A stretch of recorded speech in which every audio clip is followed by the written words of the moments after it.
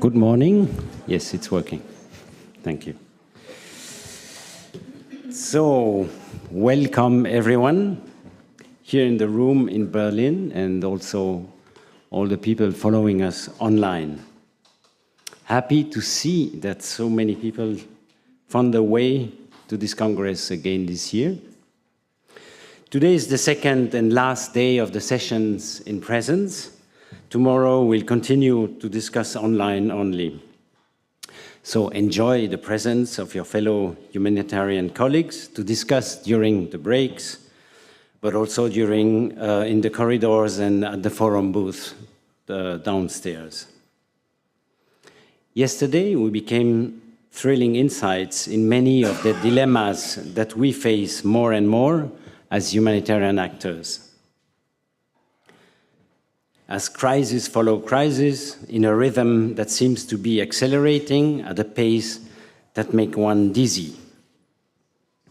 Between the war in Ukraine and the Middle East, is there a chance to not ignore or at least neglect the devastating conflict in Sudan? Is this infernal cycle of crisis inhibiting our capacity to reflect on new ways to conceive our interventions? Are we rather perpetuating structural injustice and colonial attitudes? Are we even losing faith in our own capacity of compassion while facing so many brutal wars and aggressions, so much political cynicism, even criminalization of life-saving, as well as an accelerating and seemingly unstoppable climate crisis? Speakers, panelists, and participants try to sort out the humanitarian challenges of today and tomorrow and better explain their root causes. It is important that we keep looking ruthless at ourselves, even if sometimes it seems we keep repeating the same ideas under new and fancier names, decades after decades. The overwhelming tasks in front of us are challenging our capacity to seek for innovative solutions. More and more, we need endurance. We need to be ready for the long run, even if humanitarian aid seems to be rooted in the immediacy and the short term. In the whirlwind of global crisis surrounding us, we need more than ever to take a step back, to reflect, rethink, reinvent our priorities. Less and less an easy task. But would we be here these days if we don't believe that we still can tackle it? Just 2 sentences from yesterday's discussions. Isabel Shayani said during the first round of the talks, being here will help us keeping hope, recharge batteries, and readjust our compass. In another discussion in the afternoon, Nina Troy noted that humanitarians underestimate their own impact and influence. We at MDM, we used to claim that we focus our advocacy and humanitarian intervention on neglected and marginalized populations, even if not in the spotlight and if attention moves on. I pretend this is still our compass. It is the goal of this Congress to gather together and take time from our busy lives to regain some confidence in the role we can still play. More than ever, we need to profoundly rethink our models and ways of doing. I hope this Congress will give us inspiration and be one significant step ahead. Before introducing the next keynote conversation, let me address a special thanks to a less visible partner we gained this year for the Congress. Let me name the Center for Humanitarian Change, based in Nairobi. This is our knowledge partner this year, helping us to sharpen and critically reflect on our panel outlines. You help us to detect bias and ingrained structures, foster a more open and critical approach. Thank you very much for that.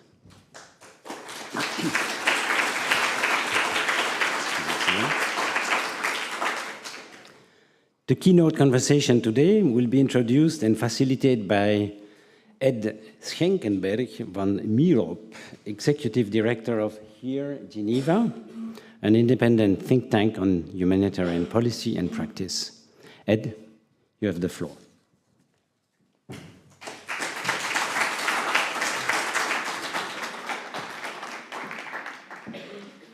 Guten Morgen zusammen. Good morning, everyone in the room and online.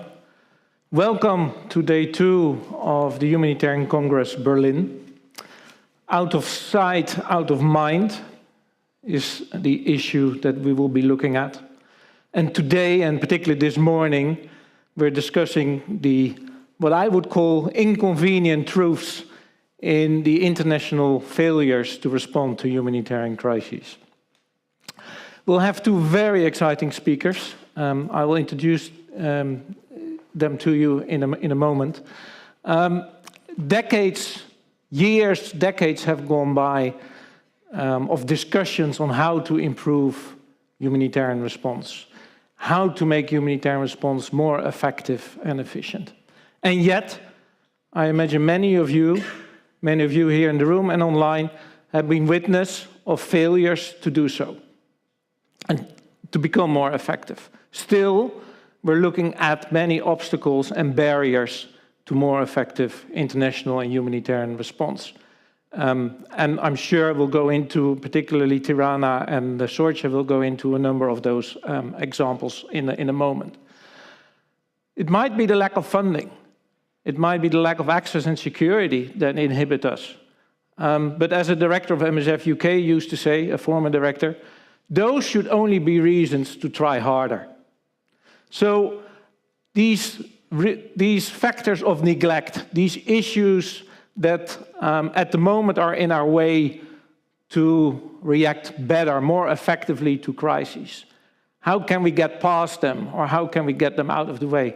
So I hope that today, in that sense, will be as inspiring and motivating as it was yesterday. And certainly also hearing from Francois and seeing some of your discussions yesterday online.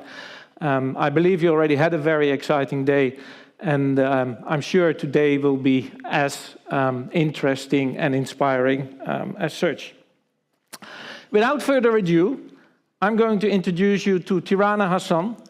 Tirana is the executive director. I don't think, Tirana, you even need an introduction. Still, for those of you who might not know, for the very few of you who might not know Tirana, she's the executive director of Human Rights Watch, has been so since September last year, started her career decades ago, I believe, in legal assistance to refugees. Later on, joined the Emergency Department of Human Rights Watch, the Crisis Response Division of Amnesty International, and then particularly since last year took over the helm from Ken Roth at Human Rights Watch. Tirana, the floor is yours. Please join me in welcoming Tirana Hassan.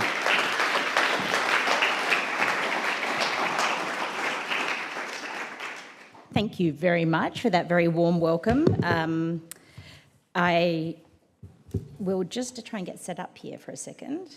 Now, will you actually help us on time? Is that okay, Ed? Because I'll do my best. You know, I've never struggled with taking up too much time when given a podium and a microphone. But it's a pleasure to be here with you today. It is actually nice to be back with MSF. The one thing that Ed missed in my bio was that I'm a recovering MSFer. So I spent a year in the field with the Somalia mission, with the operational centre in Amsterdam. But my experience both in the humanitarian world and the human rights world has, I think, given me some very interesting perspectives on how do we bring about change and how do we tackle some of the hardest, most intractable humanitarian situations in the world. And so today I wanted to spend a few minutes to encourage us to think about what causes the failure to respond, but also the question maybe that we don't ask ourselves enough, which is, how do you make a crisis a crisis? Because I think what we spend a lot of time doing, both in the human rights field and in the humanitarian sector, is that we speak about crisis and we speak about, the challenges in a vacuum. And one of the most pressing issues in front of us is, how do we get the world to care? So, I think when Ed was describing, when Francois was describing the current situation in the world, whether it's the escalating conflict in Israel and Palestine, whether it's the climate crisis, it can all feel a little apocalyptic. And the reality is that is the context where we are trying to get the world and get policymakers and get funders to care and engage on humanitarian action. And it's really important that we are cognizant of that, but we are not demoralised. And I personally always think about the quote from Margaret Mead, which is, never doubt that a small group of committed citizens can change the world, because indeed it is the only thing that ever has. And when you think about the forgotten humanitarian context that we're discussing today, I replace the small group of committed citizens with a large group of people wearing multi-pocketed vests and logoed T-shirts living in communal housing. But it is important that we see ourselves, whether you are a humanitarian worker or you are a human rights advocate or you are a policy analyst, we start to see ourselves as part of the change process. We are all part of a bigger ecosystem and we all have a part to play. And I think that one of the challenges we have is we always think that if we see ourselves as part of a discussion, we risk jeopardizing neutrality, and I'd like to come back to that. But first of all, I want to refer to what is it that is causing a bit of a failure to respond? How is it that we have so many humanitarian situations that fall into the bucket of inaction and neglect? And that is not a question of whether or not it is important, whether or not we feel that there is a moral imperative.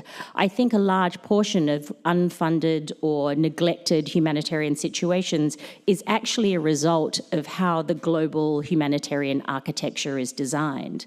Because it is how the global architecture is designed and what happens in the more global multilateral systems that determines if responses are funded or they are unfunded. But that's only half of it.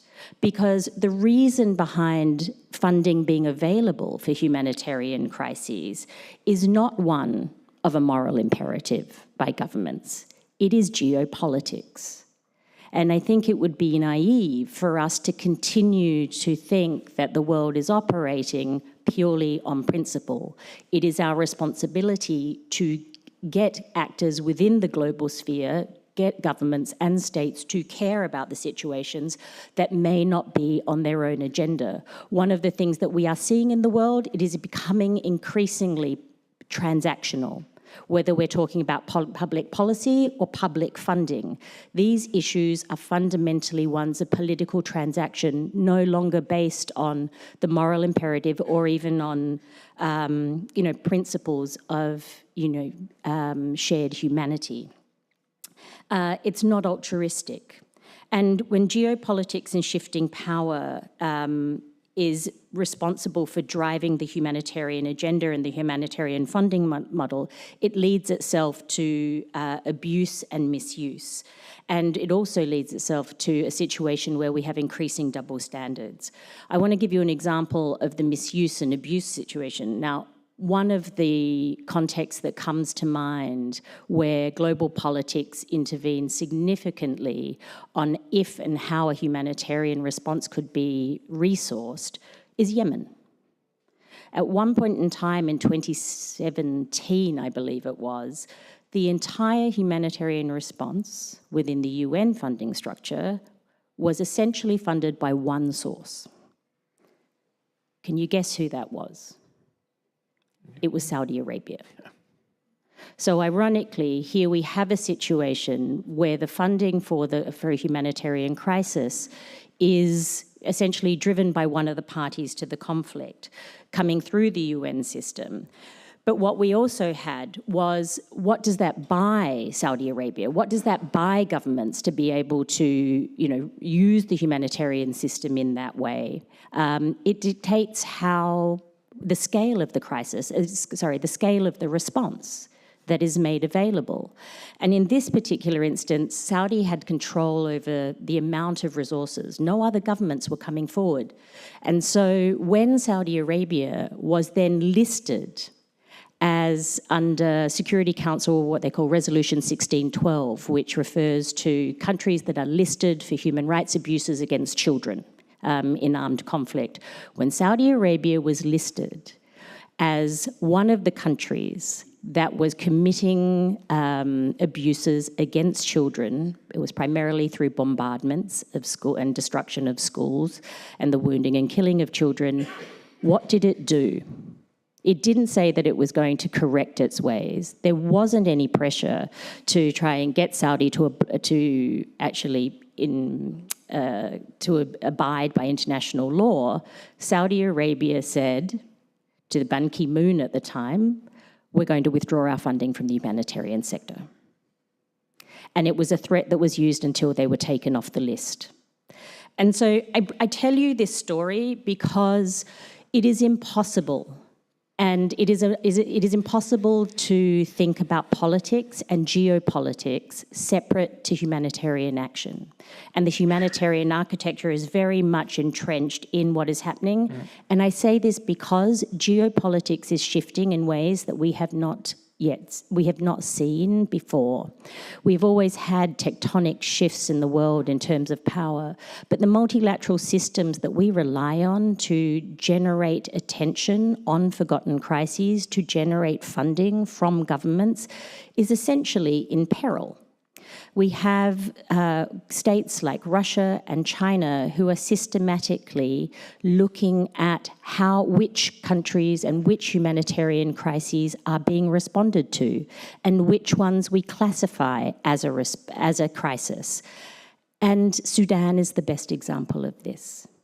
Right now, we sit in a situation where where history is repeating, but a humanitarian crisis of an enormous scale is continuing to unfold with very little attention and very little condemnation or consequence to those who are perpetrating the crimes in Sudan.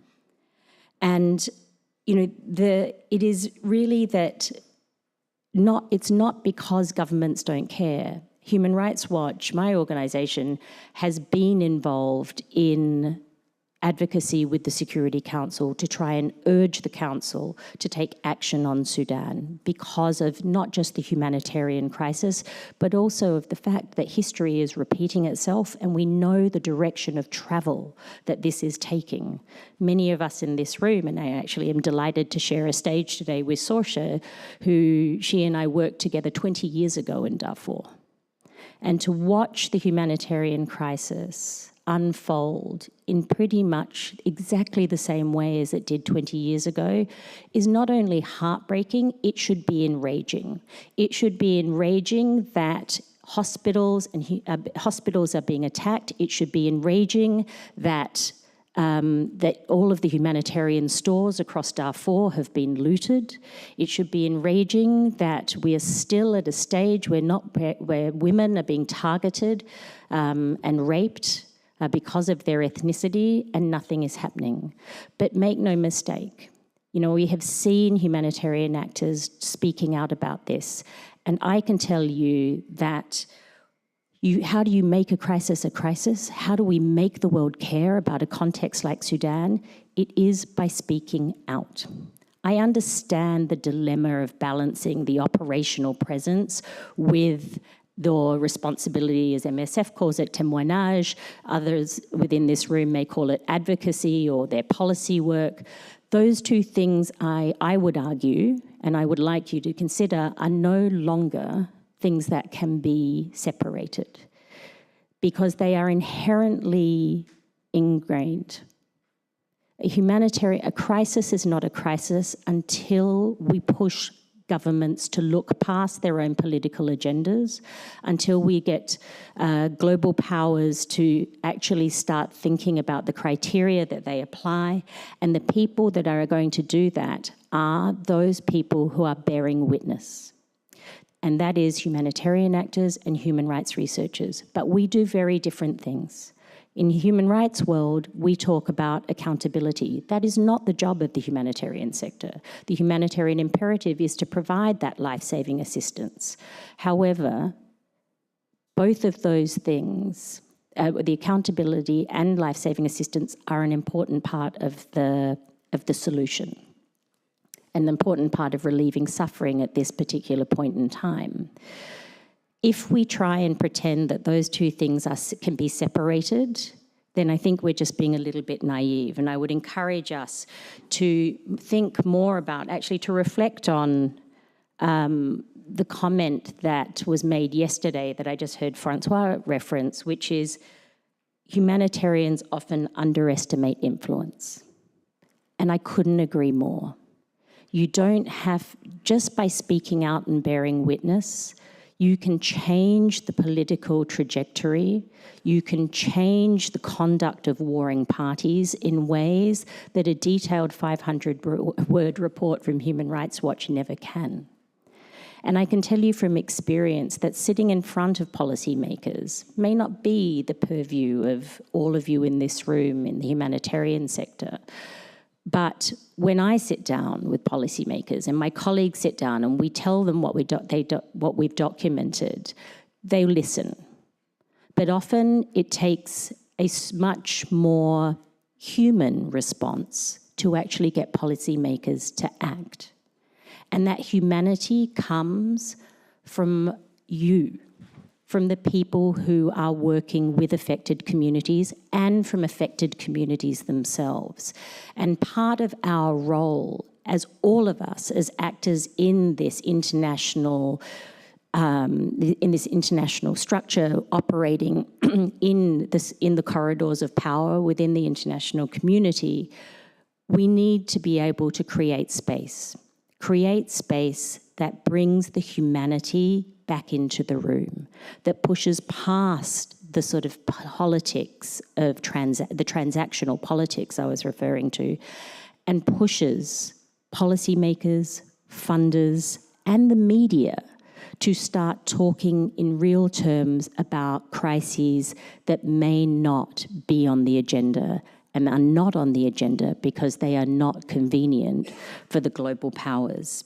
So all I would say is that, you know, we have many challenges in the world. The truth is one of those challenges. Apparently we live in a world where the truth is up for debate.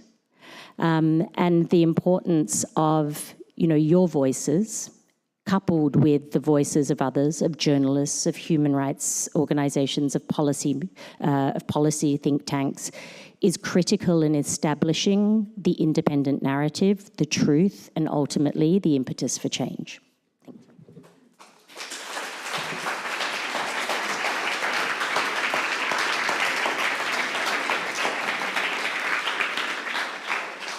Thanks so much, Tirana, for that. I thought a couple of very stark reminders. Whether we like it or not, we're part of an international architecture that is increasingly failing. But, and I think you also really pointed to that, we do have our voice. We can mobilize our forces as civil society organizations. There is our call to action. And we can also serve as actors that remind governments and international institutions for the need of accountability. So with that, let me invite Sorcha O'Callaghan to the podium. Sorcha has a bit of a similar history to you, Tirana. Also worked in her early days with refugees and asylum seekers. Worked for a long time with British Red Cross. And then moved to the humanitarian think tank domain. She is the director of the Humanitarian Policy Group of ODI, has long experience on issues such as protection and rights. Sorcha, the floor is yours.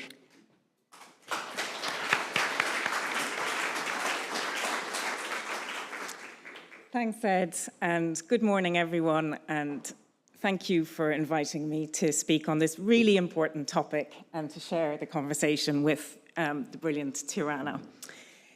So we know we live in a reality, what some described yesterday as a triangle of sadness, where a lack of media attention, lack of political interest, and lack of donor funding combine to create situations where entire populations are living in appalling conditions, out of sight, out of mind.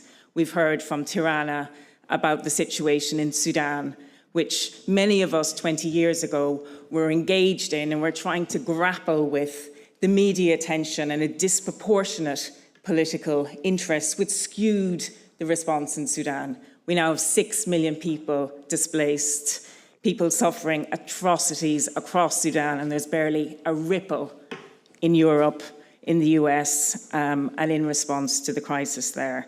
We know that entire populations are being left behind in Bangladesh without a state, without the chance to work, to seek education, and to move.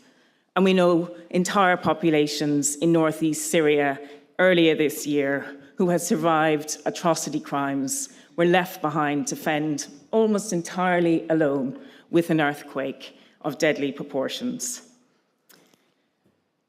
We talk a lot about the wider environment, but I think it's just too simple to blame politics, the media, and external forces. We work in an industry that last year spent $47 billion assisting people in crises. We have choices about how those millions and billions are spent. We have influence. We direct our organizations, their choices and their focus. Yes, we are subject to manipulation. Yes, we operate in a political environment, but we shape that environment and we have responsibilities to do that. So I want to talk about the influence that we have as humanitarians, how we use that influence and how we're failing to respond and to adhere to the principle of humanity. That is our principle, and that we have decided is the focus of our efforts. So first of all, too often, we neglect those crises where people are most at risk of death and dying, because too often it's money, not a humanitarian imperative, that is our first priority. And I think one of the most stark examples for me of this was last year with Ukraine and the Horn of Africa crisis. So we know in Ukraine that it was a particular case. We know that it was in Europe. We know that proximity plays an important role. But a week after the invasion of Ukraine, $1.5 billion had been pledged overnight. In the UK, the Disaster Emergency Committee, a group of 15 leading organisations, had raised 55 million in 24 hours, a Guinness World Record.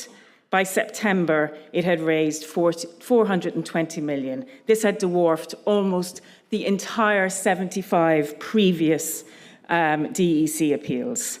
And this is despite a difficult reality. First, that much of the humanitarian response in Ukraine is not life-saving. Yes, it's playing a critically important role in alleviating appalling suffering in Ukraine, but much of the response is not life-saving. And there are questions too about the appropriateness of an international response when much of the operations there were started from scratch in a society with really strong national capacities. So there are real questions about the effectiveness of the response and the ability of internationals to actually reach the people who are most acutely in crisis. Meanwhile, in June last year, you will remember the horrific alarms in the Horn of Africa, that it was facing a 40-year record drought and reports of a person dying every 40 seconds. At a roundtable HPG held with senior humanitarian leaders in the UK, it was clear that despite this once-in-a-lifetime situation in the Horn, the DEC hadn't raised an appeal, and the 15 member organisations, most of those had also not appealed. Some were still talking about resilience in the Horn of Africa. So clearly the media should be paying more attention to this. Clearly politicians should be raising it up their agendas. But where were we? Why were humanitarians not banging on the table about the Horn of Africa? Why were we not facilitating media visits? And why weren't we making the case with our publics and our donors to transfer some of the resources from a very heavily invested in Ukraine response to the Horn of Africa? So we must admit this unpalatable truth that the humanitarian system, not just politicians, not just the media, is failing to respond in places like the Horn, in part because we were following, not trying to drive attention. The second thing I'd like to focus on is within crises, where protection issues are often neglected and the people who are most at risk often not reached and responded to. So whether it's the protection of people in Sudan today, the Rohingya in Myanmar, sexual violence in DRC, too often we fail to understand that protection is core to the humanitarian endeavour. We still don't know what it means for humanitarians to work on protection and how to prioritise it. We undertake technical assistance programming, important. Child-friendly spaces are great and women-friendly spaces are important, but we're not speaking out, we're not putting protection at the core of what we do, and seeing that the reason why these crises are unfolding is because deliberate efforts to attack and target civilian populations. Secondly, in so many crises, the key people who are at risk, their needs are excluded from humanitarian action. Yes, security and access constraints are incredibly difficult, and we try our best to get around them. But even when we do have access, we often fail to engage with the people who are most at risk of death. We know of years of humanitarian action in Somalia. Who is most at risk? It is the marginalized. It is those populations who are discriminated against. It is those lower clan groups who die in disproportionate numbers in Somalia. We know in North and East Nigeria that the main response is focusing on women and girls. Why are men being let out of the response? Why are they not allowed into the garrison towns because of security situations? And we know in many contexts, whether it's Sudan, whether it's Ethiopia, Yemen or Somalia, that aid is actually compounding for some people, not alleviating the suffering as it's part of the aid economy. Where are our strategies to address this? Why is this not core to our humanitarian endeavours in these responses? Too often, we don't see the people who are most at risk because we don't understand, we choose to ignore, or it's too difficult to engage with the political reasons that give rise to these vulnerabilities in the first places. We focus on counting humanitarian needs, on responding to the most people in crisis, rather than targeting those people who are most at risk. And finally, I think we're neglecting acute needs because we're not using all the resources at our disposal. So take Sudan at the moment. There is a major humanitarian crisis unfolding. The international humanitarian response is largely paralyzed. It's stuck in Port Sudan, a difficult 24 hours from Khartoum, even longer from Darfur. It's struggling to get financial resources into Sudan, and difficult to respond due to looting and insecurity. Yet, despite a $2 billion humanitarian appeal for Sudan, only $1 million so far has been channeled to the extraordinary Sudanese mutual aid effort that is unfolding across cities and humanitarian kind of situations in Sudan. You have diaspora channeling funding into the pockets of Sudanese that have been displaced. You have information campaigns helping Sudanese get to safety, and you have whip-arounds in markets trying to help local Sudanese deal with this huge humanitarian crisis. Why are we not, as a humanitarian community, calling out for support to these groups? The same is true in Myanmar, where we know much of the traditional aid effort is coordinated through a junta, which is denying access to places across Myanmar, where it's seeking to control aid, weaponize humanitarian action, and cut off aid to starved populations.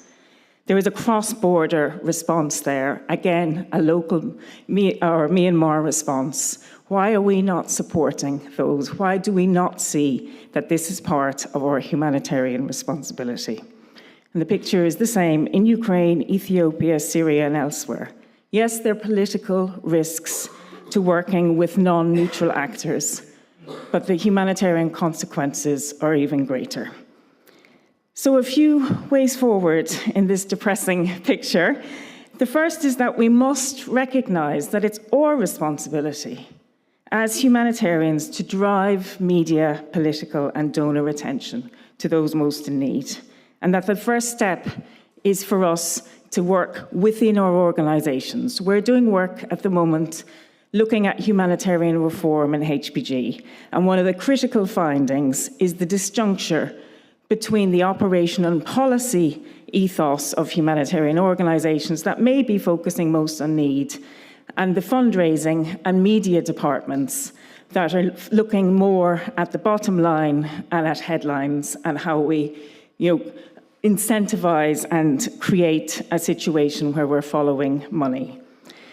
So there is a vision of success within the humanitarian system at the moment that is built around growth, which is fundamentally at odds at focusing on neglected crises, difficult to reach populations, and frankly, more costly responses. So we need to change this logic within our organizations and across the sector. Second, I know that with such high levels of global need at the moment, responding at scale will always be a responsibility. But if humanitarian action is about saving lives and not just alleviating suffering, this needs to be balanced with a much stronger focus on protection and on engaging those populations who are most hard to reach and most at risk. And finally, if we want to care about challenging risk, we need to think about all our resources at our disposal.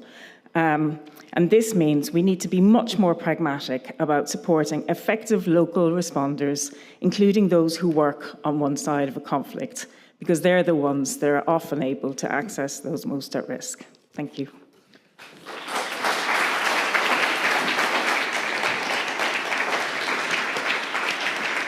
Thank you, Sorcha. You started off saying it's too simple to put the blame somewhere else, and let's take a look at ourselves. I think you pointed to some very interesting numbers also. I think I heard you say 1 million went to local Sudanese civil society of the 2 billion appeal. And then both of you, of course, very much stressed also that part of our role in terms of advocacy and protection is particularly also our courage to raise our voice and to speak out on those situations. So let me start particularly on that point. I will open the floor at some point, both to you in the room and online. And please, for those of you online, you can use the chat, I believe, to raise your questions. Obviously, there's also the hashtag HC Berlin for your social media channels that you should use. Being the chair of this morning's discussion, I have the advantage, I can ask them the first question. So if you allow me, going back particularly to you, Tirana, this question, which obviously is we have worked on this, in particular in MSF, but also other organizations worked on this for so many years. How do you strike the balance between speaking out and the risks that may involve and the need to stay present? Is there, and how does that then relate to quote unquote our neutrality? And I know this is not a new debate whatsoever, but increasingly I have the feeling that particularly local civil society, human rights defenders, feel kind of isolated because they don't get our support. What would you say on that?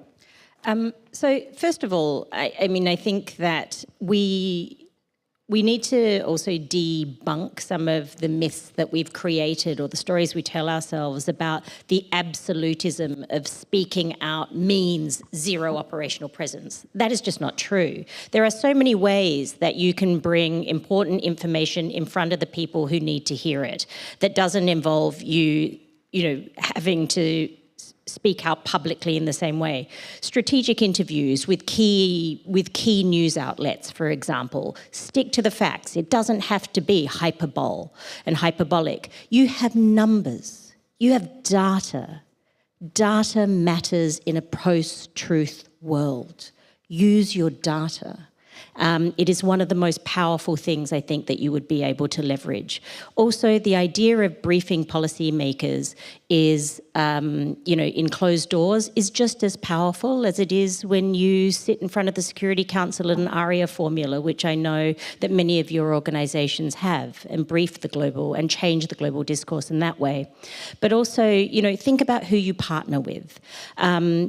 We have for many years, partnered with many humanitarian organisations to ensure that the information can get out. And there are still ways to do that.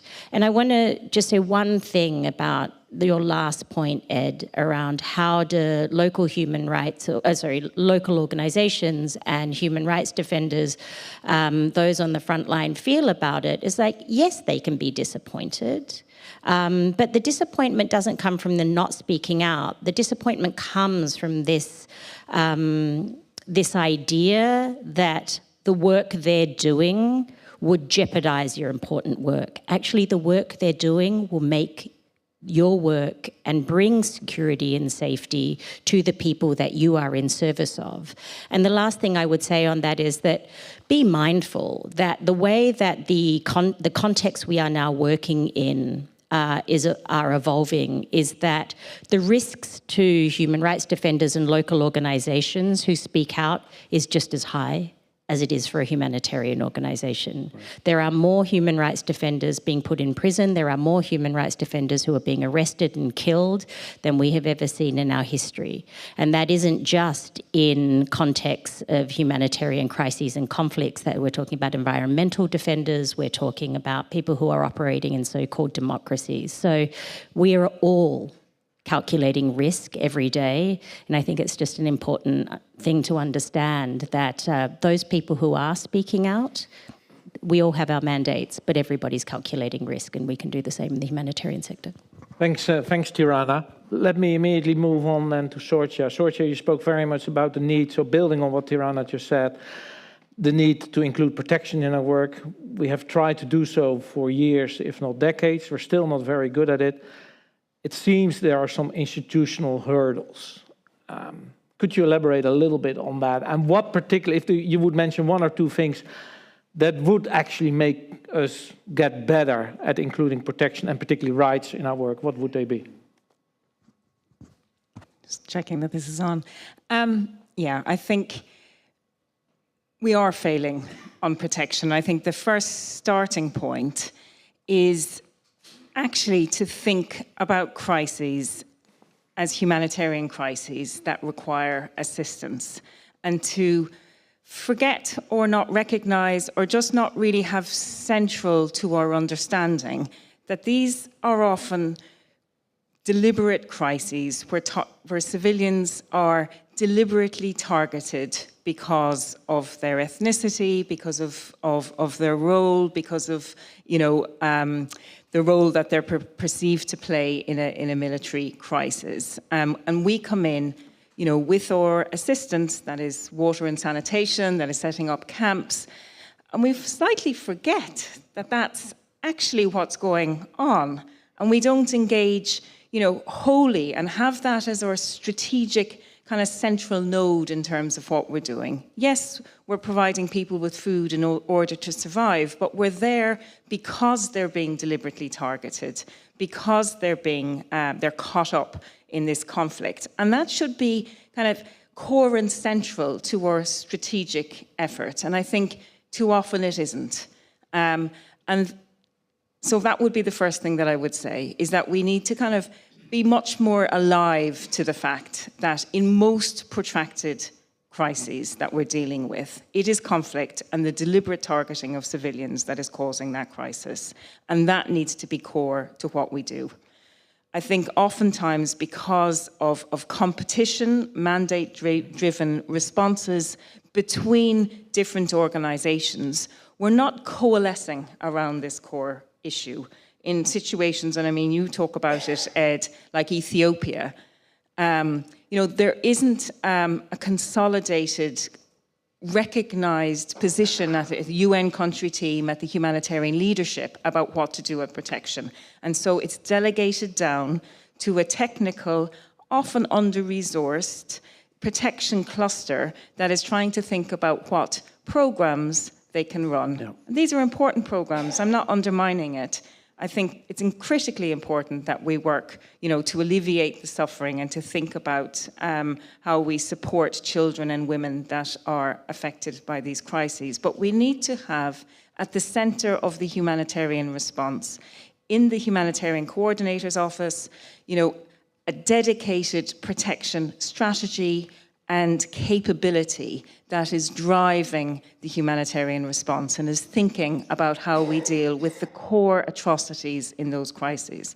That might be thinking about how we strategically advocate, publicly or in private. It might be thinking about which are the core protection issues that we want to engage in and which agencies are best placed to do it. But at the moment, we're dealing with it as a kind of a technical programmatic issue and not the central issue for many of the crises that we're working in. Thank you.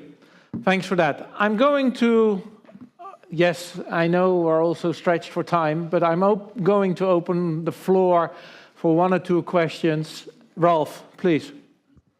It's the one person I know in the audience. Thank you. Ralf Sütter from the Center for Humanitarian Action based here in Berlin. Many thanks for the discussion, very interesting. I would like to come to one point mentioned, I think, in both your key inputs and maybe building it a bit on the overall discussion of the conference and beyond. Sometimes it feels a bit like there are two schools how to deal with this issue of less and less attention for humanitarian issues, less and less potential to get attention on it in the political arena. And there seems to be, on one hand, the school where we just need to speak up louder and to make louder our course and to make the course of a value-driven approach and an agenda which should really follow the very principled approach. And we need to protect at the same time our bubble while complaining that we don't get out of the bubble very often. And the other approach, which I heard a bit also on the operational level more from Sorcha, is more like, well, we have to jump on other issues. We have to get out of our own silo also in terms of narratives. Next week we will launch together with the HPG a study on humanitarian narratives, for example, trying to explain the German rise as a humanitarian donor. And of course, analyzers demonstrated it's very, very much linked to the migration issue. And now we have a major security debate by nature, while we have very little influence on, well, what's the human security dimension, for example, in strategic discussions in Germany and internationally, from my view. So my question would be, what would you recommend, which school to follow? Tirana, I thought I hear from you, well, just speak up louder. And the people will listen, and politicians do listen, but do they really act on what they heard when they have to make the balance? Or how do we deal with this, that we might need to jump on this interest-driven momentums of security, migration, etc., but we need to protect our principled mandate, our approach, our value-driven approaches at the same time? That would be great to learn more about that. Thank you. Thanks, Ralph. Is there one more volunteer for a question? Yes, please, in the back. I think it's Niels. It is Niels. Niels, wait for the microphone, please.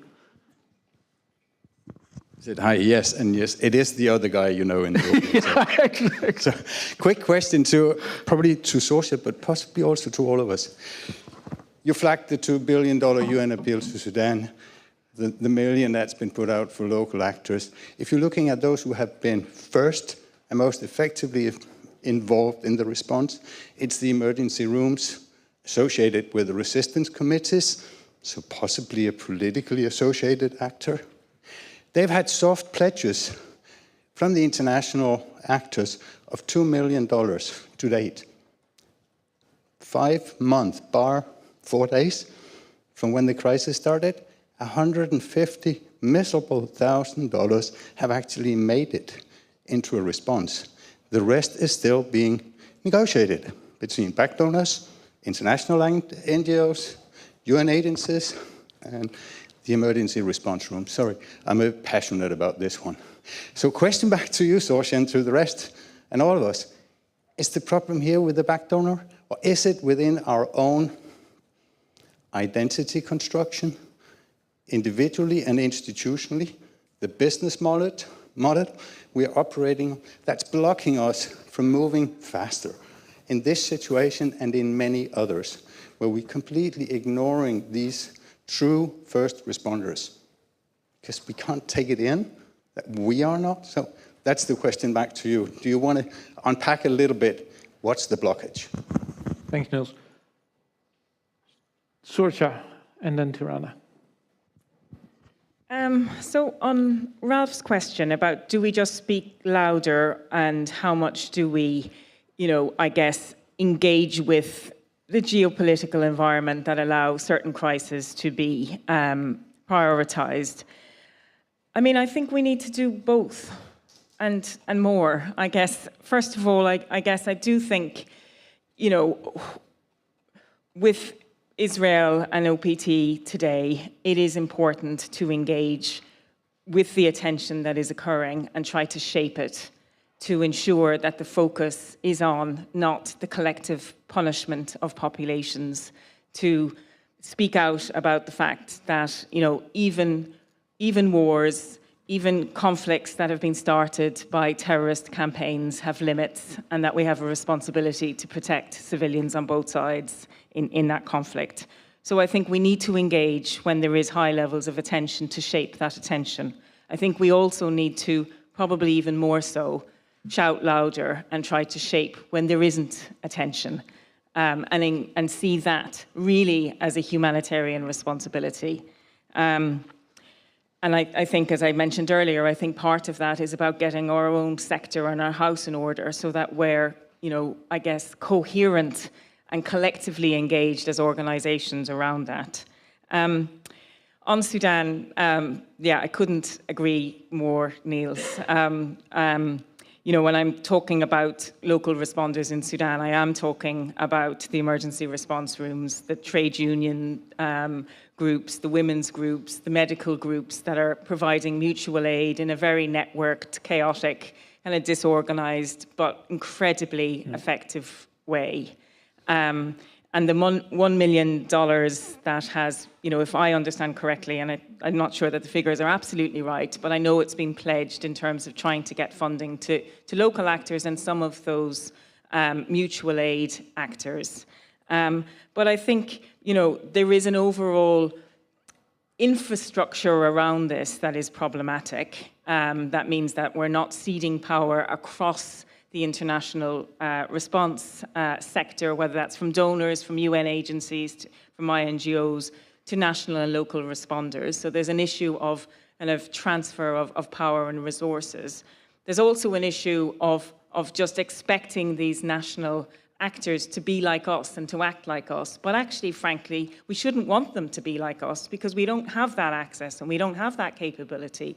They have a tremendous capability of responding in a situation like Sudan because they're not neutral actors and because they're on the ground. And I do think NGOs actually play a particular responsibility here because they can engage with more flexibly with some of these groups. They can take some of the risk.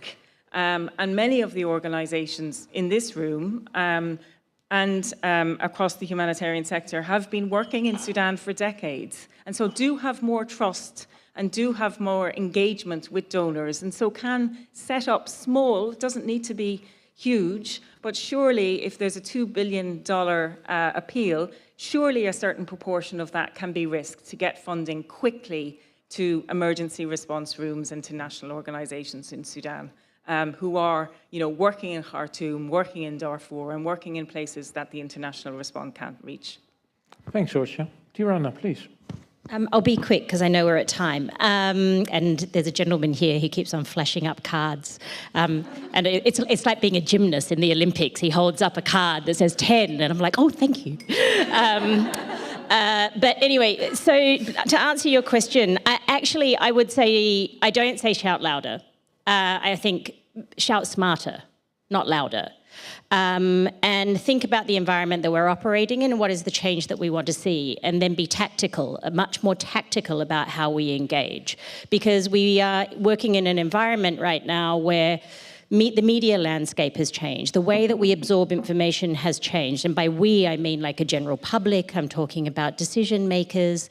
But across the board, we are bombarded by information, most of it bad. And how do we pierce through the noise? So I want to make sure that, when I'm encouraging organizations to make that calculation, to go and speak out publicly, it isn't about just contributing to noise. It's about piercing through the noise and also understanding who is your target. Often we communicate to our supporter audience in ways we invest much more in communicating to our supporter audience than we do to our advocacy targets and the people that we are trying to influence. And I think that the other thing around how do you actually bring about change, just very quickly, is we aren't asking governments for favors. These are obligations. Yeah. These are obligations of states to be responsible international actors. If you have a seat at the table in the international sphere, that comes with obligations. And those obligations are not just about having a moral imperative, they are legal. They are obligations that states have signed. And, they are meant to live into those. And when they fall short of those, we should hold them to account. And secondly, is the same thing applies for the humanitarian in the settings that we're operating in. A lot of them are conflict settings. A lot of them are governed by international humanitarian law. And so that is our other leverage. We should not see the law as an add-on or something that we reference as a footnote. We should see it as the standard to which people should be protected, and we should be encouraging either the warring parties or the states that are actually supporting responses to live in and up to their responsibilities. And lastly, I'm saying don't be louder, but be smarter. But what I am saying is don't be silent and hide behind the false mythology that saying anything will jeopardize your operational presence. Thanks so much for that, Tirana. This session, I think, ends really on this note of engagement really matters. Small secret, I used to be part of MSF. At the time, it was still confusing independence with isolationism. Those are not the same. I think this morning's session really illustrates the need for engagement, particularly also with local civil society, with human rights defenders. Use your voice, not only louder, but particularly also smarter and better, as Tirana just said. I think that gives us a lot of food to go on for the rest of the day. So I'm going to thank you for attending this morning's session, for your question. I'm also going to thank you who were online with us. Sorry not for allowing you to ask any questions, but please put your messages and comments out on social media channels and elsewhere. I'm going to wish you a very productive second day in person here in Berlin. And of course, I'd like to thank particularly Tirana Hassan and Sorcha O'Callaghan for their contributions. Please join me thanking them.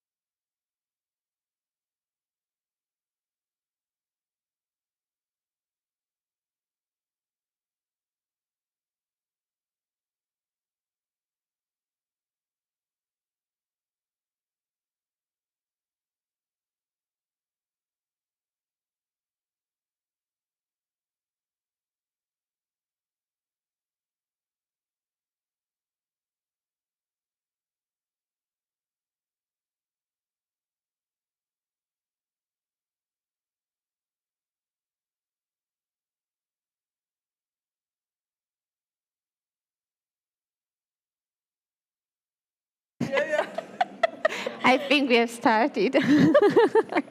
Hello, everybody. I'm Elisa Visconti, and I have the pleasure to moderate this panel. First of all, I would like to ask my friends here to introduce themselves, and then we can just start. Hello. Hello. Can you hear me? Good morning, everyone.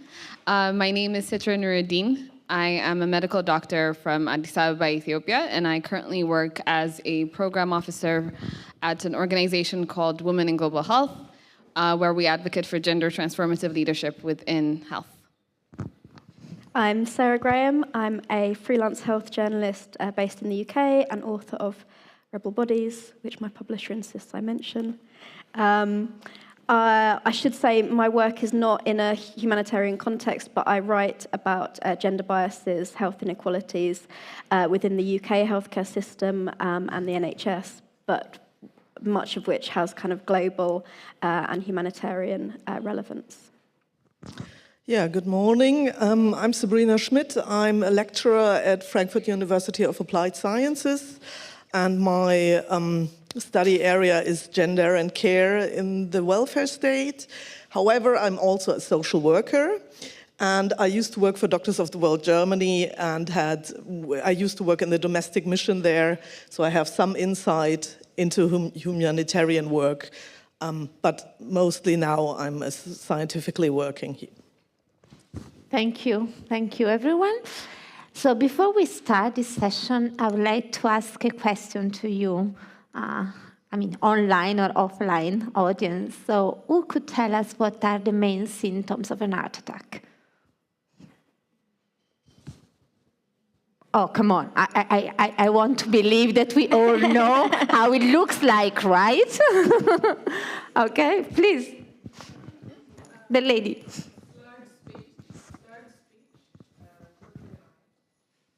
Okay, what else? For women, it's chest pain. Well, it's pain, chest pain, and it's difficulty of breathing sometimes, and pain goes to the arms, and sometimes we have rhythm disturbances, so that bumps a little bit, and falls, and so on. Okay, so we all agree somehow it looks like a strong pain on your chest, something funny happening on your left arm, correct? Okay, and this is right, is correct, especially when it comes to men. The fact is that women can also have very different symptoms that could go from nausea, stomachache, pain in your back, pain on your neck, symptoms that would not recognize as signals for a heart attack. And what does it imply? That nowadays, since few decades, the number of men suffering from cardiovascular disease and having a heart attack and dying has dramatically reduced. Because we all know, it doesn't look like everybody knows, but at least some people here know how an heart attack looks like. So you call you grab the phone, you call an ambulance, and that life is saved. If you are not aware of the symptoms that a woman can have, you don't recognize them. And you don't do that thing, you don't pick up the phone, you don't call the ambulance, and that patient would lose her life. And this is what data are telling us, that yes, female patients are dying less and less from heart attack than before, but the curve is decreasing much slower when it comes to female patients than when it comes to men, where the curve was at kind of a rapid, fall down. This is what we're going to talk about today, how sex and gender does have an impact on our health, and how sex and gender has been completely neglected in Western medicine. We've been thinking, don't ask me why and how, that female body and the male body are the same. Now, I have 4 little nephews, aged from 6 to 14. I'm pretty sure they understand clearly that a male body is quite different from a female body. But for some magic reasons, our medicine has been treating the body of the two sexes as one. The way medicine has been studied, about the way drugs have been tested, the way knowledge has been transmitted played on this idea, funny from my point of view, that the two bodies are the same. The side effects of drugs are the same. Then even, the type of disease are exactly the same. Funny, no? So why are we talking about this at a Humanitarian Congress? Well, yesterday there was a very interesting session about perpetrating inequalities. And I think this is one of the main inequalities if you think that it does concern over 50% of the world population.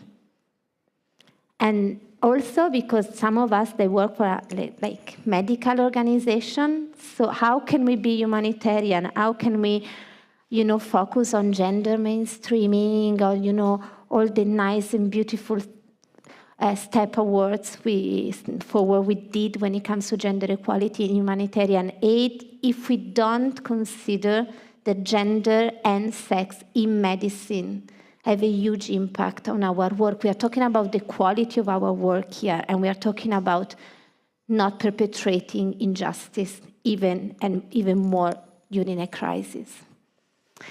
So having said that, I think I will have my first question for Sidra, being a medical doctor. And I would like to ask you, what did you learn about all this at uni? About how gender and sex do play a role when it comes to health? Thank you so much, Elisa. I think this is a very important and a very real and yet neglected discussion that we have within healthcare. Oftentimes during in my medical education, the focus was on saving lives. The focus isn't on what gender that person is. It's just mainly focusing on the symptom, how do we treat it, and how do we make sure that people continue to live their best lives going forward. So what we fail to realize that the healthcare field and the provision, as well as the policies, and even how we, as Elisa said, how we make medications, how we see symptoms is very gendered, biased. And we need to understand that there are social cultural structures that influence these policies and how we practice medicine. What I believe is very important to mention as well is that when we talk about medical education, we need to see it in terms of not only the education aspect, but also how we practice it, because medical education is very related to how we practice medicine, but also how we research, not only in drugs, but also how the process of getting those drugs, how we, as the question earlier, for instance, about signs and symptoms. So what we need to understand is that when we're researching about these signs and symptoms, often we go to the default male. There have been studies that have shown that in most drug trials, the majority of participants end up being men. So when we come to how the side effects, how the outcomes of these medications is often the trial is done on men, so we don't notice these side effects. So for instance, in medical school, and even be it in Ethiopia, and in similar setups across the world, we talk about signs and symptoms. We don't talk about signs and symptoms of men, signs and symptoms of women. And this can cause differentiation in health outcomes, as we illustrated in terms of a heart attack. So when we're talking about gendering within healthcare, we need to understand that it's not only on treatment and diagnosis, but also in the process of acquiring education. It can be in terms of who is our healthcare provider. So the organization that I work at, Women in Global Health, we've done this research and we identified that 70% of the health workforce is women. And as Elisa said, 51% of the population of the world is women. So understanding these gender differences not only will allow us to understand how we treat women, be it healthcare providers, but also patients as well. Thank you very, very much. And then, rise a question that I will ask you, Sarah, which is very much related to your research. And what is the impact on that, of all that on female patients? Yeah, absolutely. I mean, essentially, the impact is that female patients are less well understood by their doctors. The bodies and the conditions that disproportionately affect female patients. we just know less about. There is less research, there is less awareness. And so what I see a lot in my work is women who are going to the doctors, and I'm talking here often about very privileged, white, middle-class British women. So you can imagine how much worse this is for those more marginalised, who are going to their doctors and saying, these are my symptoms, and a combination of that lack of research, the lack of medical knowledge, and the sexism, the gender bias that exists within our society means that often I'm hearing about women being told, well, are you sure you're not just anxious? Is this not just anxiety? I can't explain your symptoms. There is no, your test results are coming back normal. Is this all in your head? And that for me is a real kind of, that was what sort of got me interested in this area. In the first place, really, was a frustration that I was hearing from these very articulate women who were able to advocate for themselves, who were saying, I'm just not getting anywhere, and I feel like there's something wrong with me. When you look then at sort of the intersectional issues that come into this, black women, trans women, disabled women, that just becomes more and more difficult. And so you have these, in the case of heart attacks, as you were talking about, women are 3 times more likely to die than men. And that is partly down to biological differences, but actually there was some research, really interesting research by the British Heart Foundation, which found that even the very small biological differences that there are not enough to account for the difference in care. It is bias. It is the fact that doctors do not recognise that women might be having a heart attack in the first place. It's seen as something that affects middle-aged men. And so we see these kind of disparities all the way through healthcare. And how is it to be a female doctor? How did you, what was your experience at university now that you are practicing? So in Ethiopia, the way that the educational system works is that when you straight out of graduating from high school, you apply for a national exam, and then you're placed into different medical schools. So in my case, for instance, I'm the first medical healthcare professional within my family. So that being also a woman that has its own struggles, but oftentimes in Ethiopia it's considered that the healthcare field, particularly medicine, is for men. And I'm sure that these kind of nuances are across in different countries. For instance, in my work, I'd meet with people from Asia, from Latin America, etc., and we see these nuances where we think that, for instance, surgeons, the default image in our minds is men rather than women surgeons. Or oftentimes when we think of pediatricians, we think of women instead of men. And so what I've noticed in my studies, it comes from not only before even entering into medical school, people will often be like, are you sure you can do this? What about you having kids? What about getting married? These kind of instances are mentioned. And then even after you join medical school, for instance, in a class of about 120, only 20 of us were women.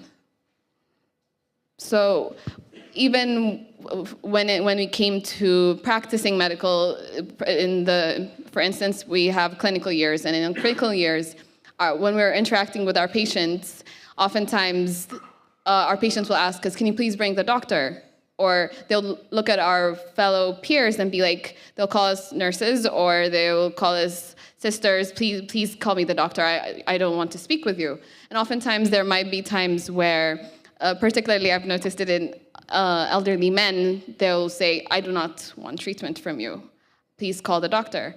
And oftentimes when you tell them, they're like, no, I need another doctor. And there's these kind of discrimination and sorts that happen not only within Ethiopia, I believe, but across different health facilities. But we also, I feel that it's the best way to look at it is through the medical education aspects, but also through treatment and also interaction with colleagues.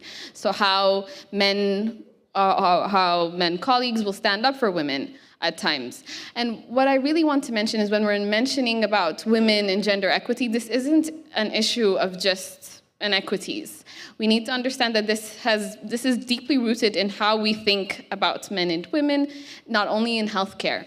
So one thing that I've noticed, for instance, and I've actually noticed this after I graduated, is that, for instance, we had surgical gloves, and albeit few at our institution, and they were always size 7. And I never realized the size of the surgical gloves, but it was always bigger for women. So oftentimes when we're supporting in cesarean sections, it would be very difficult to hold the instruments. And I never really thought of it as an issue of size. And I've always wondered, is there a lesser size? But I always thought it was because of the facilities and how we're under-resourced. I did most of my training at the second largest tertiary care institute, so it was very under-resourced. People would pay very few because they come from very remote villages, and it was effectively, I would say, just free. So what we realized is oftentimes we would drop instruments, it was very difficult to hold, and I didn't realize it until one day. One of our gynecology seniors, who was an attending, who was a female, she came and she was going to do this very important procedure for a woman who's bleeding after giving birth. And she was going to, if she didn't stop the bleeding, she would need to have a hysterectomy, and that means she wouldn't be able to give birth anymore. And I remember her screaming, and she said, "Get me a size 6 glove." And everyone kept running around trying to find it. And then I realized it as we were doing our work on the COVID pandemic. We realized that personal protective equipment, even during the pandemic, was not fit for women. But as I mentioned earlier, 70% of the healthcare workforce, and oftentimes 90% of the frontline healthcare workforce, is women. So when we're not thinking about, when it comes to gloves, when it comes to personal protective equipment, when it comes to anything that is related to provision of healthcare and also to receiving healthcare, we need to make sure we have that gendered lens so we understand that we're not just thinking of men, but also women when it comes to these issues. Okay, since women are invisible as patients, women are invisible as doctors or health staff, Sabrina, does this have anything to do with the way knowledge is produced and transmitted? Yeah, not surprisingly, it does. I just want to make one small remark, because that also links into knowledge production. We are talking about gender in health, and gender also includes queer bodies.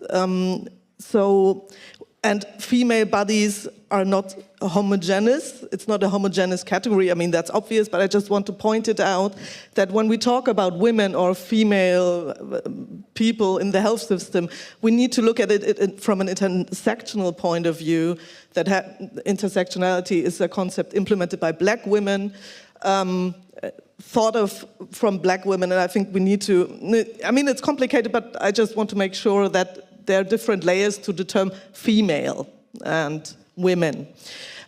So how does and this also affects, of course, knowledge production, because the kind of knowledge we are producing, and I'm talking about a deeply racist, sexist, ableist institution like a university or academia. The way we produce knowledge is that if we produce knowledge on gender, we produce knowledge on a gender binary. So we produce knowledge on women, quite often not really questioning what women we are thinking of and what women we are doing research on. We rarely produce in academia knowledge on queer health. So how does the health system affect bodies that are not recognized in the same way as the gender binary bodies are? So we don't produce any knowledge on how do we deal with gender affirming healthcare, for example? How do we what is the difference between women of color and white women? How does it affect able-bodied women differently from disabled-bodied? So we produce knowledge, but only in a very specific way, only in a very binary, able-bodied white way. We ignore the work of predominantly black, but also indigenous women that produced knowledge before colonialization on gender. And so we have a very colonial idea of health and gender. And this is what we implement in the research, at least the research I can speak of, the social science research. So we do not account for the colonial and patriarchal and heteronormative idea of gender and medicine. So this is the kind of knowledge there is some knowledge, of course, but like the knowledge that is usually cited is on women and women's health rather than gender health, which is a difference. And then there's another question of who produces knowledge. And I mean, this is all obviously not surprising as well, but it's usually produced by upper class, white people. More and more women are are professors, are lecturers, are in considerably high positions within academia. I mean, it's still 30%. It's not a lot, you know, but still there is an increase, at least for the German academia. I can say that there's an increase in female professors. However, most of them are white, most of them are upper class, most of them are able-bodied. And so there is an increase, but on a very low level, and I don't think we need to, and also we cannot assume that these people produce knowledge on gender. Just because there are women in academia, that doesn't necessarily mean that there's gender in the, you know, and it's not the responsibility of these people to research on gender. It's the responsibility of academia to find out, you know, to understand phenomena, to get an idea, to generate knowledge. So the people who generate knowledge are usually not female. If they are female, they are privileged, and the kind of knowledge that is produced is very within the line of colonial, patriarchal ideas of health and gender. And yeah, this is a major problem and is also, you know, quite often recognizable in the syllabus. So in the curriculum, you can see if gender is addressed, it's usually in terms of physiognomy.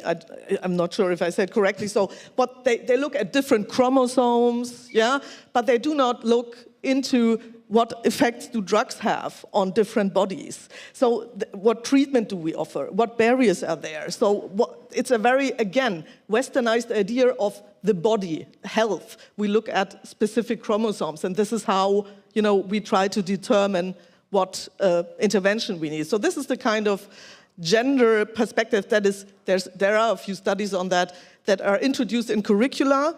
However, there's not as much, it's 8%, one study says, on gender in the sense of how do we deal with gender related barriers, how do we have drugs tested in a way that is gender sensible. So there is a lot of work to do.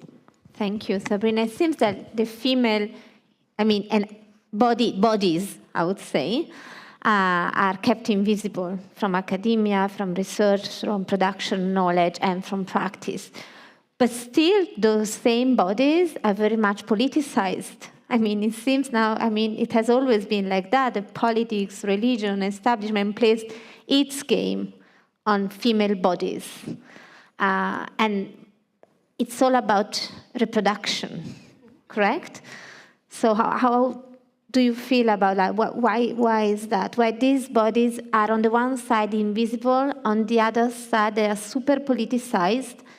You have like referendum about female bodies, and when they're politicized, it's all about the reproductive system. We have 2 minutes for that question. Okay, well, I find it awful, and I think we need resistance. However, I think when we have a politicization of women's bodies, but they are still objectified. So women are rarely, the female body, the female red body is rarely a subject, a political subject in its own. It's an object that is to bargain around political issues. So we have the discussion on Germany with the reproductive system. In Germany, abortion is criminalized. It has been for ages. It is allowed or not criminalized under certain circumstances. There's been a strong feminist movement calling for the abolition of this paragraph. And it never happened, even though there has been some slight changes in the ways you can, obtain information on abortion. But we are not and I'm talking here as a cis white woman, we are not granted rights. We have been given some narrative in terms of, now you can have some information. But there's a discourse on feminism, but that doesn't lead to more rights for women in the healthcare sector and, anywhere. And this is not a German problem, obviously, when we look at the US, So what I observe is that we have a rhetoric that says, we need to talk about gender, we have a panel on gender medicine, which is, important.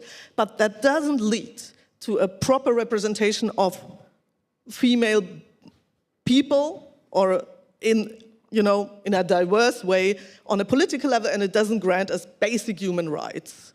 And I think that's something, that is, it's obscured because we feel like everyone says, we're talking about feminism so much and equality, it's always an issue, but it's rarely ever really an issue, if you know what I mean.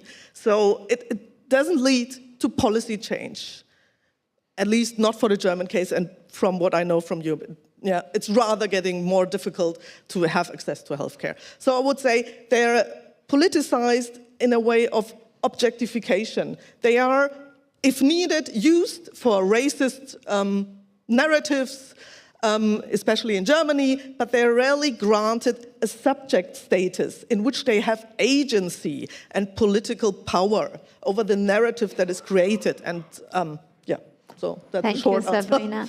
Sarah, do you have a comment on that? I think you're absolutely right. There is a real issue around, as you say, lack of agency, lack of autonomy, and women's bodies, and equally, as you mentioned earlier, queer bodies, trans, non-binary bodies, being thought of solely in terms of the patriarchal system that they're within. And so much of that is around control. It's not about autonomy. It's not about individuals. We see women being thought of in terms of men, in terms of their, male partners, if they have one, in terms of their children. One of my favorite quotes from my book was I interviewed a gynecologist, and she said very, very candidly, as gynecologists, we are trained to think about the vagina in terms of can you get a penis in and can you get a baby out? And I think that really tells you everything you need to know about the politicization of women's bodies. We are vessels, for male pleasure, for reproduction, and particularly if you're someone who doesn't want to get a penis in or a baby out, where do you fit within that? Well, imagine how all this has an impact when you have to deal with people from different, we have different bodies, especially when you work in the humanitarian sector. You will not find me as one of your patients during a war in, whatever country outside Europe. So the impact on the fact that we don't study, we don't know how other female bodies or queer bodies function, it has a dramatic effect, even in terms of life-saving, if we want to go back to the humanitarian discourse. We can barely see our own bodies within our own society. Imagine how can we see different bodies of different colors, different shapes, different societies. So that is what is concerning us. And to wrap up, I think we have a few more minutes. There is a question we asked ourselves, and we struggled to find the answer. We had few answers, but maybe it would be interesting to open a debate and to ask to all of us what the answers could be. And the question is how to reduce barriers when it comes to knowledge, when it comes to politicization, that's really strange for me, of female bodies, of colonialism behind the way we read female bodies. What can be done? Oh, we have a question from the crowd. Cool. This is very personal to me, but I think because it's also Breast Cancer Month, I should just share it. I live in Germany. I'm Nigerian. I was misdiagnosed for 3 years. It was not until I watched a YouTube video that I recognized the symptoms I was having. For 3 years, when I went to my doctors in Germany, I was told it was a heart attack. It was tumors pressing on my chest. Because it was 3 years, I asked for a radical mastectomy, which is a flat chest. I was sent for a psychiatric evaluation. They couldn't believe why a woman of 34 years at the time don't you want breasts? My therapist asked me, and I said, don't you understand? You guys misdiagnosed me. I'm tired, I want it out. And the funniest thing was, after having this surgery, they didn't know what to do with my now flat body. I didn't know how to walk. My gait actually changed. They didn't prepare me for it. Apparently, no matter how small your breasts are, they help you balance. But everything I learned about how to dress a flat chest was from the queer community. And it started from when I was watching RuPaul's Drag Race. How to dress up, how to actually walk and balance after surgery. It was from people who had had top surgery. And I'm sharing this to say, if I had a doctor who was also watching YouTube and could see the symptoms I saw, that then made me say, I'm not going to wait, you must refer me. If I had a doctor who understood that top surgery is something that should not be frowned at if you are not in that type of surgery. It can actually help you as a gynecologist, as a plastic surgeon for women. I wish more doctors would not be so elitist. This is how I work, this is not how I work. Because I'm a living example of how intersectionality can actually help. So what I suggest doctors should do is open up themselves. Not everything about health is in a textbook. You can learn from YouTubers sharing personal stories, and not everything is in one science or one type of body. You can learn from even the LGBTIQ community. Thank you.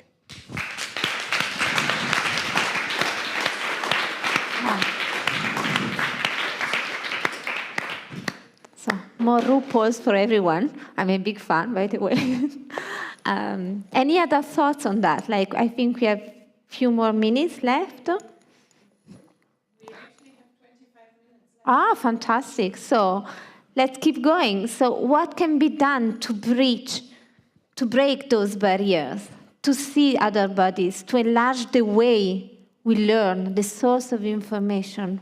There's a lady over there. I have a question that we could develop together regarding data collection. Yeah, so gendering comes along with several intersectionalities, as we just heard.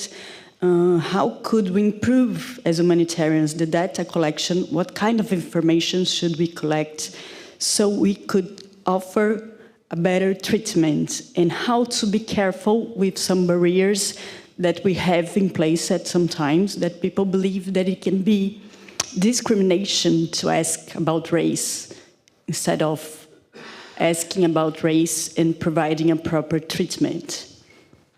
Who wants to answer that one? I feel like I have to, in a way, but I can't.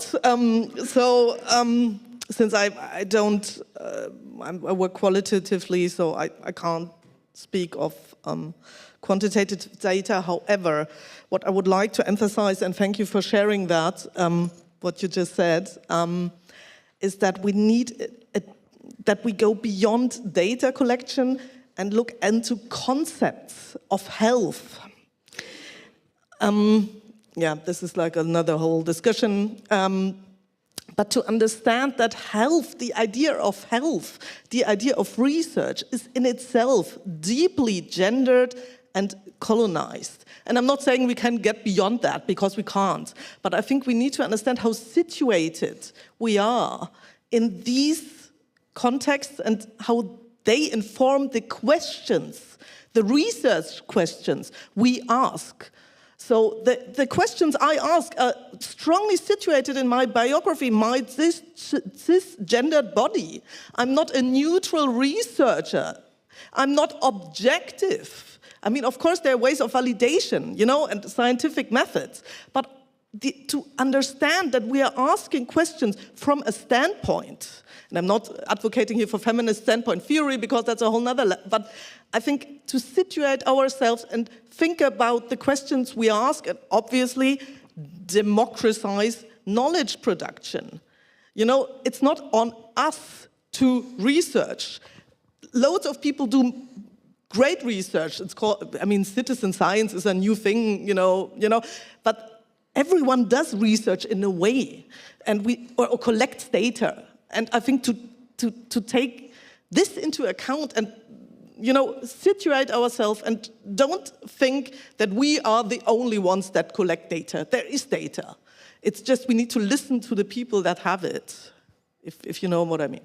Yeah, absolutely. I think, coming back to your point, a lot of the work that I've done with patients, and particularly patients who have felt ignored, who have been misdiagnosed or dismissed, is, I have seen a huge sort of network emerging, I suppose, of patient advocates, patients supporting other patients, of women and queer people who, because their doctors do not understand their bodies, have sought out information from each other.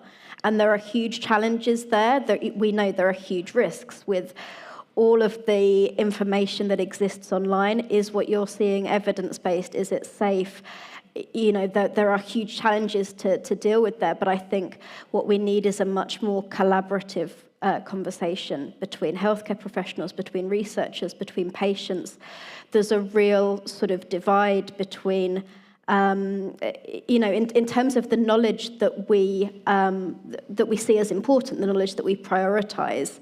I think for a long time there has been this idea that medical knowledge is a fixed, infallible thing, and that the doctor knows best, and that anecdotal evidence is not really evidence, old wives' tales and traditional remedies and things.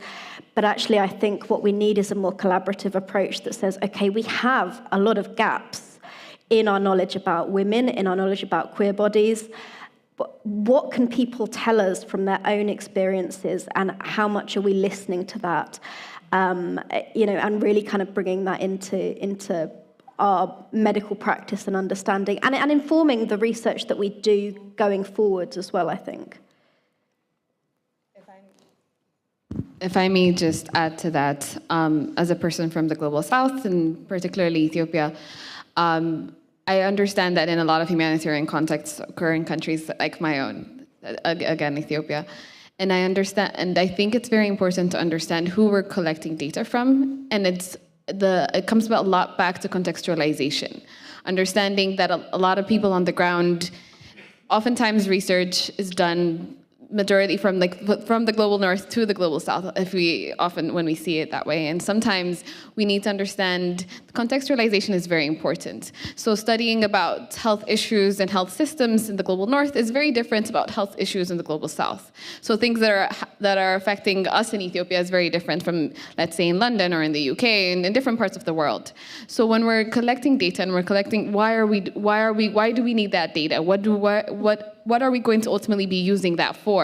So for instance, even when we talk about sometimes gender, but intersectionality is also very, very important. So oftentimes when we talk about gender equality, it's kind of like that tick box of, the SDGs or like conferences or things that are mentioned. But we need to think about that even women in and of themselves are diverse. So when we're talking about it, when we started the session, we talked about heart attack, and then we divided it men and women. But we need to understand that not only heart attacks, but other diverse issues are very different. And in order for us to provide the quality of care that we have as, in my case, as a healthcare professional, I have an oath to protect, is that we need to make sure that the person that we're treating is being treated in the way that is to their specific context. So that I feel is very important, particularly as humanitarian workers. That's something we also need to keep in mind and always at the back of our heads. Thank you very much. I think there are two more hands over there.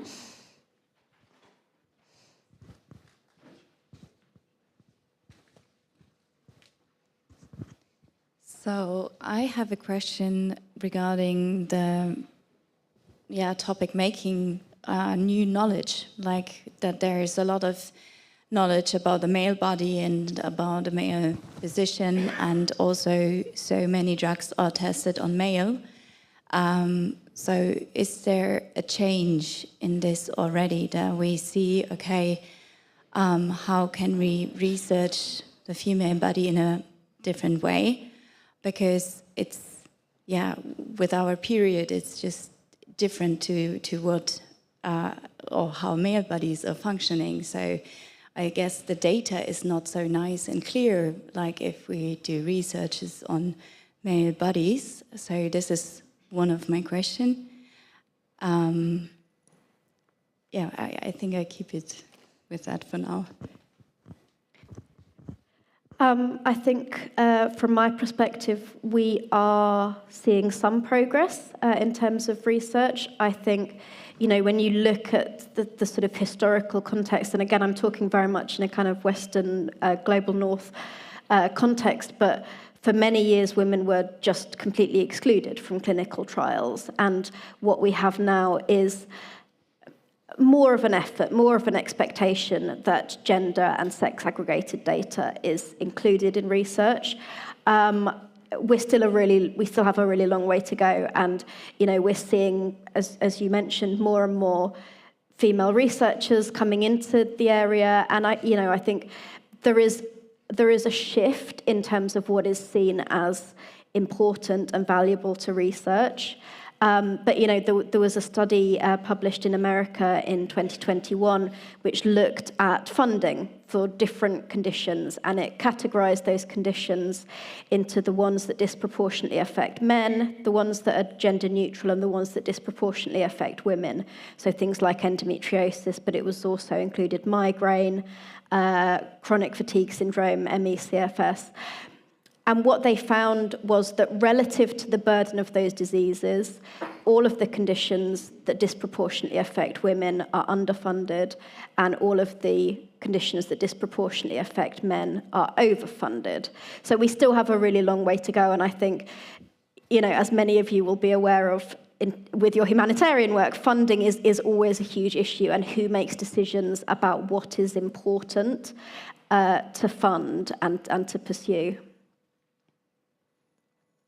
I think there was another question over there. Sorry.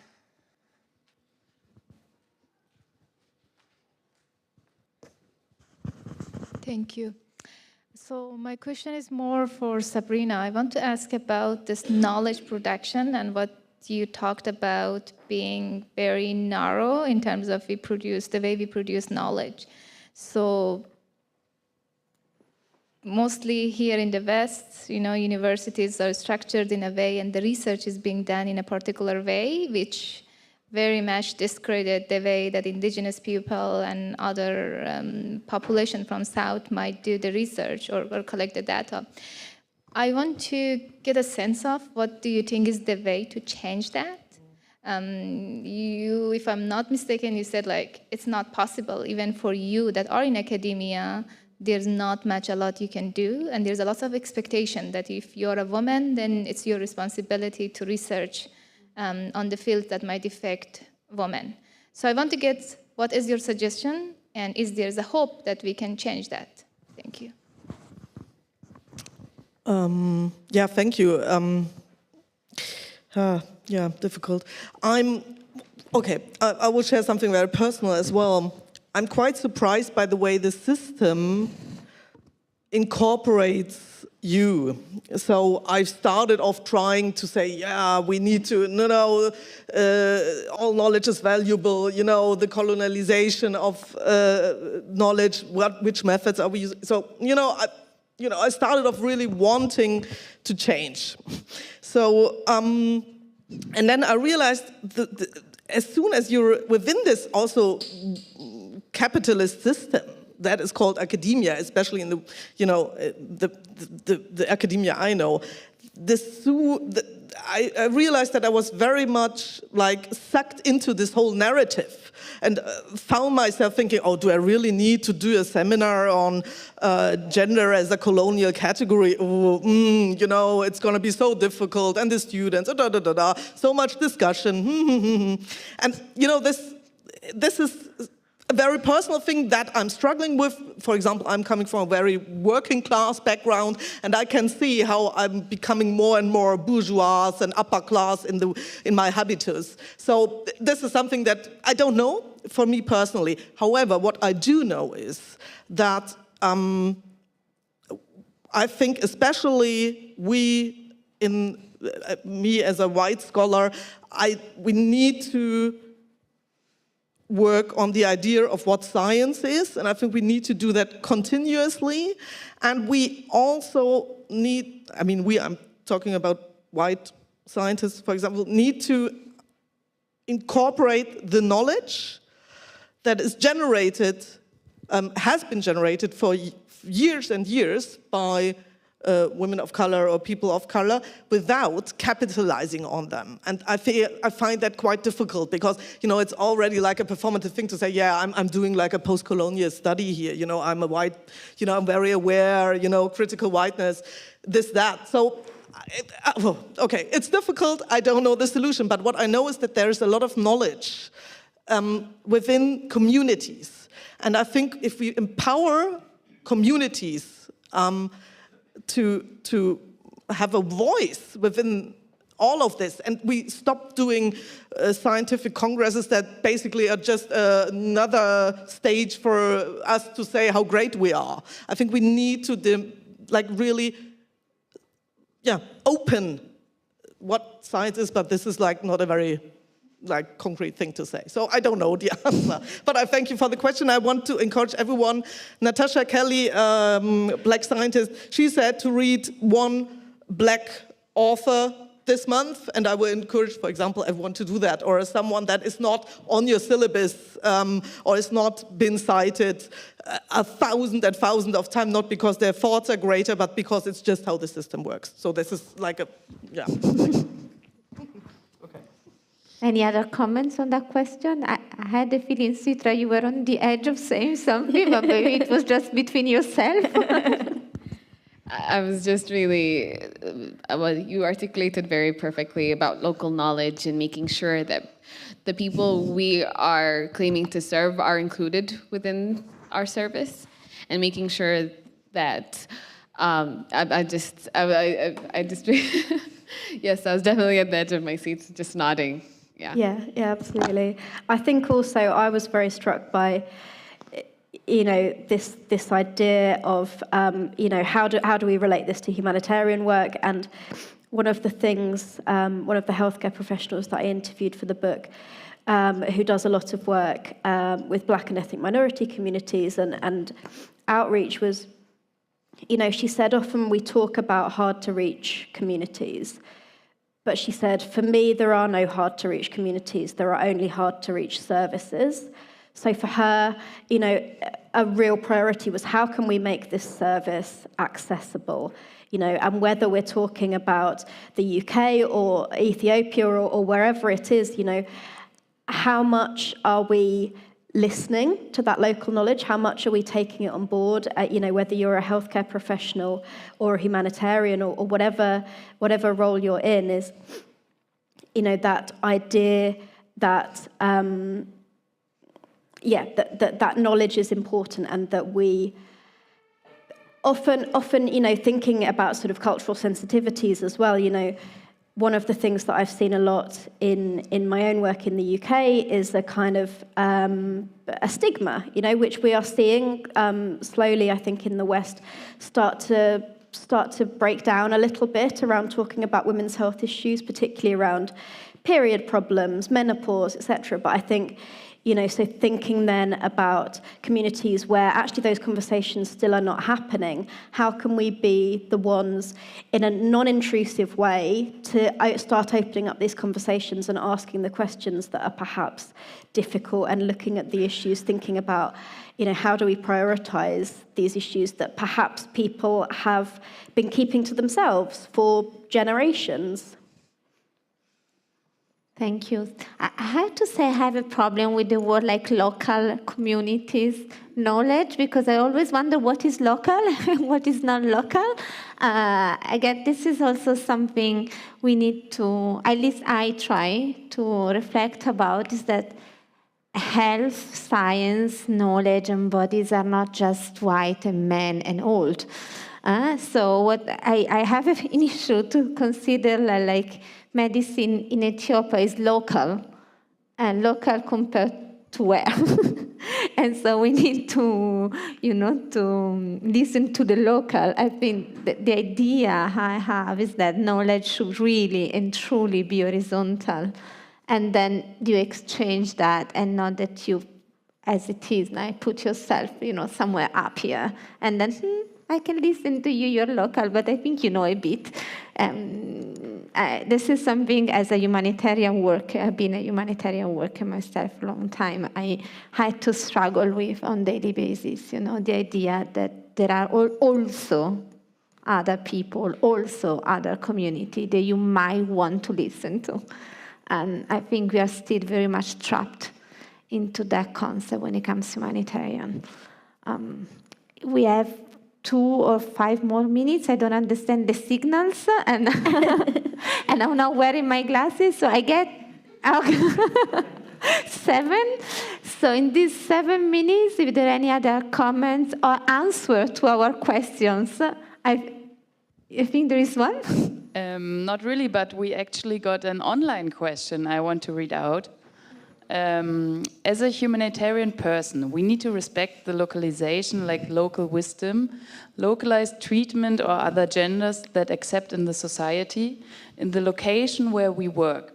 How to improve our services to people affected, patients in terms of treatment in relation with localization.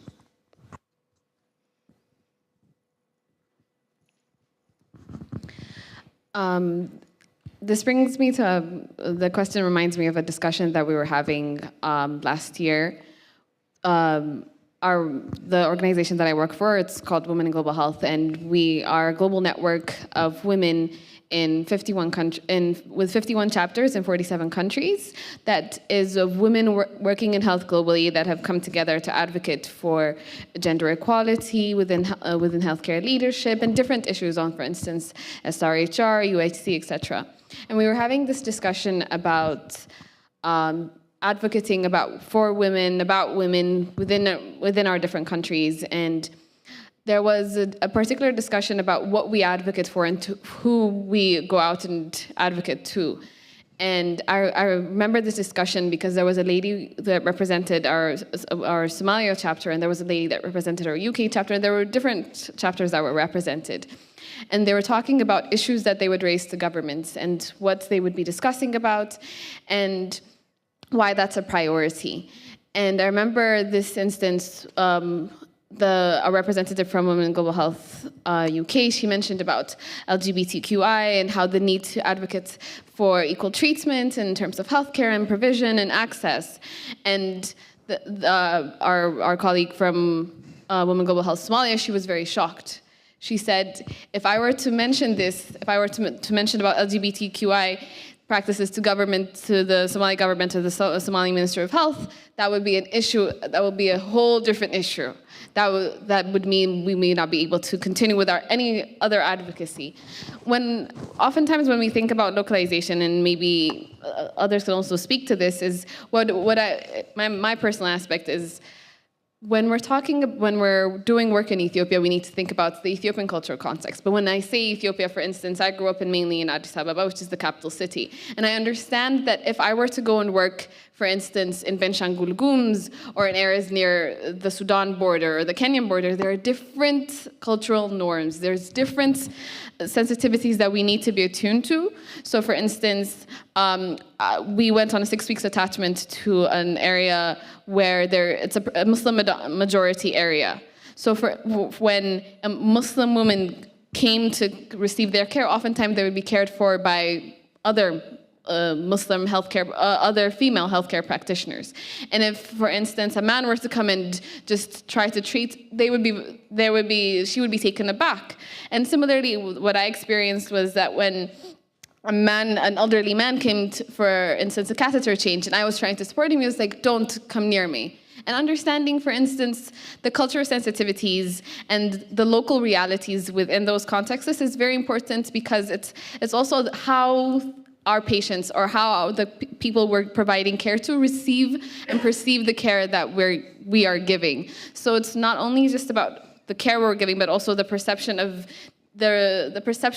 our patients about the care they have received. So that's what I consider. It's just kind of thinking about not like global north, global south, not only just that, but specific to the context that we're in, and realizing that patient's care or provision or receiving that care is one-on-one, and just kind of trying to understand that.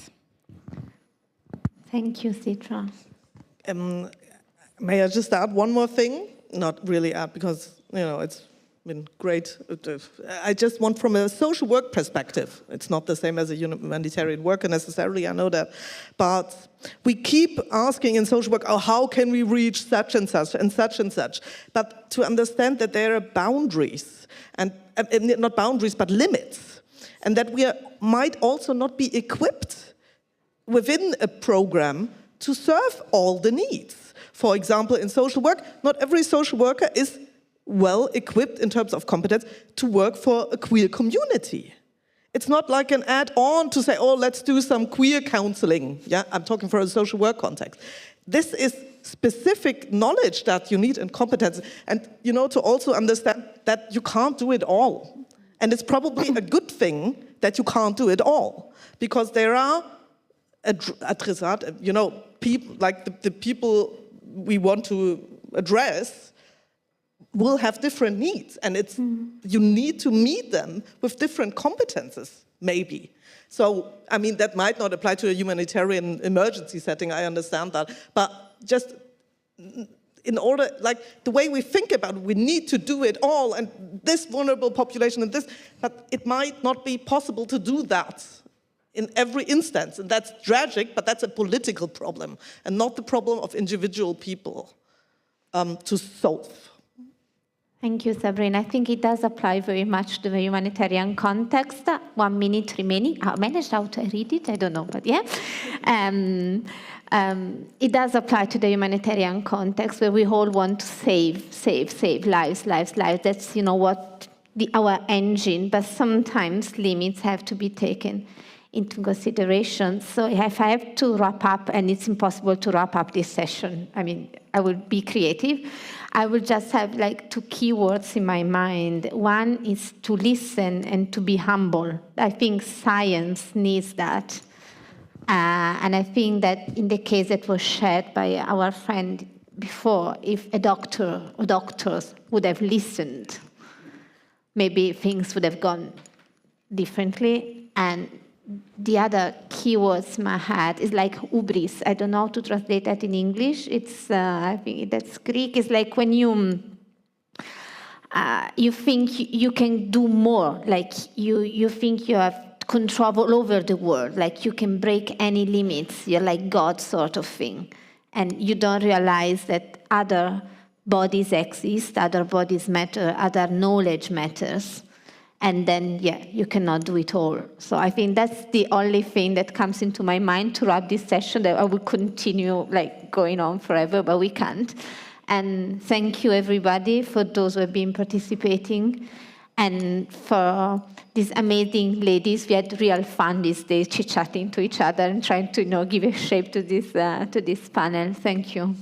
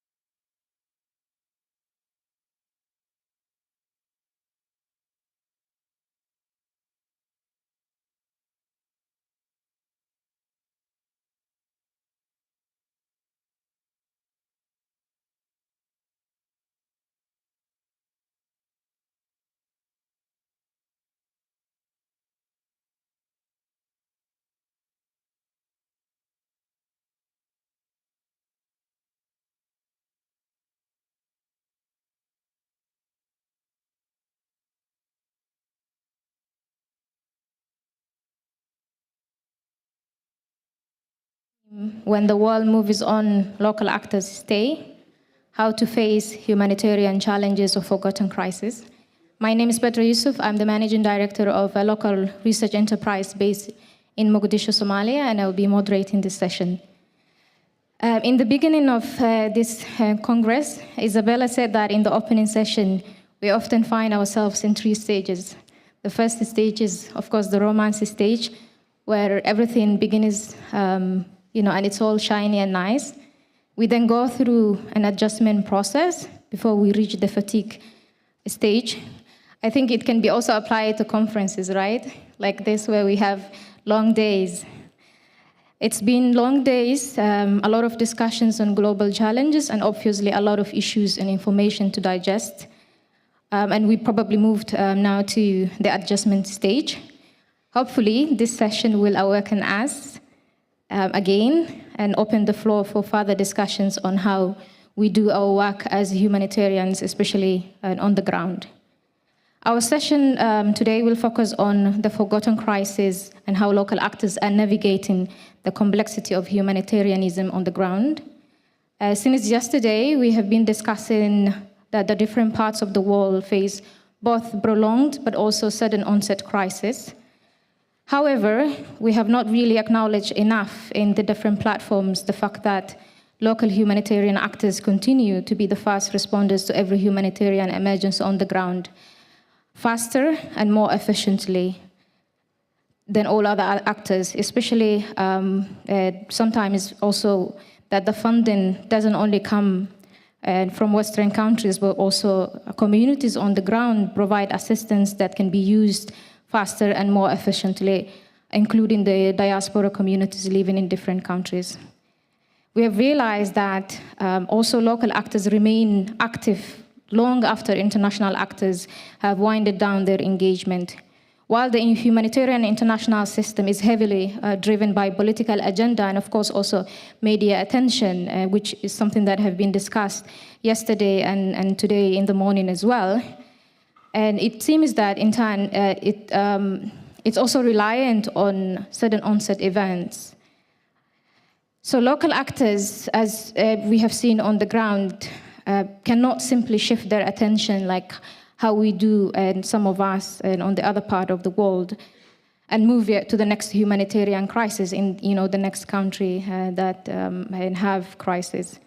In Niger, we are deeply ingrained in the local societies that we work with, we work for actually, and thereby we are held accountable by the communities that we serve.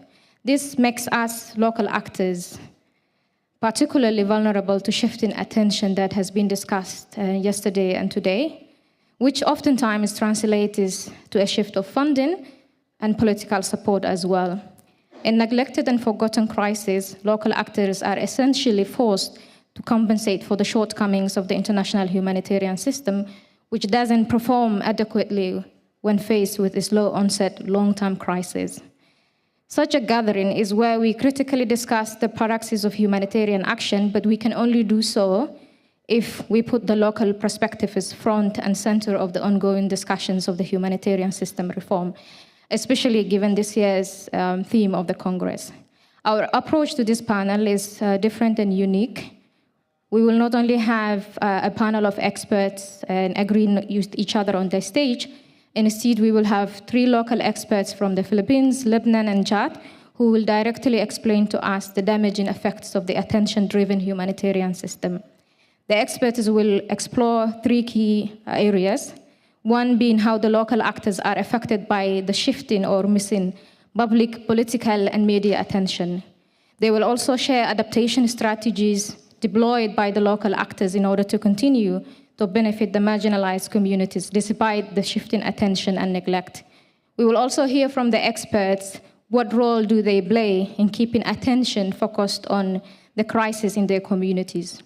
The experts will also put on the table pragmatic recommendations on how we can overcome the humanitarian attention spiral. Our session will be concluded today with an interactive exchange with the audiences on how the humanitarian attention spiral can be overcome and what role we all as actors can play in reducing systematic inequalities in the humanitarian system. For those of you who are online, you can participate by commenting on Twitter using the hashtag Berlin, HC Berlin. You are also welcome to comment and post questions in the Zoom Q&A window. And I would like to also remind you that there will be a live captioning and live translation available into both French and Spanish. With that, I would like to welcome our first panelist, Nanette Antiquis, who's joining us online from the Philippines. Nanette has over 30 years of experience in the Philippines, working on development, humanitarian, and peace building. She's the founding executive director of EcoWeb, established in 2006, a strong advocate of the survivor and community-led crisis response approach, and she also serves as a convener of the community-led Empowering Action for Resilience Network. Mrs. Nanette also serves as the chair of Alliance for Empowering Partnership, a signatory of the Ground Bargain, and is a member of the coordination group of the Charter for Change. Please welcome with me, Mrs. Nanette Antiquis.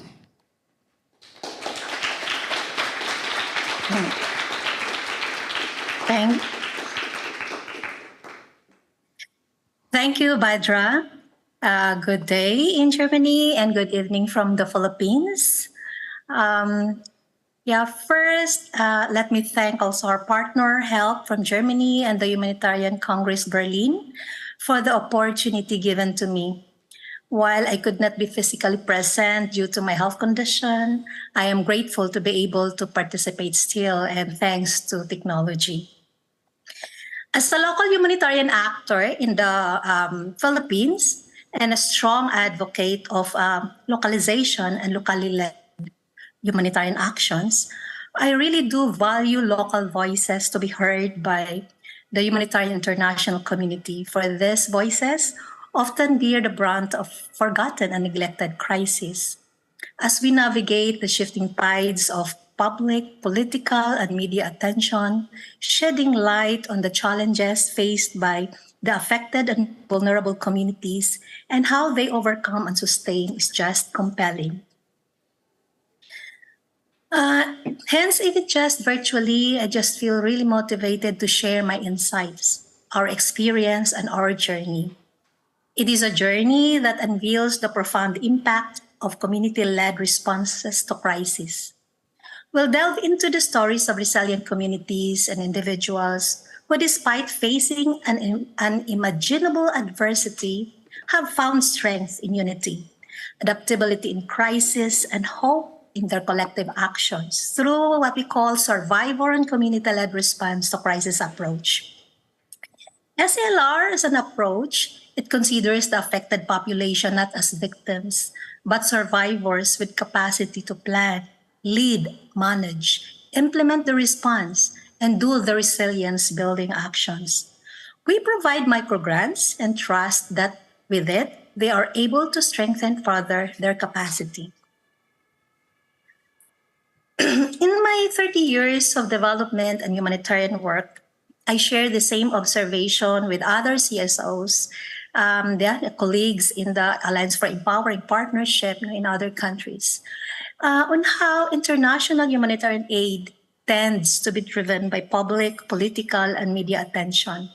That when the world's attention shifts elsewhere, so does the flow of aid.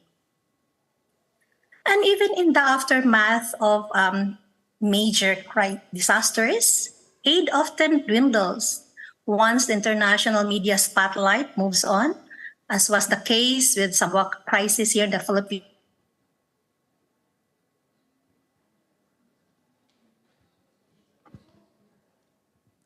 Nanette, I think you're muted. You will have to unmute yourself.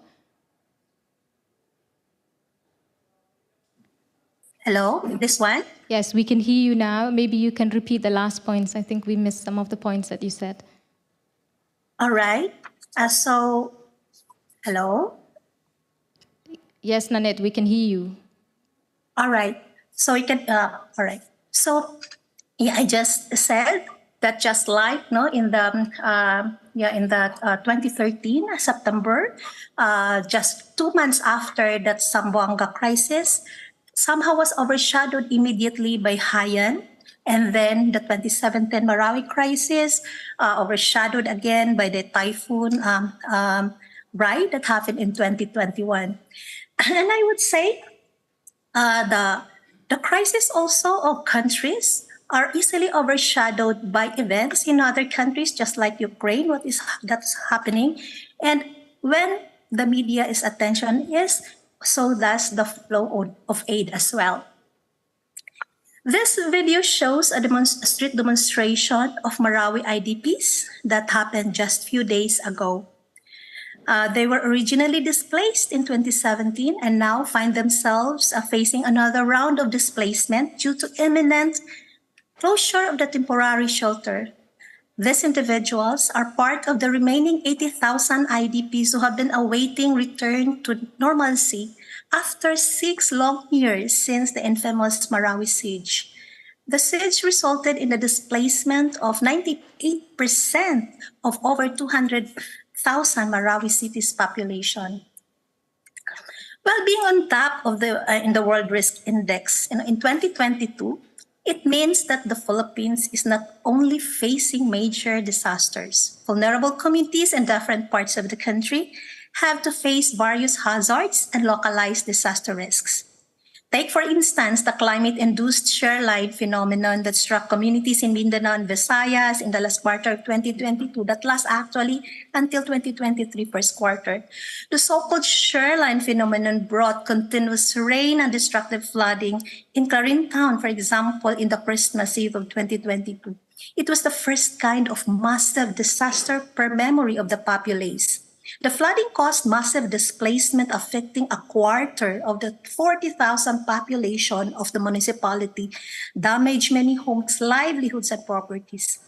The localized storm wiped out the anti-flood river dikes, even inundated innumerable households, washed out personal belongings, destroyed infrastructures, combed the rice fields, and immobilized the local economy. But due to its lack of international media attention, Clarin and most of the devastated communities received no international traditional humanitarian aid. The question is, what happens to communities when the world turns its back? I can tell you that they do not give up. They persevere because they have no other choice. They come together, harnessing their own resilience and resourcefulness with any assistance that are provided to them. They become their first own responders. This reality on the ground is what inspires EcoWeb more in our network, the ClearNet we call, to promote the survivor and community-led crisis response approaches. Our partner communities have illustrated that in times of crisis and emergencies, mere giving and charity are insufficient. It is imperative that the rights and dignity of the affected population become the primary responsibility of every humanitarian actor. This involves empowering those affected to plan, prioritize, make decisions, take leadership roles, and execute essential actions for response, recovery, and resilience building. Our extensive experience has demonstrated that when we forge effective partnerships with affected communities and let them lead, we not only achieve a more substantial impact, but also conduct more cost-effective operations. This is particularly crucial in a world where humanitarian aid often falls short of meeting the escalating needs arising from the increasing humanitarian crisis and growing threats of climate change and conflict. At this juncture, let me share a few stories from the ground, a glimpse into the transformative potential and power of the community-led approaches. This is our story when we started to promote the SLR approach in 2017. It was first piloted in the remote indigenous communities in eastern Mindanao affected by flash flood. Some houses along the river banks were washed out. Farms were heavily devastated. It took us about a day journey combined with boat rides. Naneti, you will also need to unmute yourself again. Sure. So it seems that anyway. Yeah, so in one affected community, we were showed how families survived by consuming the poisonous root crops that people have to meticulously process to make them edible. Due to remoteness, no media coverage, hence no assistance reached them. It was the IP community who helped themselves, and then the IP leaders reached out to us. for some help.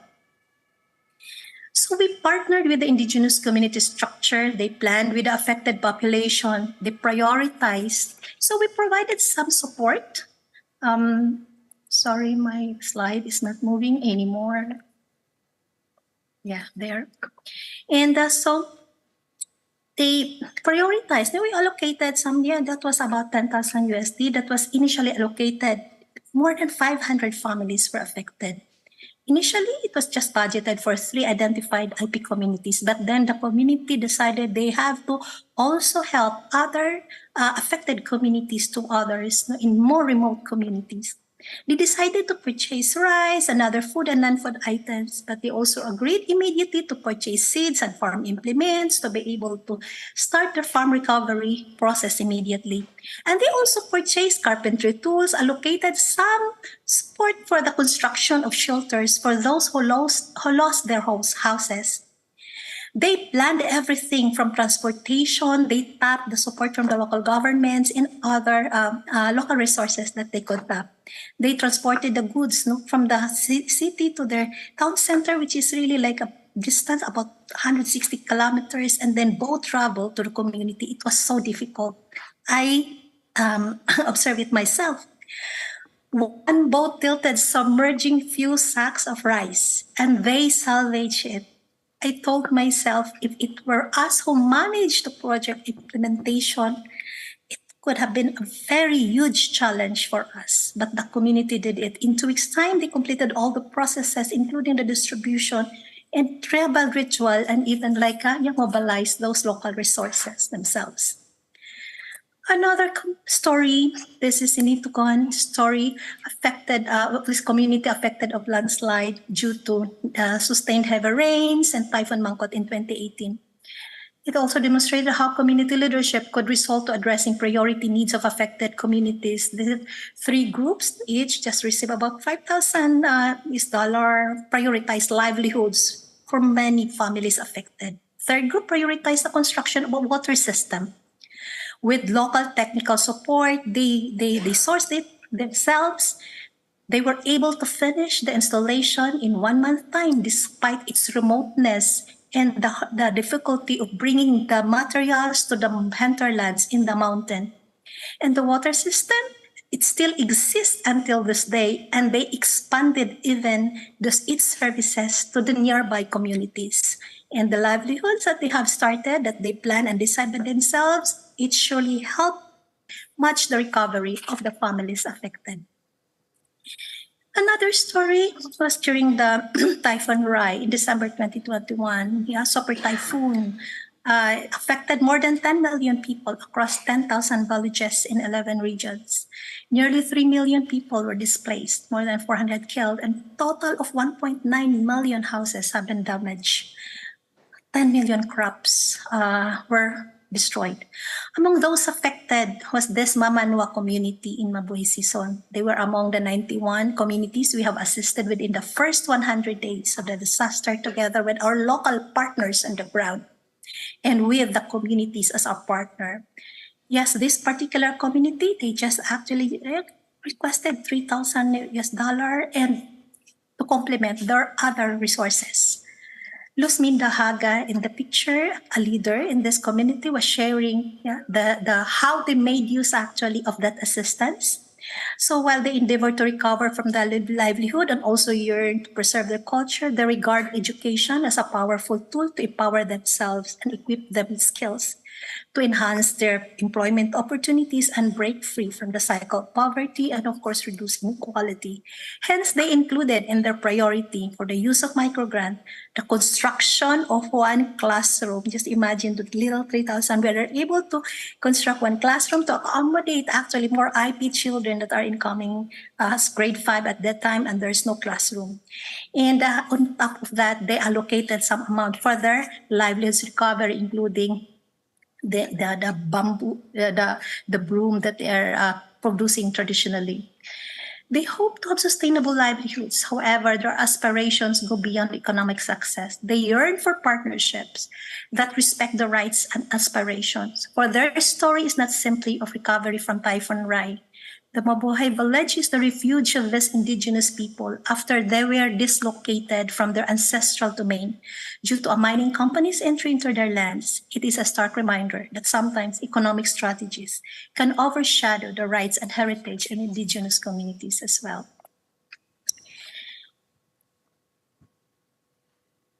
Now, what happened to Marawi?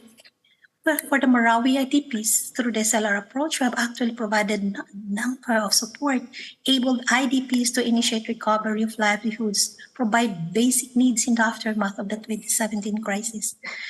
But it's not only that, it's really like the power in this is for able to organize themselves and advocate for the protection of the rights and dignity of the displaced.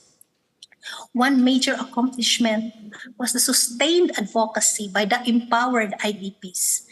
It resulted to the passage of the Marawi Victims Compensation Act that was passed just last year.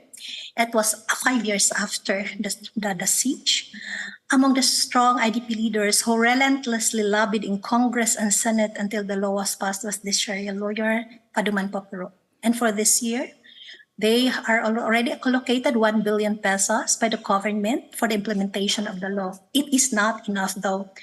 To complete the process of compensation, if only 1 billion per year, so it may take 17 years to fully compensate all the victims.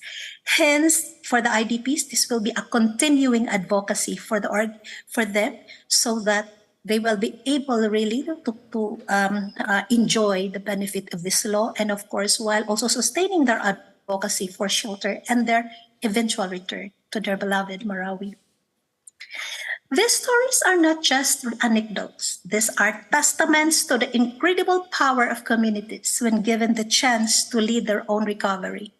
They are living proof that survivor and community-led approaches work, not just in major disasters, but in localized emergencies, which are often overlooked by the international system. For more than 6 years now, we at ICAWED and ClearNet partners really have hundreds of stories on community-led actions in different parts of the country in response to various disaster events. Actions range from survival to recovery to resilience building, as well as advocacies, and actions that hopes address root causes of community vulnerabilities. While there are some challenges in the community-led approach, but overall ground experience show its strategic positive impact to making local actors and communities as partners in finding durable solutions to their vulnerabilities to disaster risk and displacement, and to building resilience of communities. Now, going back to the leading questions. On the question, how are local humanitarian actors affected by shifting or missing public, political, and media attention? My answer? They are affected deeply, but they refuse to be defeated. They adapt, they innovate, they continue to advocate, and they become the lifeline for their communities.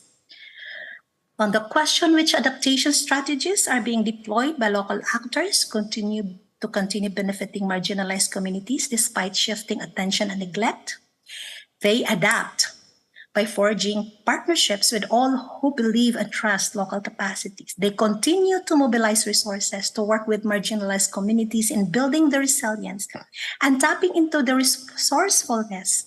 They continue advocating for people's rights and enable affected and vulnerable people as actors themselves for the protection of their rights and for building the resilience. Question, can the humanitarian attention spiral be overcome by tailoring humanitarian donor policies, funding, and programming to the needs of local humanitarian actors? Based on our experience, yes, it can. Some of our international partners, including philanthropists, have already demonstrated it with us. However, it is not yet the general practice. It is not yet the norm, hence we need to do more actions towards systems change. Resonating our call with the Alliance for Empowering Partnership in the Grand Bargain, I wish to call from this Humanitarian Congress Berlin for more champions to advocate to shift donor policies. 1, to make humanitarian aid more flexible to enable the local actors, lead the process, and enable the affected people, the decision makers, of aid utilization to effectively address the priority needs and strengthen their capacity. Second, to make humanitarian aid more equitable in all countries and communities experiencing protracted crisis and affected of climate change, and ensure equitable partnership with local actors who remain steadfast in their commitment to the forgotten and neglected. And third, to make humanitarian aid responsive and purposive, not only in saving lives in crises and emergencies, but in making it a means towards reducing humanitarian needs and help address the multidimensional root causes of vulnerabilities of communities and of crisis itself. In closing, let us remember that humanitarianism is not just about responding to crisis. It is about restoring dignity, empowering communities, and upholding human rights. It is about ensuring that no one is left behind, that no crisis is forgotten, and that every community has a chance to rebuild and thrive. As we leave this Humanitarian Congress, Berlin, let us carry with us the stories of resilience, the power of community-led approaches, and the call to action. Let us commit to change, not just in policy, but in practice. Thank you.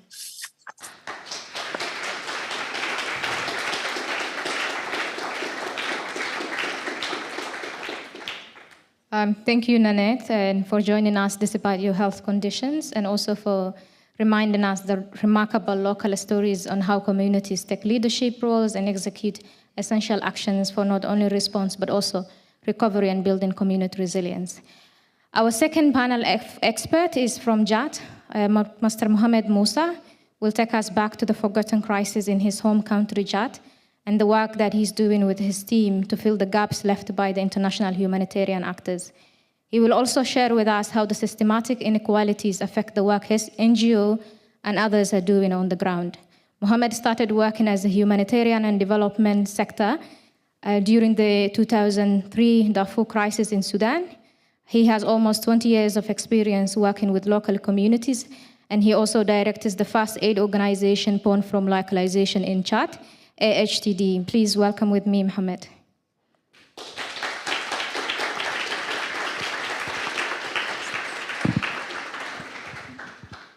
This is working.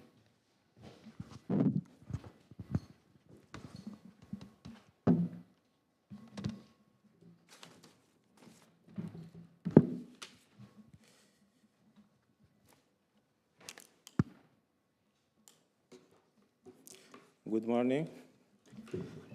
I have a privilege to be here to present our local organization from Chad.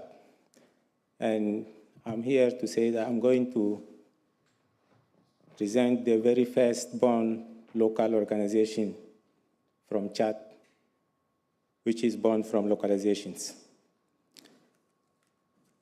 And then as Padra present, my name is Mohamed Musa, and I'm the managing director of the local NGOs, which is called AHTD, Association Help Chad for Development.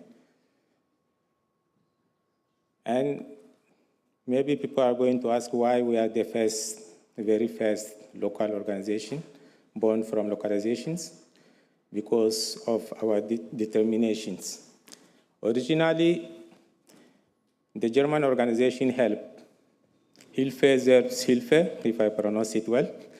So we in Chad, we used to call it Help from Germany. They intervened in Eastern Chad from 2003, following the Darfur crisis, to assist the Sudanese refugees in the water sector. As HELP local staff experience and skills grew, they started taking more responsibilities from HELP from Germany. This is how in 2012, we local staff, we have created Association Help Chad pour le Développement, this is in French, AHTD in 2012, and now has become a very respectful and trusted local humanitarian and development organization. Today, our organization consists of 43 employees, and we are very active in various sectors, like wash, food security, health, nutrition, protection, and so on. So now let's see the advantage of local organization. The advantage of local organization, as the name said, local, because it is their presence in the area. They have easy access to the areas. They are quick, active and quick relief without lengthy procedures.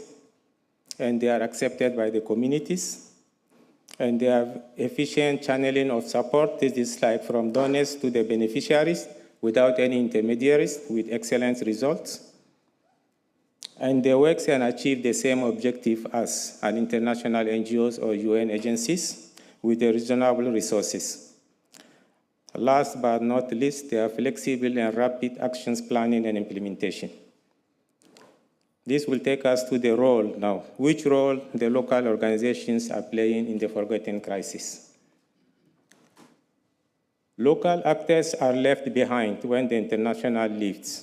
They have to bear all the consequences.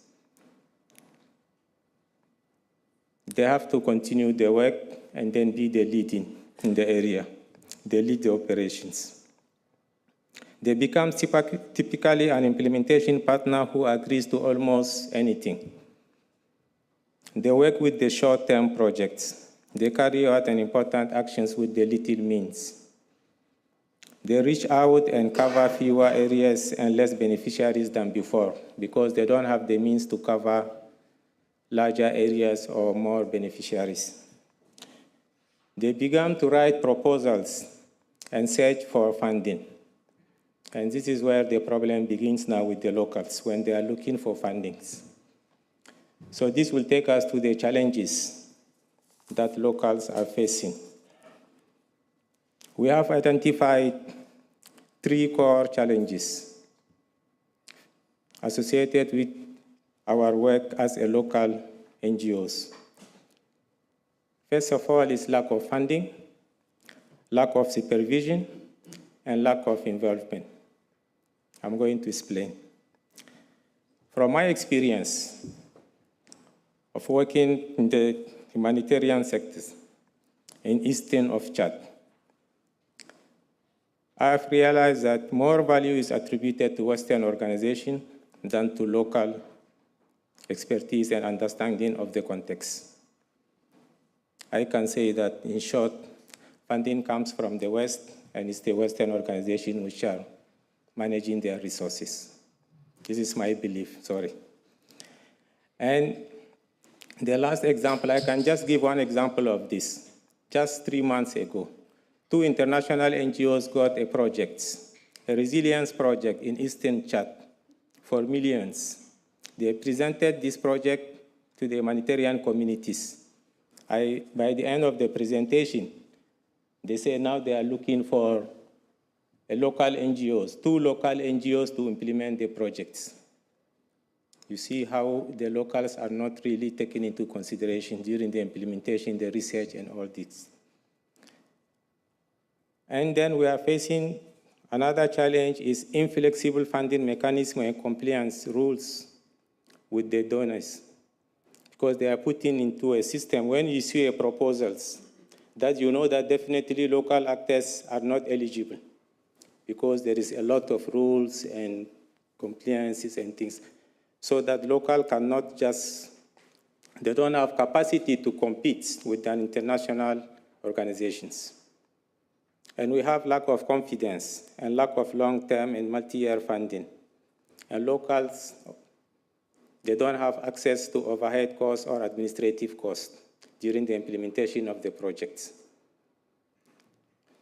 And what we have realized, people are talking about localizations, but we have realized that there is a resistance to change by international organizations and other large organizations. Local actors are limited to a secondary role during the formulation and implementation of response. That means like even partnership with international and UN, even if for a long time does not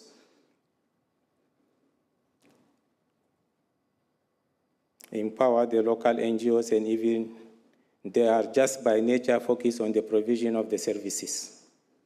That means they are just there for subcontracting. And this excessive dependence on subcontracting remains an obstacle to to the development of local NGOs towards autonomy, because it is not a true partnership. We believe that a true partnership values all the stakeholders involved. The process and activities are designed together based on complementarity and draws the strength of each other to meet the real needs of the communities. Another challenge we are facing is the donor perceptions of financial risk. Institutional donors are focusing very much on the risk of fraud, risk of mismanagement, risk of unprofitable programs, risk of legal and anti-terrorist risk that are in no way relevant to our context. Regarding the commitment to channel more funding as directly as to local actors, the humanitarian system is simply not delivering on its promises. Progress has been too slow. We have a long way to go towards the 25% as laid out in the Grand Bargain. This will take us now the effect and consequences that the communities are facing during the forgotten crisis.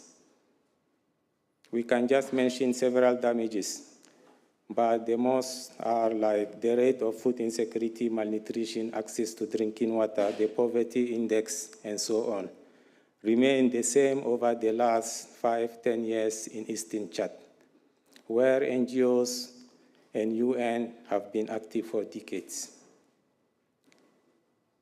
Why I'm just taking the example of Eastern Chad, and then I'm going to talk about the water sector. There is a lot of other sectors that need to be talking about during the time. I'm going to talk about the water sector. I'm glad that this morning Tirana mentioned the Sudan crisis. The Sudan crisis, the Darfur crisis in 2003. This is where I start my humanitarian work.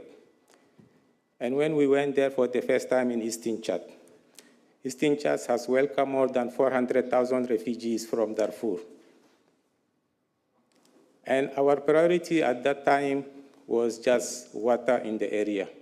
Eastern Chad, there is no underground, in most of the area, no underground water.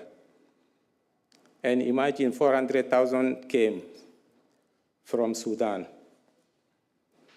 And now, in 2023, our priority in east of Chad is still water.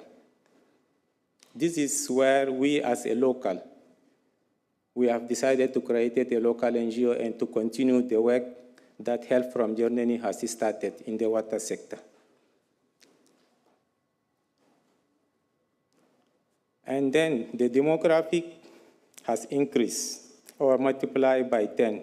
And all these people are depending on the same resources, like water resources. And then still, after 20 years of humanitarian work, people used to, women and girls, go to the bushes. They just have to cut the trees to make like the firewood and then to cook with it. We didn't find any other solution for them. And then that Darfur crisis has mobilized more than 200 organizations at that time in 2003 because it has a big noise. And then, I don't know, more than billions of dollars has been mobilized. And most of the organizations and donors left the areas around 2013. But we as local, we stayed, and then we continue to search for water for our people. Last year's report says less than 1 out of 2 children in Chad are lacking drinking water. A young Chadian girl spent about 62 days a year fetching water than studying. The lack of access to safe drinking water and sanitation is amongst the leading cause of deaths in Chad. About 16,000 children under the age of 5 died each year. And these deaths are largely caused by contaminated water. Just before I leave, the beginning of October, MSF has a report in one of the regions, which is called Hajar Lamis region. It's just closer to N'Djamena, to the capital region. In this area, it's only MSF which is working there. And then there is a report about contaminated water and lack of food. And in this center of MSF, most of the children which are just coming under the 5 years are suffering from diarrhea, and then they are going to be malnourished. And when MSF find out, because they are using a contaminated water. These figures make Chad one of the poorest countries in the world in terms of access to clean water and sanitation, and with enormous health economic consequences. We as local, we can say that all this happened simply because the current system put in place by the Humanitarian has failed. And this will take us to the recommendation or advocacies.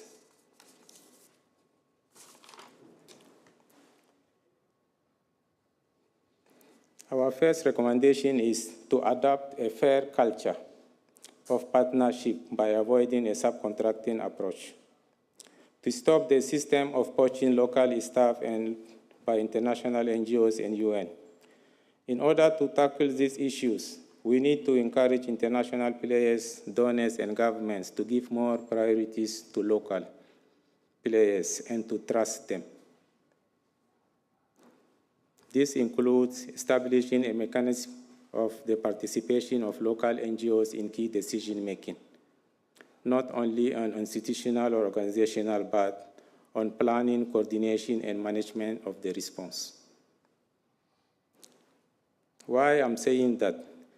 Because everything is decided by UN or by the international organization. We as local, they just have to call us, there is this project you have to go and implement.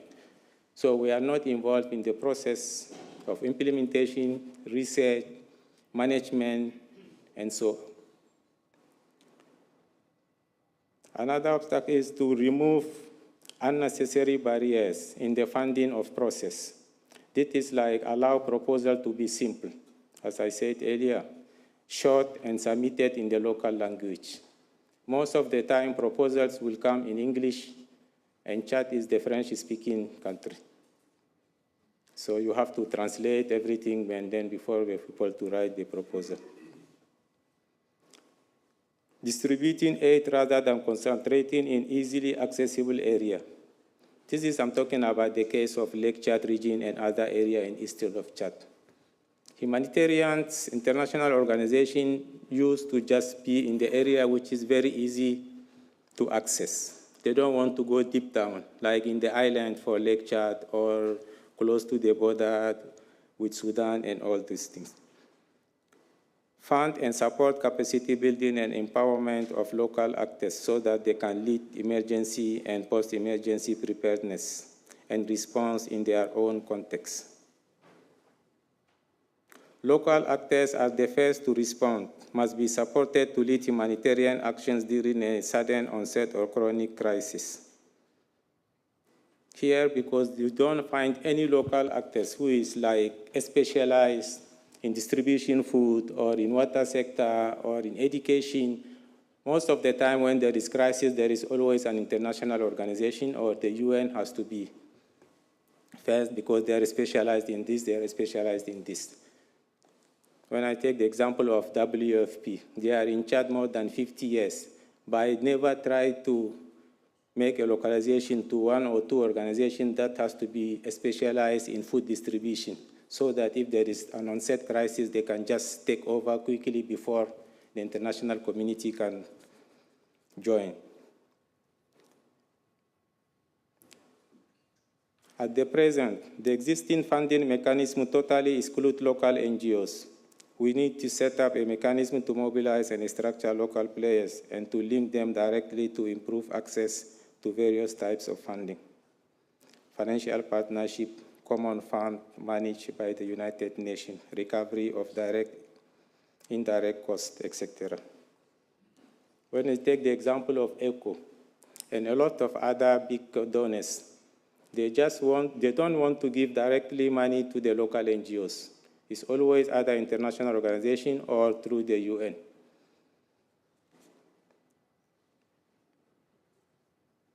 And then for all this to happen, there needs to be a fundamental change at the certain level to ensure a fair and appropriate sharing of role and responsibility with locals. This has to start with a lot of changes. First of all, it has to be a change in attitude This is like the perceptions, how donors see the locals, the change of approach. This is the procedures and means, and the change of collaborations, the way of working. It is from this point that we can really begin the localization process. And from my experience, from my point of view, all this is possible if we really want to. And it is also possible to keep it like this for another 50 years. Thank you for your attention.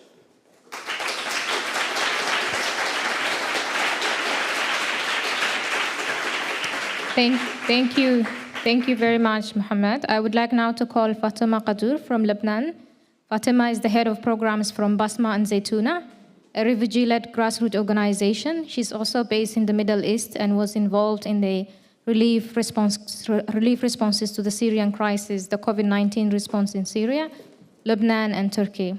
Fatima and her organization have also been providing support to the victims of Beirut explosion in Lebanon for the past 2 years, and she will talk to us as a fast responder what they see on the ground. Please welcome Fatima. Thank you.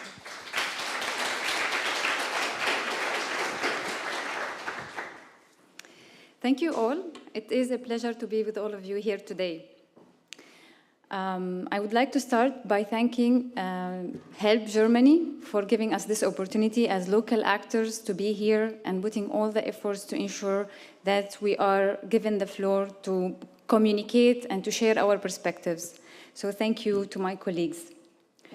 I would like also to start by introducing the organizations that I represent. I work for a local organization called Basma and Zaytuna, and for those who don't know much Arabic, it means smile and olive. Basma and Zaytuna is a grassroots refugee-led organization that works in the Middle East region, mainly Lebanon, Turkey, and Iraq. We focus on services related to education, protection, food security, and livelihood, in addition to advocacy and supporting other local organizations. BNZ has been one of the main actors in the Middle East region, responding to crises like Badra has introduced, including Beirut port explosion in 2020, and also COVID-19, and most recently the Turkey-Syria earthquake response. I would like to start by talking about what does it mean to be a local actor. It means to be the first responder. It means to represent and be accountable to local communities, to represent them in the structure of the organization, including staff and management. It means to advocate for their rights and for their needs. Basically, local communities expect local actors to act. However, we have noticed that recently, or over the past few years, the term local is associated with lack of professionalism, lack of accountability, and lack of experience. There is no doubt that this is related directly to the colonial notions that funding carries. Under the salvation mindset. However, it is very interesting to see the rise of the localization agenda as a corrective movement. Localization agenda, as we all know, is an agenda of empowerment. It aims to shift the power dynamics from funding countries, developed countries, to local actors. It aims to give local actors the voice and the resources to be able to take over leadership over their realities. But through different discussions and engaging in different calls for proposals, we have also noticed that the localization agenda has been reduced to no more than a capacity building component. So why are we talking about localization when the topic of this presentation is to shed the light on the impact of the shift in funding and attention on humanitarian response? Well, basically because they correlate. As a local actor, we struggle with the fluctuation in funding and lack of consistency due to changes in political and media attention.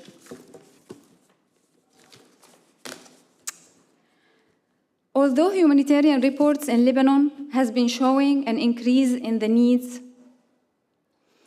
due to the socio-economic crisis and due to the aftermath of the Beirut port explosion and also the enduring Syrian crisis. However, donor fatigue for Syria response and also due to the geopolitical context in the region, we have noticed a significant decrease in funding for Lebanon. Political consideration and media attention has been focusing on other issues, including Afghanistan, Ukraine, and earthquake. We are also noticing that the dynamics around the Syrian refugees' right to safe return to Syria has changed, ignoring safe measures for their return. This is very important, as funding for response in host communities and countries has also decreased. In a quick comparison for funding trends in the region, focusing on Basma and Zaytuna as a local actor, we noticed that by the end of August 2023, we were able to reach only 1,300 households, which is the lowest number since 2016. But for our earthquake response in Turkey and Syria, we were able to reach over 64,000 households. This decrease in funding is not only limited to Basma and Zaytuna. Rather, the situation is the same for all partners for the Regional Refugee and Resilience Plan known as the 3RP. 2020 has recorded the lowest level of funding since 2015. Of course, the gravity of the funding shortage and decrease affect partners differently, based on their size, based on their base as well, whether they are international, regional, or local. The impact of funding decrease is serious for local actors. Firstly, it compromises the community's trust, as we are no longer able to provide the same services we once able to provide. In terms of targeting, we are unable to reach the same number of households, which means leaving more vulnerable families behind. In a deprived and vulnerable community, this means that the risk of increased tension and violence will increase against those who receive aid and also against those who provide it. Another challenge is the loss of accumulated experience, as the staff can't be retained due to budget cuts. When funding fluctuates, we can't plan for steady growth, and we are unable to sustain interventions that see our communities develop. For the thousands of children who need non-formal education, we are only able to provide basic needs. While sometimes cuts in funding are inevitable, in a complex context like the one in Lebanon, it must be associated with reforms and measures to ensure that people who are in need of help are not forgotten and left behind. Sudden cuts in funding can worsen the situation for those who have no way out and need support. It is against the basic humanitarian principles of do no harm and the good humanitarian donorship principle, which requires donors to work together and to be held accountable and to also distribute funding in proportion to need. Over the years, we have developed different strategies to deal with these situations. We have been considering calls for funding that targets local actors. However, we are challenged by the unrealistic requirements of these calls, as they require local actors to be innovative, to be efficient, yet there is no coverage for overhead or for assets that are necessary for local actors to operate. Basically, mind games. To look at the bright side, we have supportive partners who actually believe in local actors. They provide us with consistent and steady sources of funding and resources that ensure that we can allocate them towards our overall operation, not only towards activities. This approach is actually empowering, as we are able to decide how to allocate these sources of fund. With this fund, we are able even to reach our vision.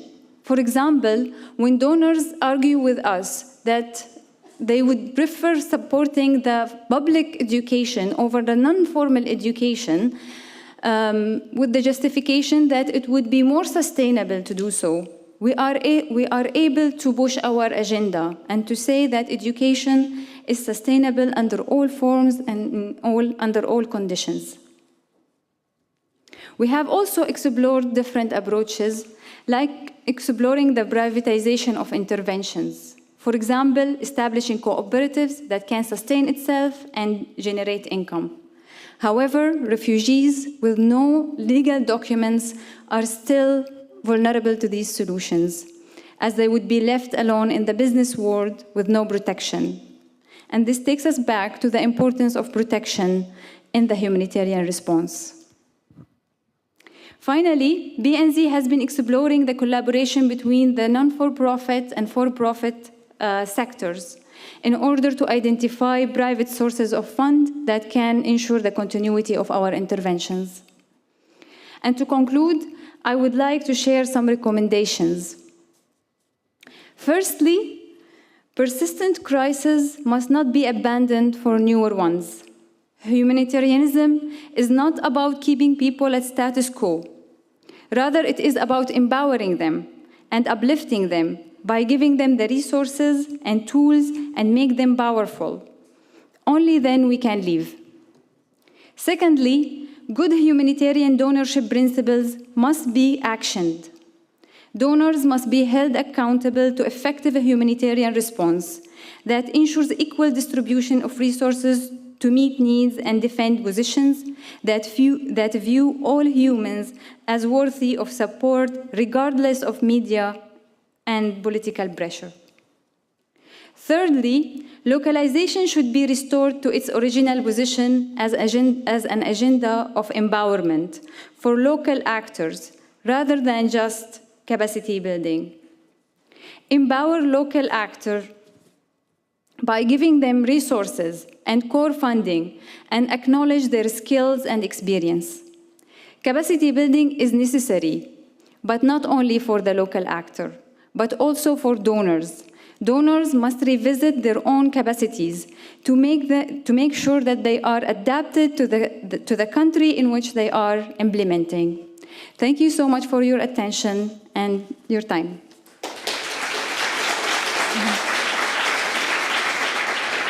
Thank you very much, Fatima. We have heard from our local experts on the 3 questions that we have put on the table. We would like now, we have, I think we are already past the 1 hour. We will take 5 minutes from your break, if that's okay. We would like to hear from you. We have a Menti survey. We will ask you questions. If you can all, if you can present the Menti survey in.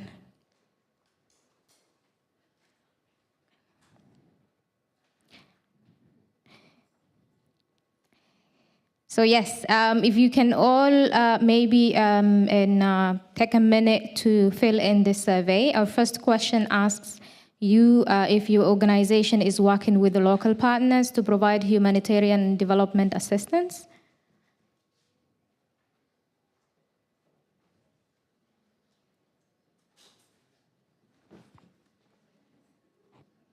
Okay, so the answers are coming. We can all see together. So far we have 5 responses.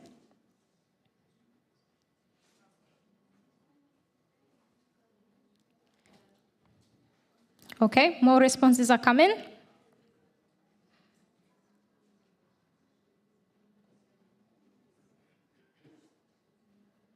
Great, we have more people working with the local partners to provide humanitarian and development assistance in the room, I believe.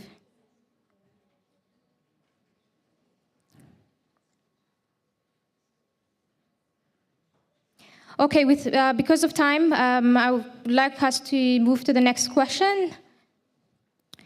Our presenters and experts have put on the table several recommendations. We would like to hear from you how well your organization is implementing the recommendations that we have in the main survey. Please take time to also respond to that. And then we can all see from the screen the responses that are coming from the audience.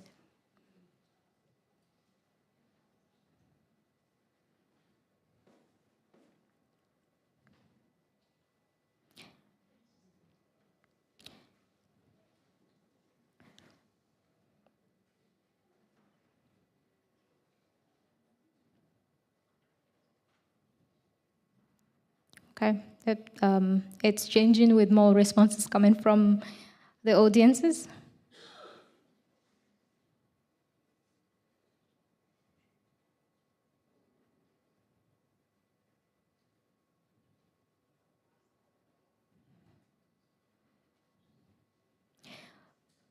We can see that many of you are already doing an advocacy for enabling shift in donor policies towards a more direct, flexible, and multi-year funding.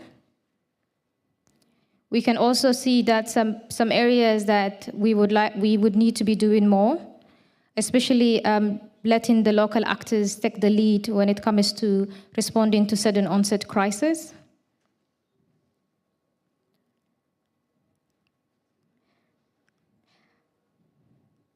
I think we are also doing less on providing overhead costs to local partners for capacity and personnel development, which is something that all our panelists have highlighted, that it's a gap that we have in the local humanitarian responses. So obviously this is something that we need to advocate for more.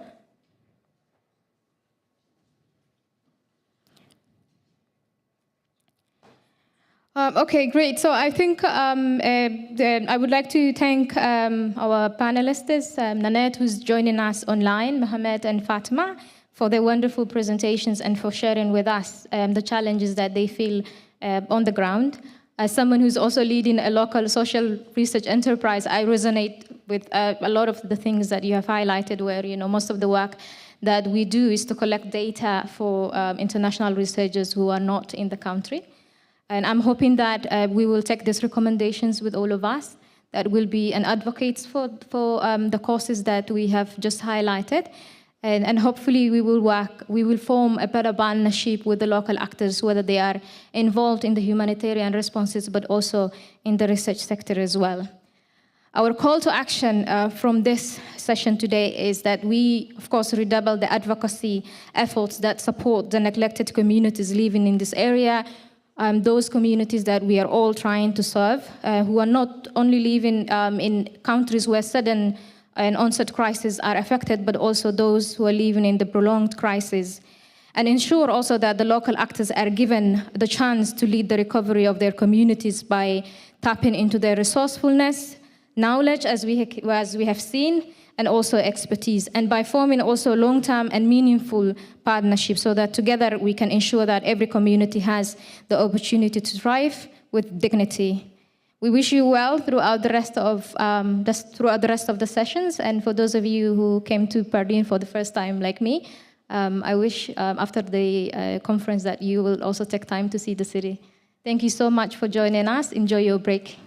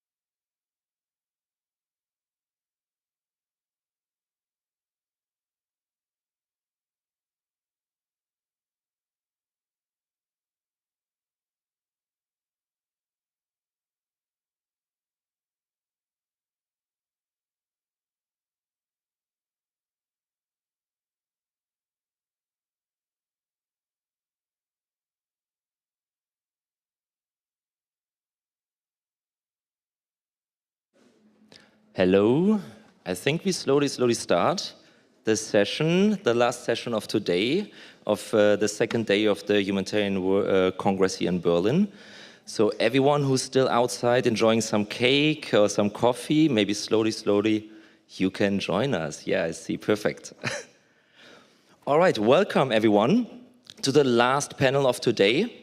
Welcome online and welcome here in the room. We're really excited to have you with us and we hope that you're still energized and motivated to engage with us. As the sessions before here on the stage as well for engagement, we're gonna have the last 15 to 10 minutes for questions here from the audience, online as well as offline. For online, please use the Zoom Q&A function. Here we're gonna have a microphone going around. If you have questions, note them down. And if you want, and we hope you do, extend the discussion into the social media area, please use the hashtag HCBerlin for everything. Perfect. Before I introduce my beautiful panel here, today I'd like to say a few introductory words on our topic today. South Sudan, leave no one behind in neglected crisis. South Sudan is usually described as a complex humanitarian crisis. We have 76% of the population of South Sudan in need of humanitarian and protection assistance. The humanitarian situation is worsened by endemic violence, vast access constraints, and increasing climate shocks like recurring flooding and localized drought. On top of this, the Sudan crisis triggered an overwhelming influx of refugees and returnees that severely affected this already fragile humanitarian situation in South Sudan. Despite this reality on the ground, South Sudan is still classified as a neglected crisis. NRC ranked the South Sudan crisis, the complex crisis, last year as the fourth most neglected crisis in the world, and is also listed in ECHO's Forgotten Crisis Assessment of 22 and 23. Part of the neglect, but also one of the impact of the neglect is the underfinancing year after year. The humanitarian response plan for 23 is only funded by 53.5% as of today. The emergency response plan addressing the refugee and returnee influx is only funded by 24%. But in this panel today, we do not want to debate why the complex crisis is neglected. We want to zoom in, and we want to discuss what that means for reaching those at heightened risk to be left behind, persons with disabilities and other marginalized groups. What are the consequences when an still often neglected topic like inclusion meets a neglected crisis like South Sudan? How can we still maintain the focus on those most at risk in underfinanced crises, shifting priorities and redirected funds? I'm honored today to discuss those questions with a group of experts, all working in the humanitarian response in South Sudan. We have 3 panelists online and 1 panelist with us here on the stage. I would like to start introducing to you the panelists online. First, we are joined by Maud Louis Al-Yang. Maud is from South Sudan and has a visual impairment himself. He has been working since over 10 years on disability inclusion with a specific focus on inclusive humanitarian action. He is the chairperson of the South Sudan Union of the Visually Impaired and has worked for the International Disability Alliance as Regional OPD Fellow for Anglo-Africa. Actually, Maud wanted to join us today here in Berlin on stage.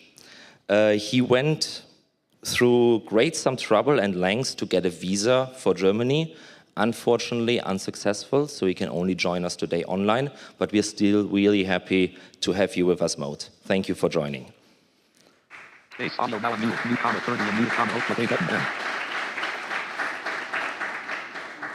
Second, also online with us is Umi Kaltum Noor.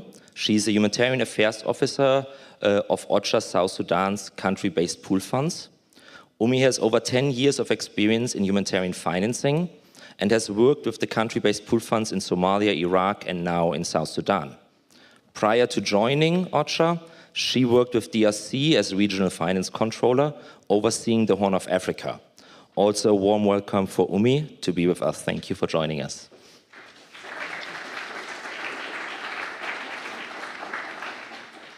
Third, I'm happy to welcome John Kimani.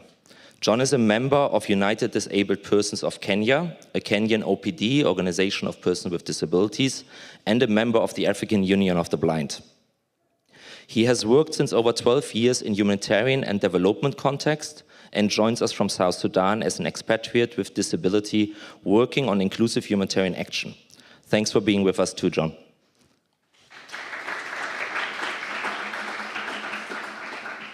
And then last but definitely not least, I'd like to welcome Grace Avino with us today here in Berlin. Grace has over 12 years of experience working in complex humanitarian emergencies and development contexts in the Horn of Africa and in the Middle East.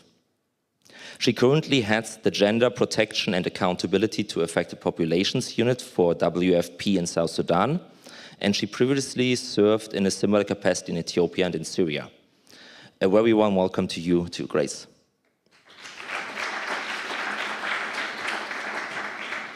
Now, without further ado, let's start our discussion. And I would like to start with you, Maud, online. Can you paint us a little bit of a picture? How is the humanitarian situation of persons with disabilities in South Sudan at the moment? What do you hear from organizations of persons with disabilities and others affected by displacement, flood, food insecurity, and flash flooding?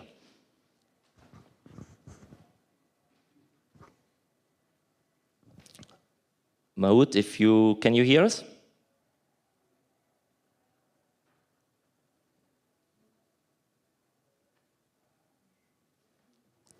Seem to have a little bit of an internet connection issue. Maud?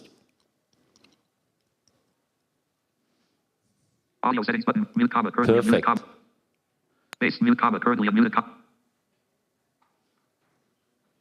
You're unmuted, Maud. We can hear you. Audio now unmuted.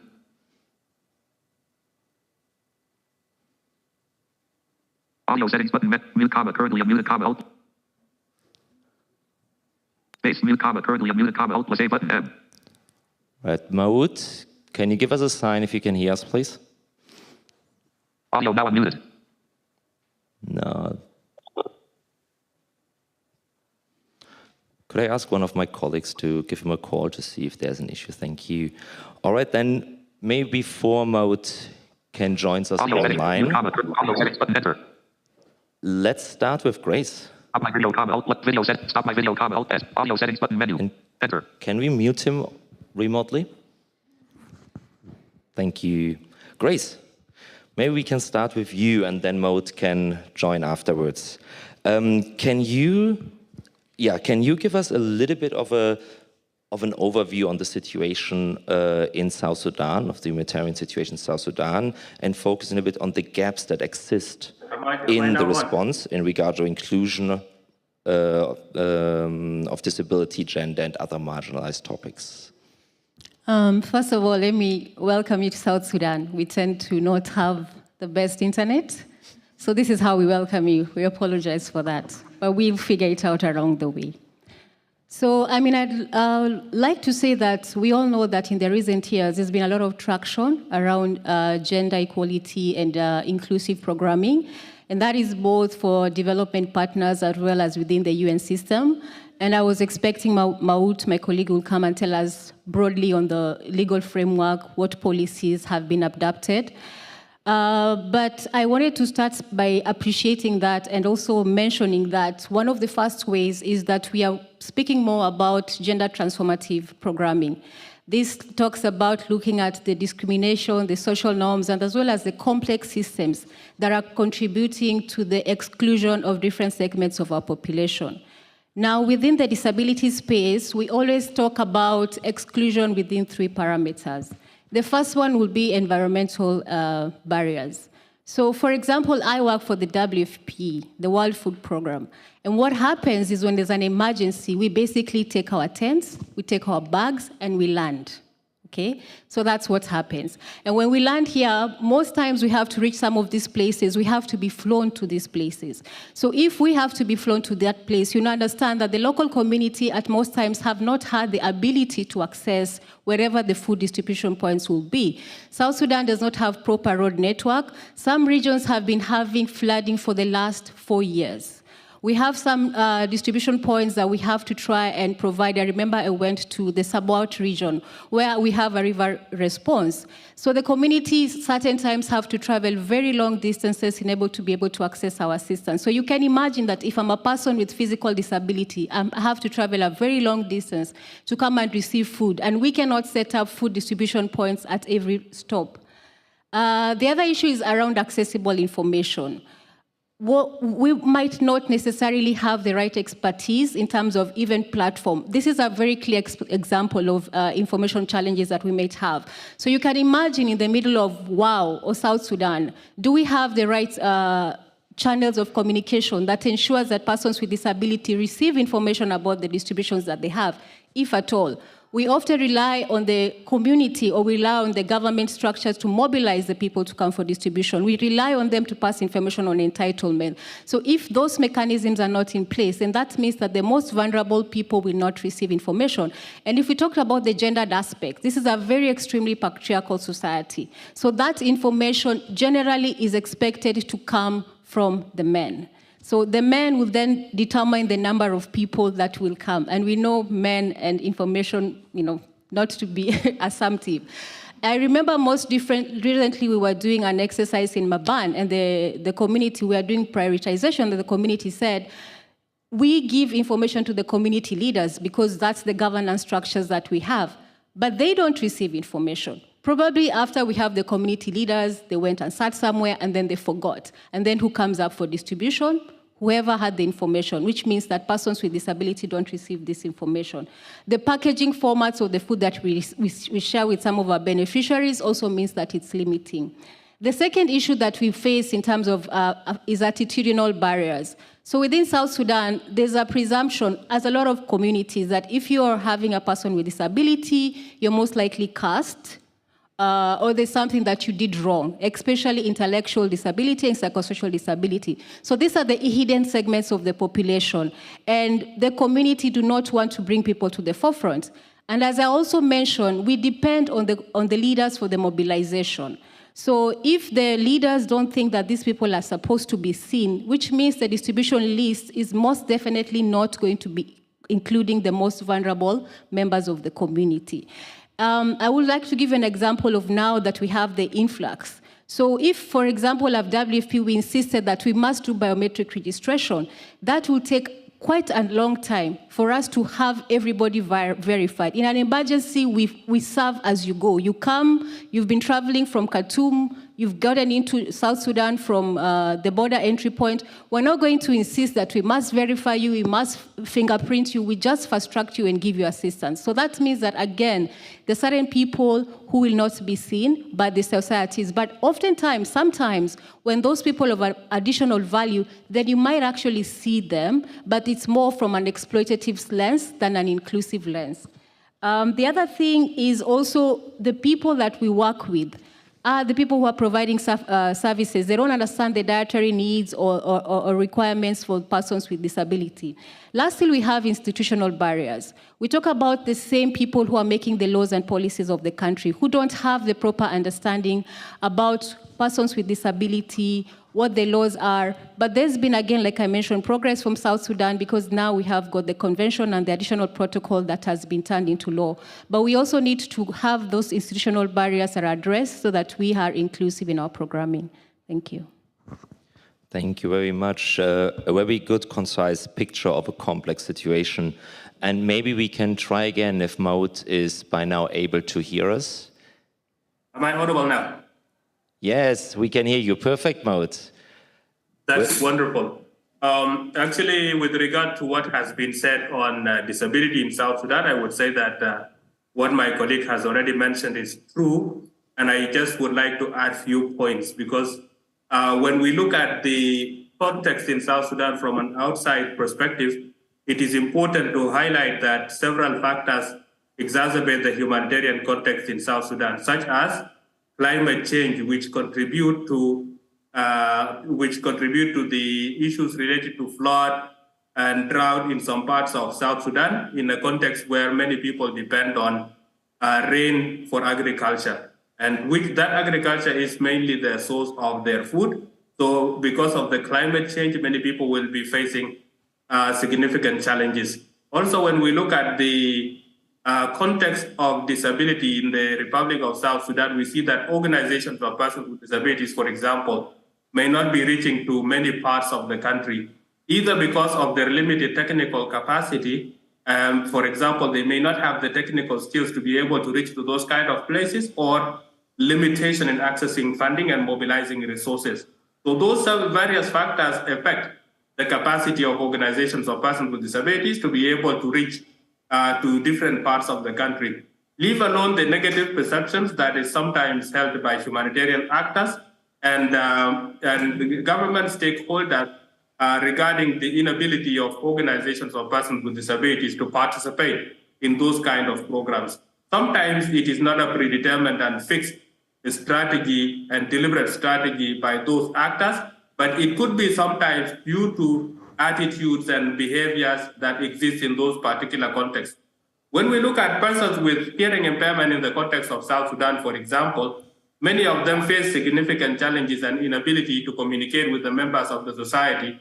Therefore, they become more likely to be excluded from accessing some information that is provided to the members of the public, mainly because of several factors that we have few sign language interpreters in the country, around 6 to 7 sign language interpreters for the whole country is a very small number to represent persons with disabilities and to communicate with persons with hearing impairment in the entire country.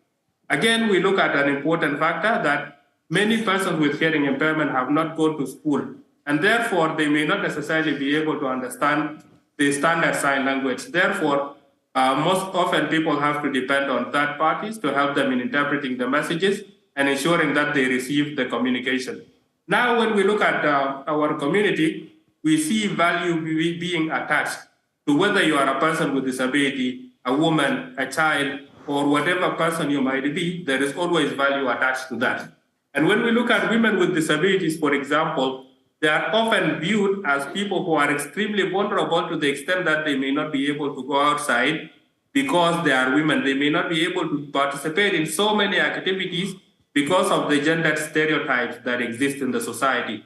When we add to it issues such as disability, now their situation is worsened. And we know that most often persons with disabilities are denied from opportunities such as accessing education, expressing their opinions in the public, participating in governance, participating in the society like other members of the society. They become more likely to be excluded and be kept at home by their family members. Now, also, what is more problematic in this context is that most often persons with disabilities are preferred to remain at home because of general perception of the need for persons with disabilities to be protected, and therefore they are also, as a result, denied from accessing many important opportunities that they deserve to access. When we look at persons with disabilities, we have a strong organizations of persons with disabilities who are motivated and willing to work tirelessly toward changing the barriers and transforming the society to become more inclusive for persons with disabilities. Nevertheless, we know that the process can change gradually, and humanitarian actors have a significant role to play in making this process a reality. Thank you, Maud. Thank you for your statement. And you mentioned now in the end the humanitarian actors and the humanitarian system. So I would like to bring John into the discussion now as working for a humanitarian organization and being an expatriate with disability himself. John, are you with us? I don't see your camera, so I guess your internet has a little bit of a drop as well, but I hope you're still with us. John, can you give us an indication if you hear us? So now we have John dropping off. All right, he will probably come into the discussion in a little bit again. Let's just continue it, how we started the discussion. And I would then come to Umi. Umi, from your experience working for the country-based pool funds for OCHA South Sudan, we know and we heard now that the crisis is complex and that it's heavily underfinanced. What impact does underfinancing, reduced and redirecting funds have on the gaps that were mentioned so far? Thank you, Hakan. First and foremost, let me just switch off my camera because of internet connectivity issues. I'm also in South Sudan. I'm in Juba currently, and then I'll just continue with my talk. Thank you. 1 minute. Perfect, Umi. We can hear you loud and clear, though, from our side. Thank you. So vulnerable persons in South Sudan are affected by multiple shocks, such as climate change, conflict, food insecurity. People are in dire need of assistance to address their priorities, yet limited funding compromises humanitarian partners' ability to support all their needs. With only 53.5% mobilized for the 2023 Humanitarian Response Plan, funding gaps remain across all humanitarian interventions. Humanitarian partners are forced to make heartbreaking decisions on priorities that require immediate support with limited or stretched resources, and in the end are unable to deliver quality and inclusive responses. The recent Sudan crisis has put an additional strain on the humanitarian situation in South Sudan. Humanitarian partners have mobilized resources to respond to the new needs of people arriving from Sudan. The increasing pressure and urgency to respond to new needs are having a severe impact on the lives of 6.8 million vulnerable people in need of vital support, many of whom are women, children, the elderly, and persons with disability. International humanitarian assistance has reached record levels. With evolving global crisis, so have the demands made on it. And this is, we can see as we move along. And next year, we don't know what's going to happen in terms of donor contributions. Globally, the humanitarian needs require over $55.2 billion to assist to assist 363 million people in need. The effect of the global crisis has had a significant impact on funding operations and response in South Sudan. The war in Ukraine has disrupted supply chains, increased commodity prices, worsened food insecurity, and led to the depletion of donor funds as we are at this point. The South Sudan has fallen off the donor priority list, resulting in reduced contributions to the South Sudan country-based pool fund. As we speak, 45 million was received this year, a drop from last year and previous years. Despite donors' support, resources channeled through the fund still fell short of the goal of 15% of the funding to the Humanitarian Response Plan. It is over a decade since South Sudan's independence, and the complexity of emergency response and funding. From the outlook, it is more of a multi-sector approach of humanitarian development and peace actors.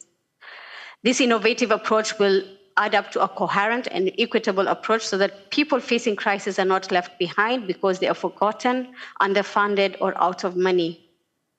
The South Sudan Country-Based Pool Fund and the Central Emergency Response Fund have been critical in addressing the priorities and the needs of the most vulnerable women, children, the elderly, and persons with disabilities in South Sudan.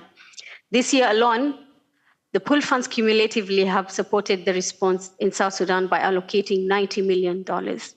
But that, as we speak, is not sufficient. We are still below the limit, and we really need more resources to come in to address the critical needs and the issues that have been highlighted by the panelists previously. Thank you.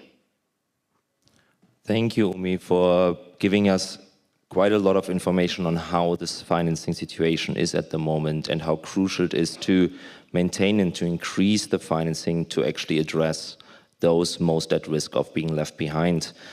John, do we have you back with us?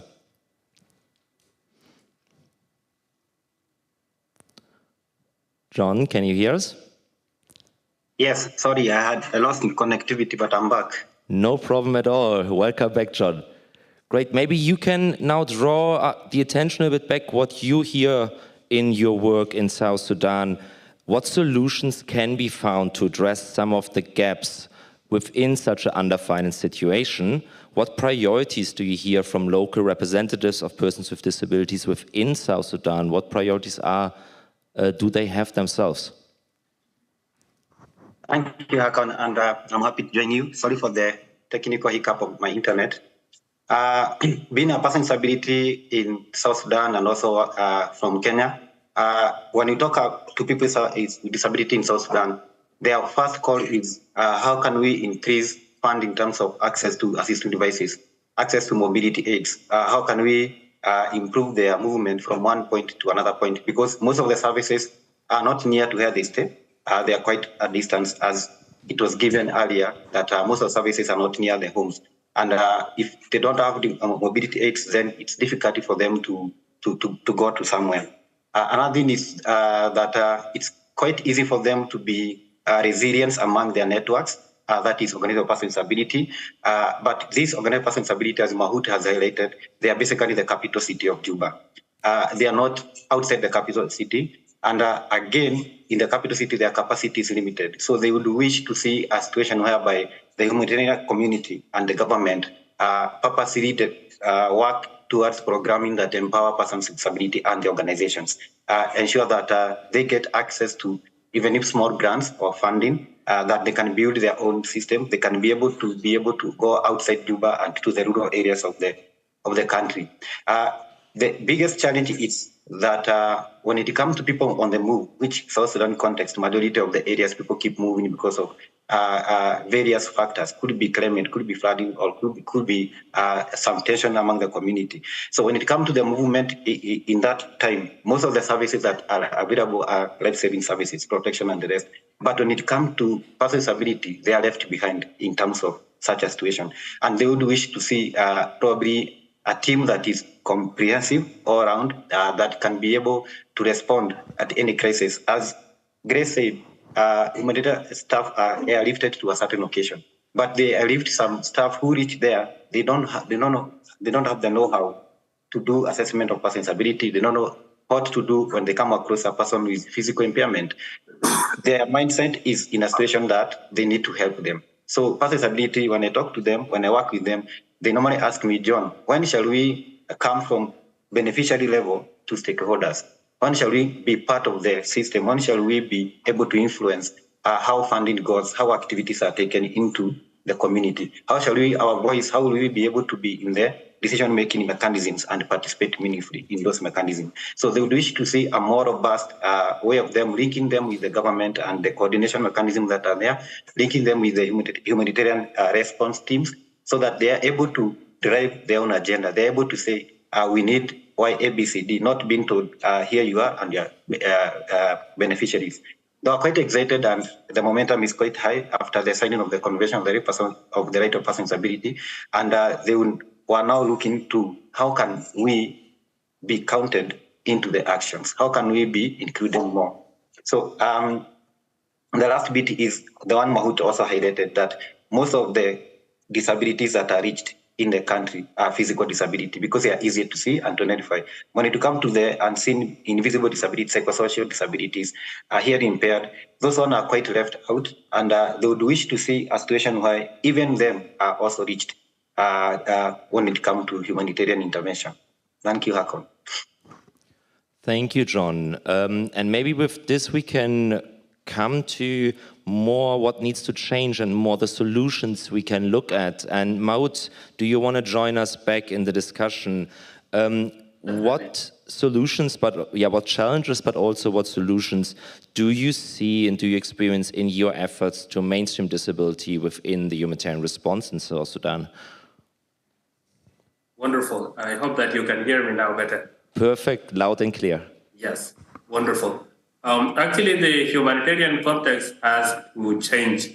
Particularly, it has to comply with the rights-based approach to disability, especially after the adoption of the UN Convention on the Rights of Persons with Disabilities, and particularly Article 11, which is supposed to be a universal standard that guide all humanitarian response programming. And the Humanitarian Summit has developed important documents that have also to be taken into consideration. For example, operationalization of the IAC guideline on inclusion of persons with disabilities in humanitarian action is a crucial step that is supposed to be taken by the humanitarian actors more seriously and be rolled out in all the in the entire humanitarian system.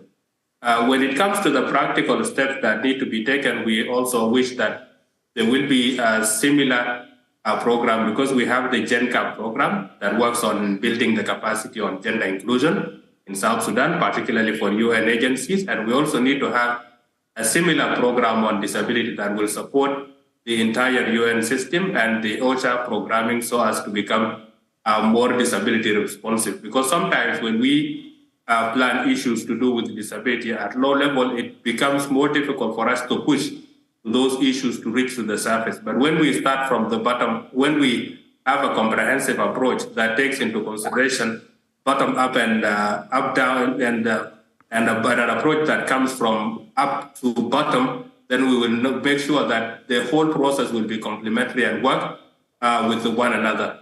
Also, what needs to change is that persons with disabilities need to be more included in different clusters, because when we look at the cluster system now in South Sudan, it is less inclusive and persons with disabilities are hardly seen in those kind of contexts. Therefore, when we look at the humanitarian needs overview and the humanitarian response plan, they are more likely to become exclusive of persons with disabilities, unfortunately. Therefore, what needs to change is to ensure that persons with disabilities participate in those kind of clusters and see and try to address the challenges that they might be facing. If it is something to do with reasonable accommodation, that has to be catered for. If it is something to do with the inability to access information, it has to be catered for. And that provision must be stated clearly in all the different types of programs so as to consider reasonable accommodation. Because when we look at different actors currently, they do not consider disability, they do not consider reasonable accommodation to be a commitment, and rather issues to do with disability are considered as matters of ticking the box rather than conditions to be complied with. Now, also another thing that needs to change is that in the context of South Sudan, we do not have a disability working group. And we know that under the protection cluster, we have the GPV subcluster and so forth. So we need also to have a similar body that deals with disability inclusion and to become disability working group that comes up with a common program that develop actually a common approach toward disability inclusion, a multisectoral approach for disability inclusion in the context of South Sudan, so that we know that there is a body that can be held accountable in case something does not move in the right direction. Also, when we look at the context of South Sudan, of course, a lot needs to change, particularly when it comes to issues to do with funding, where there is always a stringent criteria that does not allow organizations of persons with disabilities to access resources. So there is need for such to be put as consideration and to develop relevant mechanisms to enable organizations of persons with disabilities to access funding on gradual basis. At least we know requirements of ability, and we need all institutions to be accountable, including organizations of persons with disabilities. And therefore, minimum criteria has to be put in place to enable those organizations to benefit from those types of programs. Also, there is need to build the capacities of humanitarian actors on issues to do with inclusive humanitarian action. Because when we look at the humanitarian context, there is always assumption on what needs to be done for persons with disabilities, like what my colleague John Kimani has said. So we need to bring an end to that assumption, because assumption is not always in the best interest of the person. And we need to see something that works for the best interest of the person. And we need to see persons with disabilities having a voice and are able to influence the way in which humanitarian assistance is provided. We know the challenges facing humanitarian assistance and the ever-shrinking fund amidst competing priorities, but we also need to make sure that we reach to those persons with disabilities who might be left behind and who might not be able to express their opinion and participate in some of the programs, by enabling them to participate and be heard in all types of the program, because the right to be heard is a universal human right. Thank you. Thank you. And let me address that question also to Grace. From your perspective, as working for a major food security actor in South Sudan, what needs to change and what can we learn? I think to a great extent, Maut has told us what needs to change, but maybe I thought to share some of the practical things that we've done as WFP. Of course, we realize that we are a food security nutrition organization, and it's important to understand that we do have technical capacities within our organization, we have our work plan, but we're looking at identifying partnerships as the best way to address disability inclusion.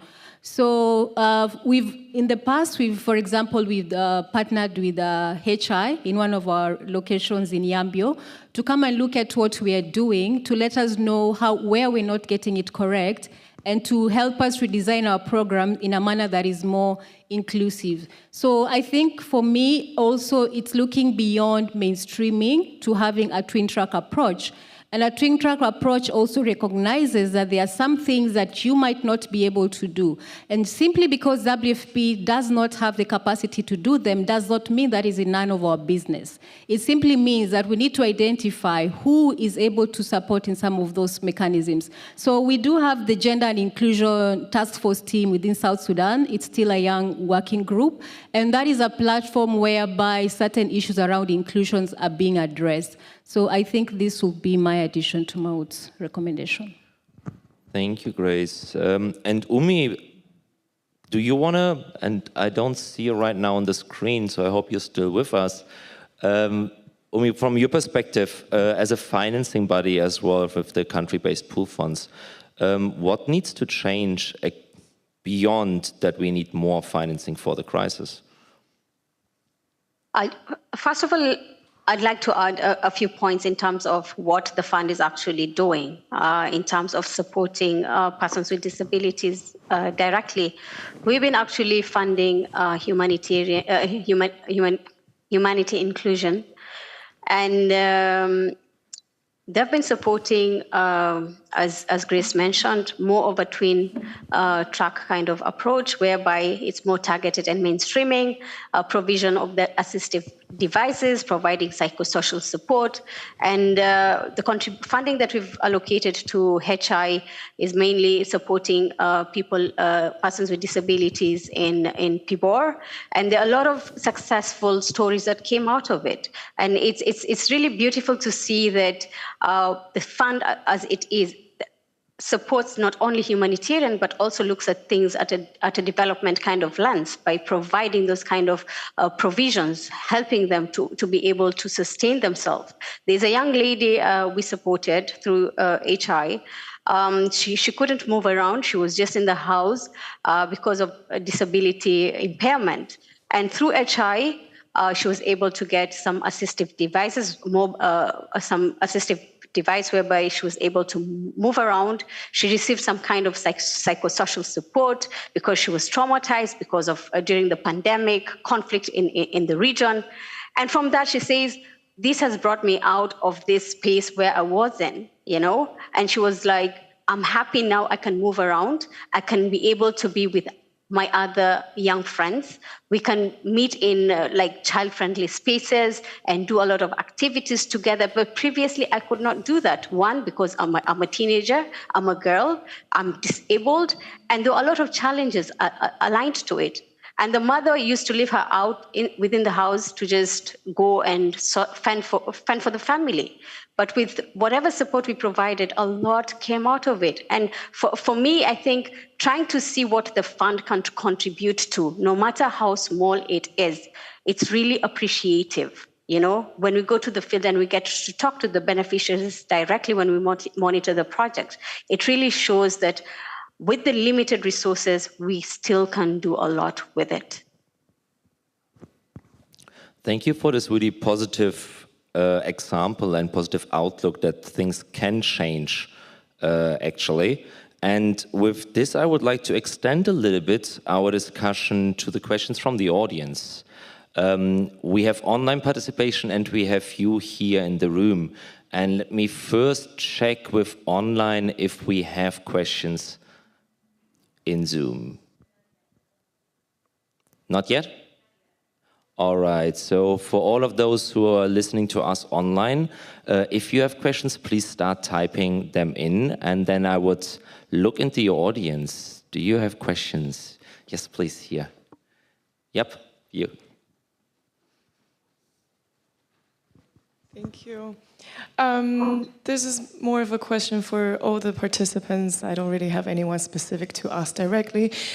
Grace has mentioned the gender and inclusion. Can you maybe introduce yourself really quickly? Okay, my name is Shiwen. I used to work in South Sudan until the last summer. So it's really nice to stay here today and feel the same internet problem that I had before again. So Grace has mentioned the Gender Inclusion Task Force, and I know that there are several other task forces that has been really great initiative happening in South Sudan, like the PSCA task force and several others. But one of the biggest challenges that I encountered working in places like South Sudan is actually the coordination between humanitarian actors. Doesn't matter if it's a task force or is it the cluster system that's led by OCHA or any other coordination system. And especially for the problem that's related to something, let's say, the things that we're talking today are usually having less funding than some other really highlighted topic. So for these kind of not so highly funded topics, how can we really have an effective, more effective coordination system to really have it in the very effective way to have every partner to actually devote themselves into the things that they want to work in? Thank you. So maybe Grace, you start, and then the others are invited to complement or have another position also. I will attempt to answer, but I will dodge it to OCHA because they are in charge of coordination. Yeah, you're very right. It's quite a big challenge. So, for example, when we did the Gender and Inclusion Task Force team, we decided not to do a strategy because we have so many strategies that exist that nobody wants to read another strategy. So basically what we are working on is an approach. And that was based on the advice, because within the task force, it's chaired between WFP and UNFP at the moment, but also we do have a gender advisor from OCHA. We've been trying to do the intercluster approach as much as possible, trying to make presentations in terms of what the Gender and Inclusion Task Force is doing. We've been trying to get indicators that could be adopted across the different clusters so that there's reinforcement around gender and inclusion. And also presentation at the humanitarian country team so that there's that high-level buy-in in terms of what we're doing. But it still remains a bit of a challenge, as you've mentioned, and we are hoping through our simplified approach of also having physical presence across all these clusters is a way to bring, a vision of presence to the issues of gender and inclusion. So we are still trying to tackle this issue, but I will also pass it to OCHA if they are in the room. Umi. Oh, thank you, Grace. I think this is a very good question, and it's really important because these are challenges that have also been highlighted. Recently, we had an intercluster coordination meeting with Dennis, one of a researcher that's funded by the GFFO, and we had a meeting with the ICCG. And one of the challenges that were raised is, why are we mainstreaming response? Why can't we ensure inclusion of persons with disability and providing those services? How can you work together and ensure these are actions that are done collectively? So these are discussions, as Grace said, these are discussions that are happening and they need to happen. And it's not just within OCHA, it's within the humanitarian country team. And I think from the research that is being conducted, and I think it's really important that we have more researches being conducted in South Sudan so that these issues are highlighted. Out of the findings of the research, I think this will bring out a lot of results, hopefully, following Dennis's visit in South Sudan. And we might end up pushing forward disability inclusion because it's critical. And I can see that even whenever we do fund our partners, because it is a challenge. Whenever we only have to fund one partner to provide such kind of services, it's unrealistic. When we have more than 1.3 million, when we look at our resources, 1.3 million people who are in need and more than 260,000 persons with disability who require services. HI cannot do it alone. It requires collective effort, and these are the things that we need to work together collectively. That's all I can say for now. Thank you. Thank you, and I see you with another question over there, but I would like to quickly give John and Maud the chance if you would like to add something.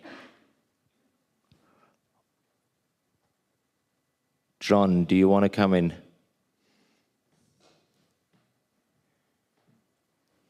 Okay, sure. I'll come in if Maud to add something. It's okay. But if I got the question from the audience towards how can we do better in this low-funded topic, because again, when you look in South Sudan, no one is willing to start another one. With a specific focus on the coordination between the humanitarian actors on this topic, if you might. Yeah.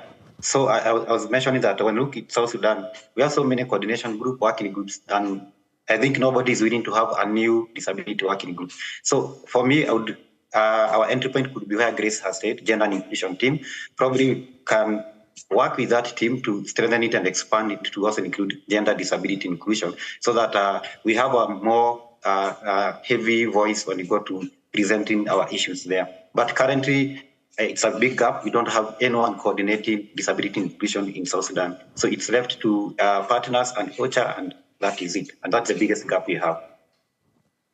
Right. Actually, on my part, I will say that lack of coordination will negatively influence the humanitarian response, because it might lead to things like duplication, neglecting some of the areas that are important to be taken into consideration, and so forth. So in my opinion, I will say that donors have a critical role to play in terms of ensuring that organizations coordinate the work among themselves. Donors have a significant role to play, like FFGO, there are other donors that are in the context of South Sudan also have critical role to play in ensuring that organizations coordinate the work among themselves. Also, we have the Relief and Rehabilitation Commission in South Sudan, which also has a significant role to play as the government stakeholder to ensure that organizations coordinate the humanitarian response.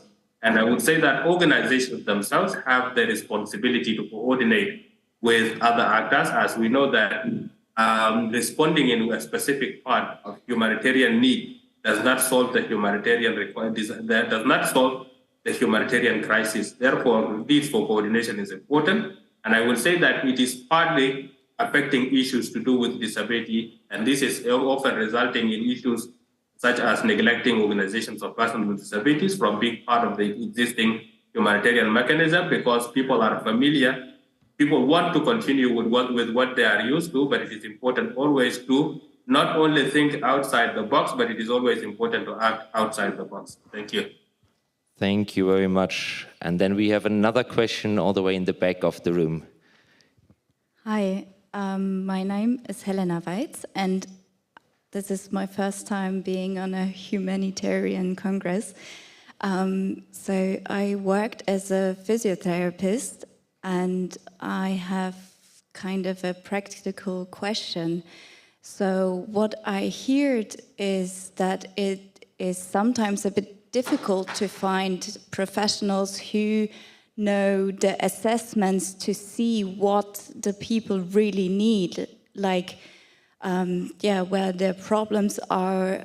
So the question I have is, are there collaborations between professionals in, for example, Germany, US, or wherever, who can do some sort of tele or video therapy, or support the local therapists or the local practitioners in the diagnosing process? And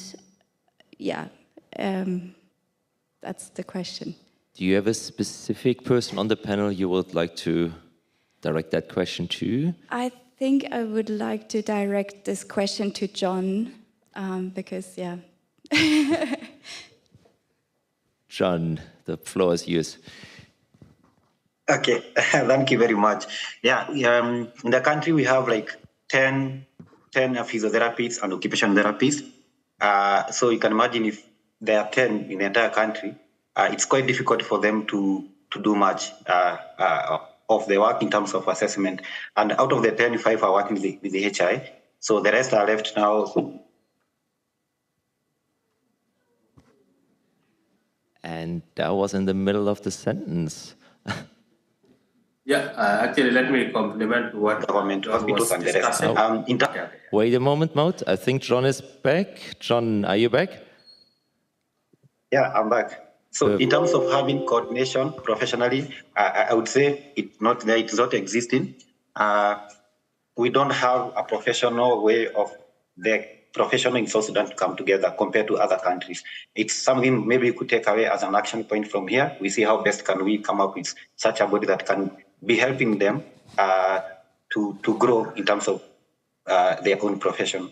I would allow Amahut also to come in because he had something to say. Yeah. Thank you.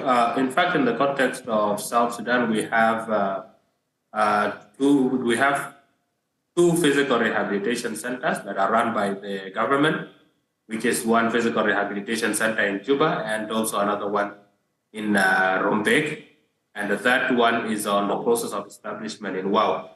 Nevertheless, also we have a college that is known as St. Mary College, which also train physiotherapists. But despite all this, the capacity to provide this technical support to persons with disabilities remain minimum, as many persons with disabilities continue to be out of reach by this kind of services. So it is important, as what John has mentioned, that it should be taken as an action point to be included in the training centers and the government-run centers, as well as something to be replicated among the humanitarian actors, particularly those that are providing rehabilitation assistance, which is actually a major requirement for persons with disabilities in many contexts, and particularly those who are working in the remote areas of South Sudan. Thank you. Does that answer your question sufficiently? Beautiful. We have still time, if I see that correctly, for at least 1 to 2 questions. Do we have anything online? Sorry, just checking online one more time. Nothing online. All right. Then here in the front, can we have a microphone all the way here in the front? Thank you.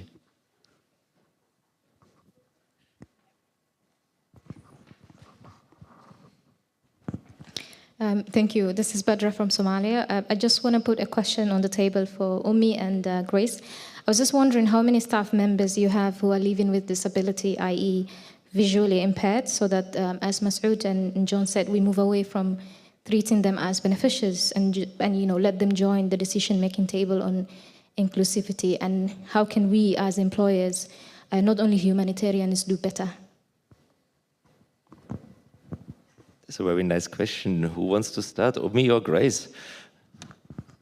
Wow, you have really put me on the spot on this. Exactly.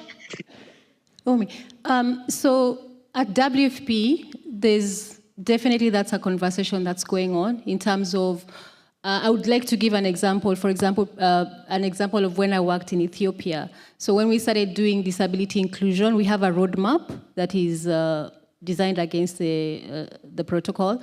And our work, we have a specific work plan, and one of those work plans issues are around who are we working with that is really able to address issues of disability. And there was a specific fund that was allocated to make sure that we brought on board a staff that was supporting us with disability inclusion, specifically within the protection team, and having hiring policies, etc., that promote inclusion.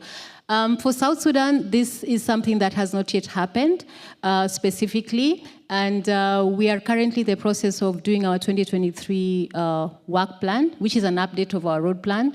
So one of the conversations that we need to have with the HR is how inclusive are we within our hiring process? Though at the moment also we are in the process of restructuring. As we know, global funding has gone down and also our response has shrunk down. So maybe it is the opportunity for us to see, as we are bringing new staff on board, to make sure that we are as inclusive as possible in the new recruitment. Thank you. Umi, do you want to come in as well from OCHA's perspective? Thank you. So within OCHA here in South Sudan, especially in Juba, we do have, it's more inclusive. We do have colleagues who are physically impaired, but in terms of having it more included into the HR policy, that one I'm not certain about it, so I can't answer this question. But these are things probably I'll have to check with my colleagues and then probably get back to just see how it works. But at the moment, apologies, you caught me off guard on that. Thank you. Thank you very much. All right, I'm looking into the room. Is there a last question?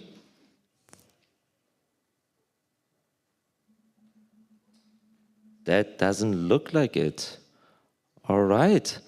Then with this, I would like to thank all the panelists once again, despite visa issues, despite internet connectivity issues, to have this fruitful discussion with us. We saw it is difficult to have shrinking funds, to have neglected crisis, and then topics that are still often neglected, but that we see positive examples. So we can move forward, we have good ideas, and we need to, as we always say, we need to continue the marathon because it's not a sprint. And with that, thank you very much, everyone, here in the audience, online, and on the stage. Thank you. Thank you. Thank you. Thanks a lot. John, did you want to say something? I had the feeling. Yeah, I had one last thing that came to my mind. Go for it. Yeah, I was just thinking about the challenges we have in terms of coordination on matters of inclusive humanitarian disability inclusion. And I was thinking of maybe moving forward, it could be a recommendation that probably UN can have a UN disability so that they can be in charge of coordination and chairing all these kind of things. It will be a big step because now we have a specific arm in the UN focusing on disability inclusion, and now it will be one of the main agendas on the table. Just a thought, like the way they have other UN bodies, we can also have a UN for persons with disability. Thank you. Thank you very much, and I think that was a really nice closing word to have a UN disability taking that challenge. Thank you very much. Hakan, I just have one point to add, is that if that's possible. Yes, that's possible. We have 2 more minutes. In just a minute, because we've had a lot of discussions about the bottom-up approach, and a lot of points have been raised by my colleagues and panelists during this discussion. And one thing that I really want to point out is that we need to promote new approaches, and that's a given, right? For example, we have an initiative. It's called the Flagship Initiative that was recently piloted in South Sudan. It aims to respond to more effectively to people's priorities. This can be achieved by community-driven. It's more a community-driven solution that contributes to community resilience and sustainable livelihoods, among others. So it's more of a bottom-up approach, which brings everyone on the table. It brings the communities, it brings the clusters, it brings the authorities, it brings the humanitarian actors, and to have those discussions with the communities to just highlight what their needs are, and that would be the basis of prioritization. This would include all vulnerable people, women, girls, and persons with disabilities. So this is an initiative currently that is being piloted in South Sudan, and discussions are ongoing. And it's good that I have John and Maud on board. And those discussions, once we can have it as we move along, now that they're here in South Sudan. Thank you. Umi, when can we expect some results or some findings from that we can look out for, that we can see what's actually changed with this initiative? Do you have a time frame for us? Currently, we're developing a plan, so the discussions are ongoing. Once we have it, it will be shared widely. So you'll have that information too. All right, thank you very much. And with this, thank you. We are really closing now, so no more lasties at the moment, but we have something to look out for. And once again, thank you for listening. And I'd like you all to stay actually here in this room, because we are immediately starting with the closing remarks. So once again to the panel, thank you. And it's my honor to now also announce the closing remarks here on the stage. I'd like to call to the stage Nancy Balfour from the Center for Humanitarian Change and Badra Yusuf from Raksan. Please come to the stage when we are leaving at the same time.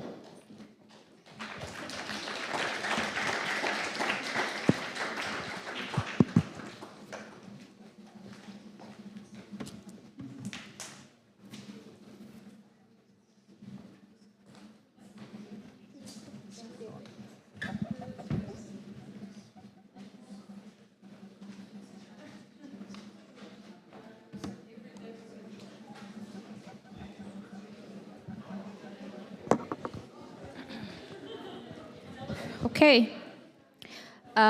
So it's me again, Badra. I'm back to the stage. And for those of you who are meeting for the first time, I'm the managing director of Raksan, a local social enterprise based in Mogadishu in Somalia.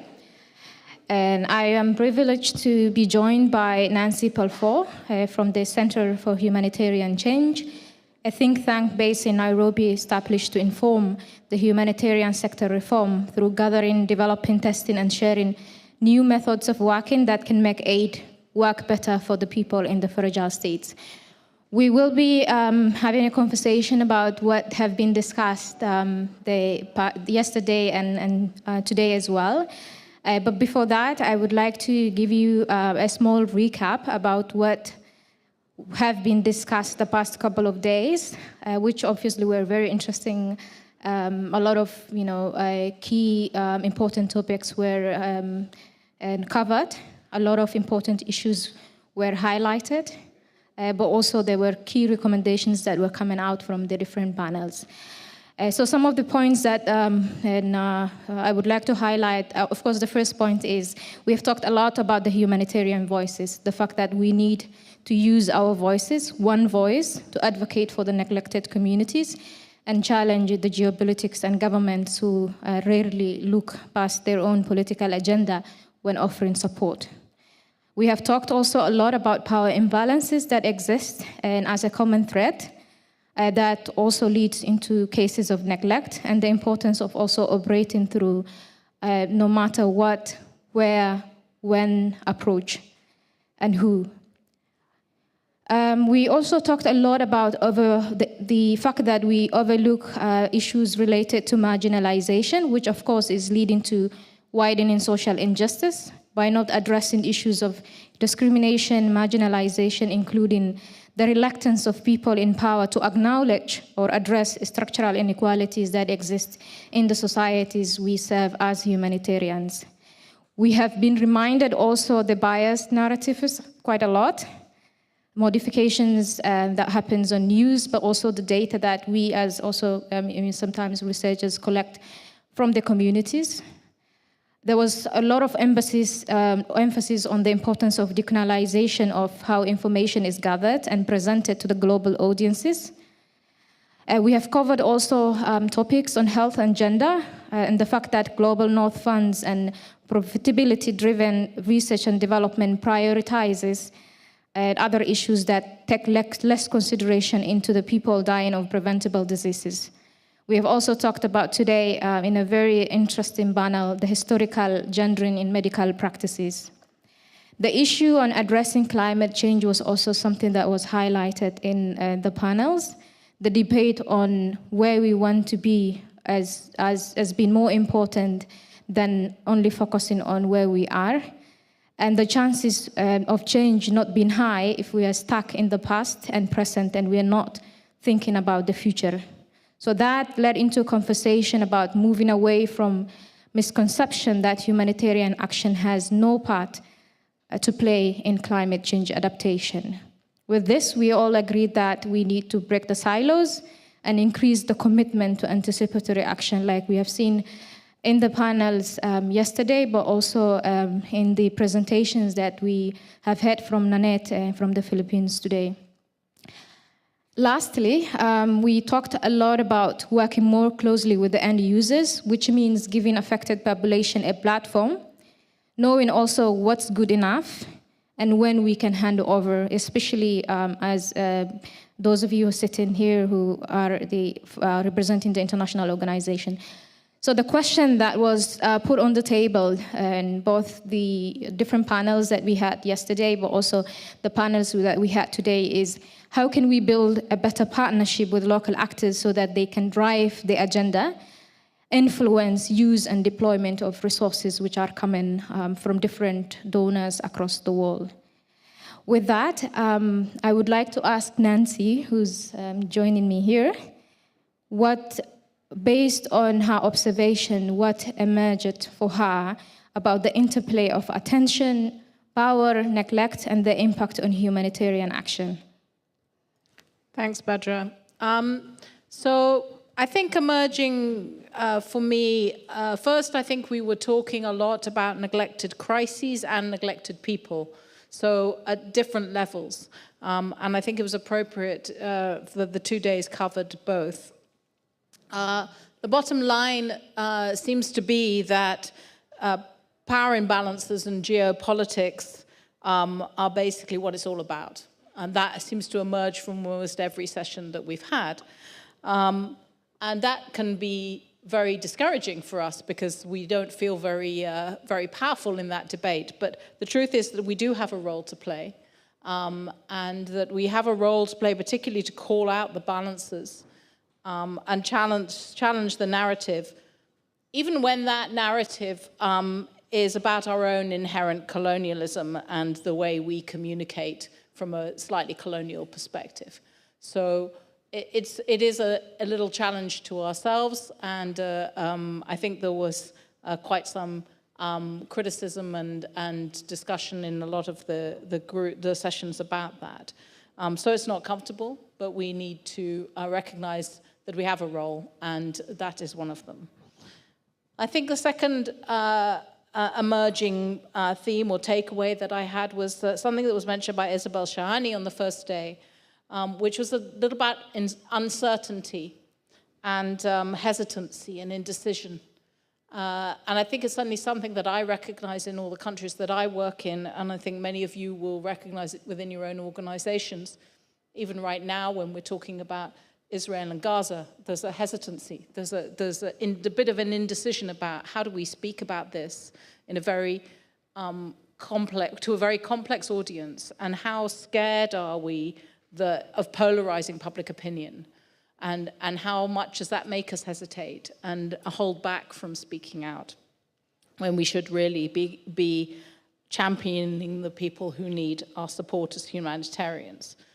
The reality is, and I think this came out clearly from the keynote speech this morning, that as humanitarians, it's our job to protect the persecuted, neglected, and powerless. So hesitating or thinking it's maybe not our job, or we're too scared of the polarization of public opinion to actually say anything, is not doing our job as humanitarians. We can do better on that.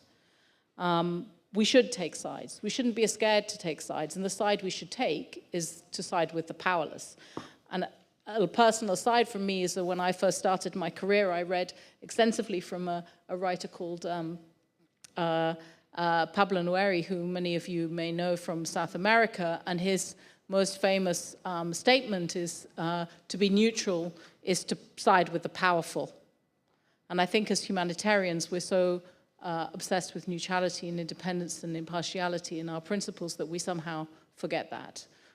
It's a little controversial in the humanitarian room full of humanitarians, but I think we have a role to play, and we should remember that to be neutral can sometimes mean to side with the powerful. So I think another point that came out clearly, especially from the keynote speakers this morning, is that we're failing on protection. We're failing to protect people who really need our protection, that are the persecuted and the marginalized. And often we believe that the barriers are nothing to do with us. They're somebody else's fault that we can't reach those people. We're blaming other people on that. And I think Ed Schenkenberg this morning challenged us by saying that the barriers to response should be a reason to try harder. And certainly in my recent work in Somalia and Ethiopia, I would say that is very much the case. The final point that sort of emerges for me, Badra, I would say, is the point that came from your panel this afternoon, that while the international attention is elsewhere, it's the local actors who are continuing. And we're making quite slow progress on localization in many ways. And I think in some of the sessions, there's been a bit of a challenge to us to look to our own systems as to why that is. That we tend to blame our back donors, but actually it's not necessarily about our back donors. It's also about our own systems and possibly about our own unwillingness to step back when we need to. So I think there's a bit of a challenge there, and I'll talk a bit more about that as we go through. Thanks, Petra. Thank you, Nancy. As you know, we have talked about there are a wide range of discussions that happened. What do you think was left out during the Congress? Left out. It was a wide-ranging discussion, and I'm not sure that I would say that anything was really left out, but I think perhaps there are a few areas that were under-discussed. One, the obvious one, I won't say much more about it, is Rhoda raised it on the first day, is diversity. Who's speaking and about what, and there's not much diversity in this room. So I think we could have talked about that a little bit more. I think the other issue for me is that there was a slight reluctance, I think, to talk about the dilemma that we all face in working in conflict, about challenging the narrative of the parties to the conflict. It's often very uncomfortable, and we're often very nervous about doing so because we fear that it will perhaps impact our ability to continue operating. And it's, again, this issue of power imbalances. But there are sort of standard narratives that we will challenge. But if there are specific narratives in the parties to the conflict, if they have a specific agenda of persecution or they have a specific narrative around what they're doing or not doing, again, as humanitarians, we have a bit of a responsibility to challenge that. And I didn't hear a lot about that today and yesterday. Again, I think, how do we do that, and how do we do it in a safe way, and how do we try and change that narrative instead of shying away from those slightly sensitive subjects, whether they're about marginalization or clanism or diversion. It's a big topic in the Horn of Africa at the moment. How do we have those discussions with the parties to the conflict? So I think that's something we could have talked about a little bit more. Perhaps the elephant in the room, and I use elephant as a term deliberately, is probably the donors. Again, there's a inherent sort of assumption that if we're talking about getting attention, we're really talking about getting the attention of the donors, and it's all about money. We weren't very honest about that in our discussions today and yesterday. I think we kept talking about attention and getting public attention. But I think for a lot of the people in this room and the organizations we work for, it's about getting donor attention. And we should be honest about that. But also perhaps in future forums we could talk about whether there is a place, or whether we can be less driven by the money and more driven by the imperative to speak out on humanitarian issues, not just because it will get more money to that crisis, but because it's the right thing to do. So I think that a third point, perhaps, that I didn't hear a lot about, and this I think comes up for me because there was quite a lot of discussion about the funding squeeze, the shrinking humanitarian funding, and the shrinking ability to be able to respond to lots of crises at the same time. But we didn't talk very much about what do we do about that. Like, for those neglected crises that we really don't have the means and the capacity to respond to, what are the solutions? Are we talking about durable solutions for some of these protracted crises? What do those look like? How can we be part of that solution instead of perpetuating, and looking for the same response to the same humanitarian crisis for years and years and years? Again, it's an uncomfortable discussion, possibly, that we might have to pull out from certain crises, but I think we should be more honest about thinking about the longer-term solutions in some of those protracted crises.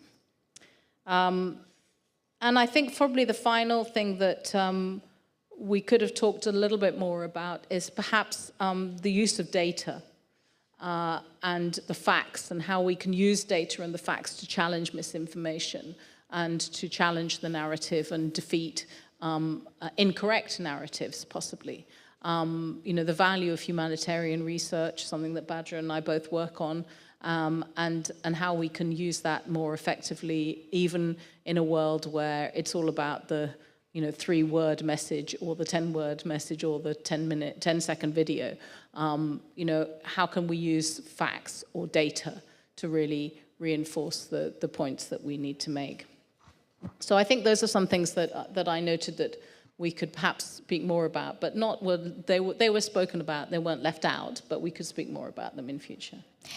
Nancy, I'll come back to you to discuss about some of the solutions, but I would like to also bring our audiences. We will take 3 and feedback from your side, and I'll give you a maximum of 2 minutes. So if you don't finish in 2 minutes, I will have to stop you because of the time. Anyone who would like to share with us their key takeaways from the conference?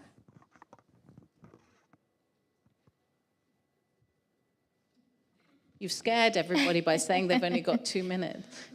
It's key takeaways. I've given you some of mine. Does anybody want to be brave enough to give us some bullet points on your key takeaways? Or probably we have then too much to say.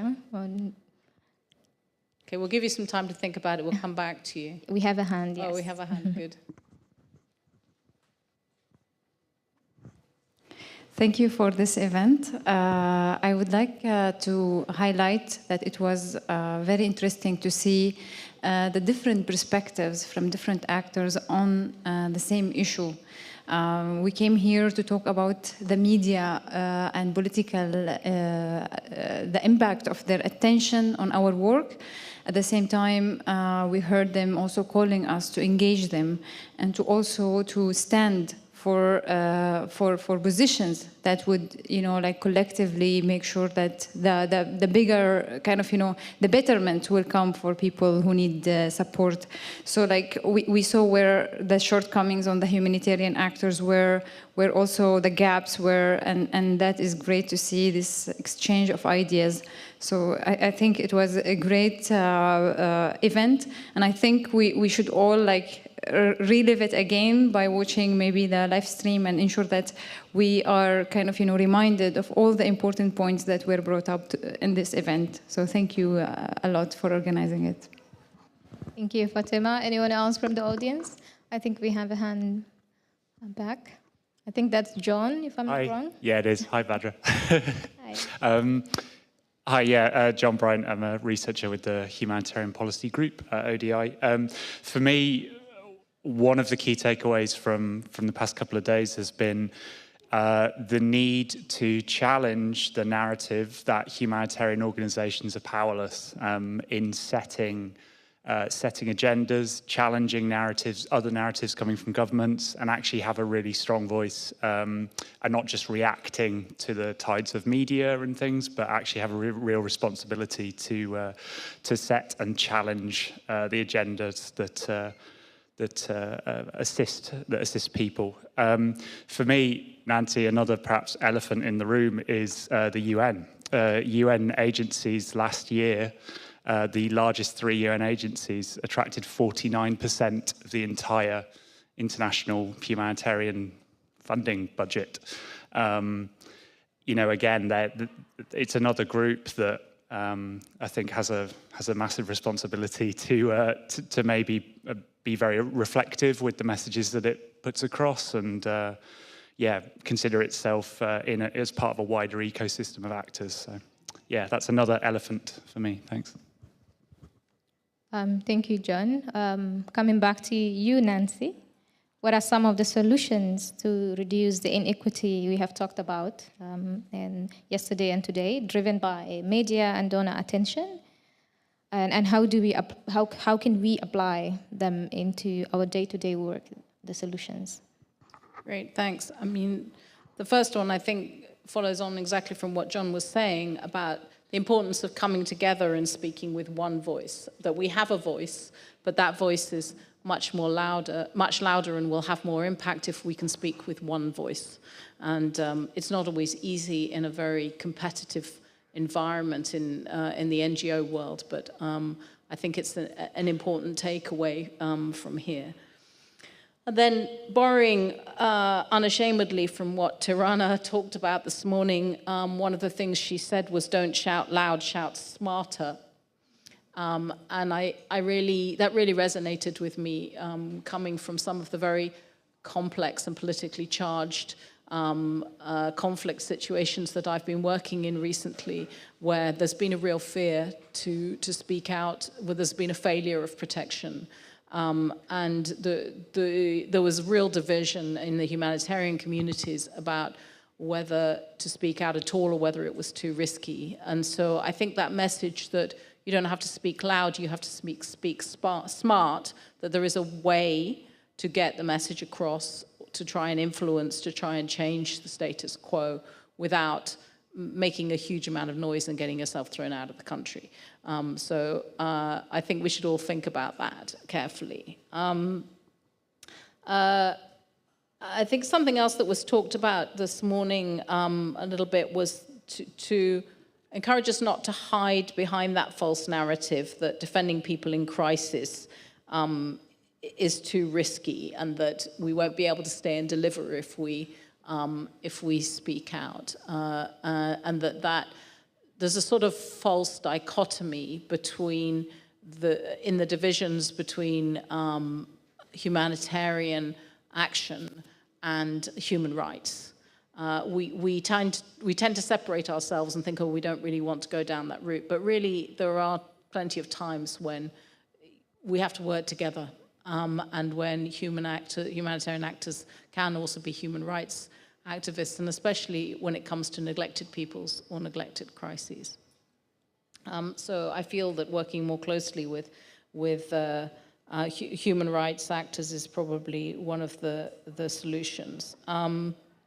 I think, as I spoke about before, possibly what emerges very strongly in different ways from nearly all the sessions, and as a solution, is that we genuinely need to cede power to local actors, and recognize that in many cases they're better placed to support neglected people in crises. We also need to be able to give them a safe, and I emphasize safe, platform to speak out on where there is neglect and abuse. And I think we need to do that while recognizing that we too often transfer the risk from ourselves to our local partners, and we need to be mindful of that, and provide a platform at the same time, protecting them from the same risks that we protect ourselves from.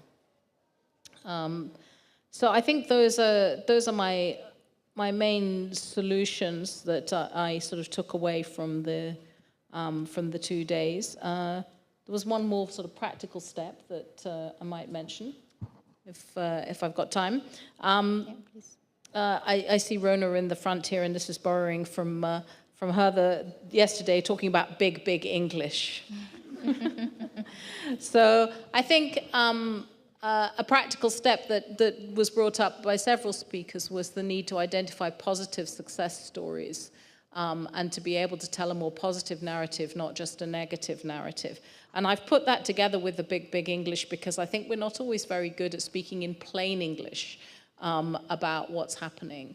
And big English is necessary for us to talk to each other, but we could perhaps use small English to talk to a wider audience and be a bit more plain speaking in the way that we engage with the media and expect the media to be able to explain quite complex issues to a wider audience. So I know that's those of you on communications, and there's a lot of you in the room already know all of this, but for those of us in the technical field, we tend to put out statements or say things in a tremendously huge jargon, and nobody understands a word of what we're saying.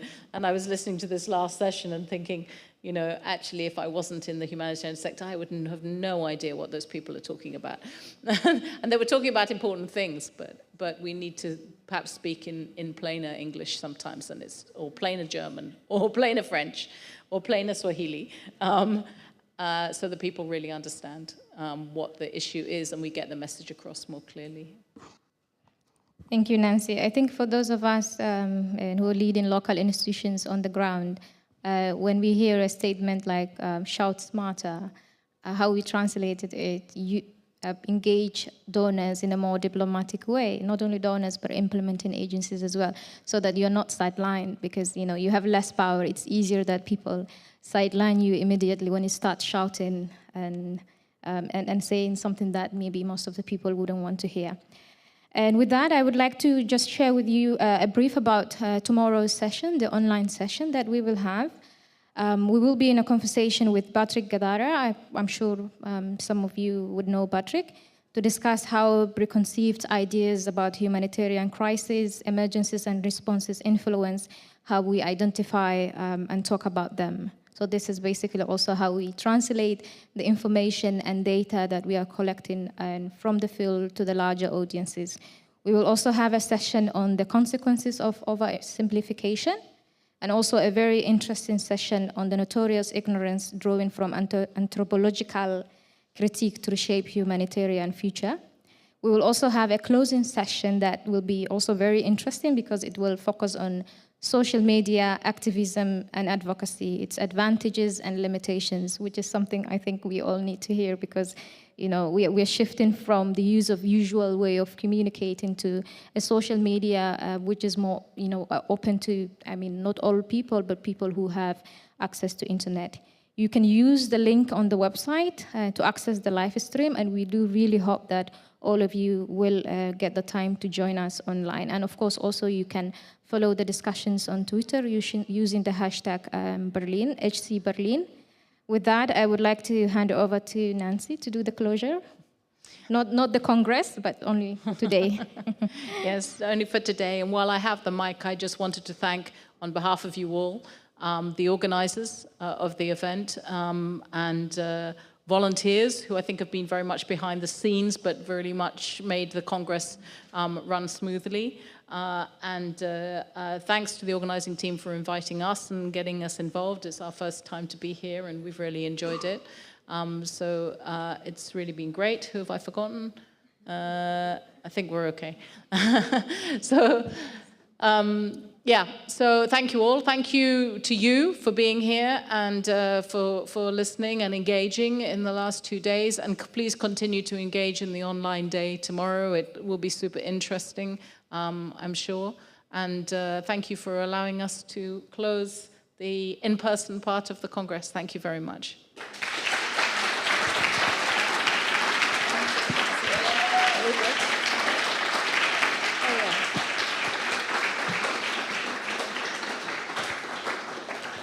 I was to mention to those of you that didn't grab the mic to give your feedback that there will be a survey sent round to all of you participants towards the end of next week, so you can give your feedback in person on the Congress. Thank you again.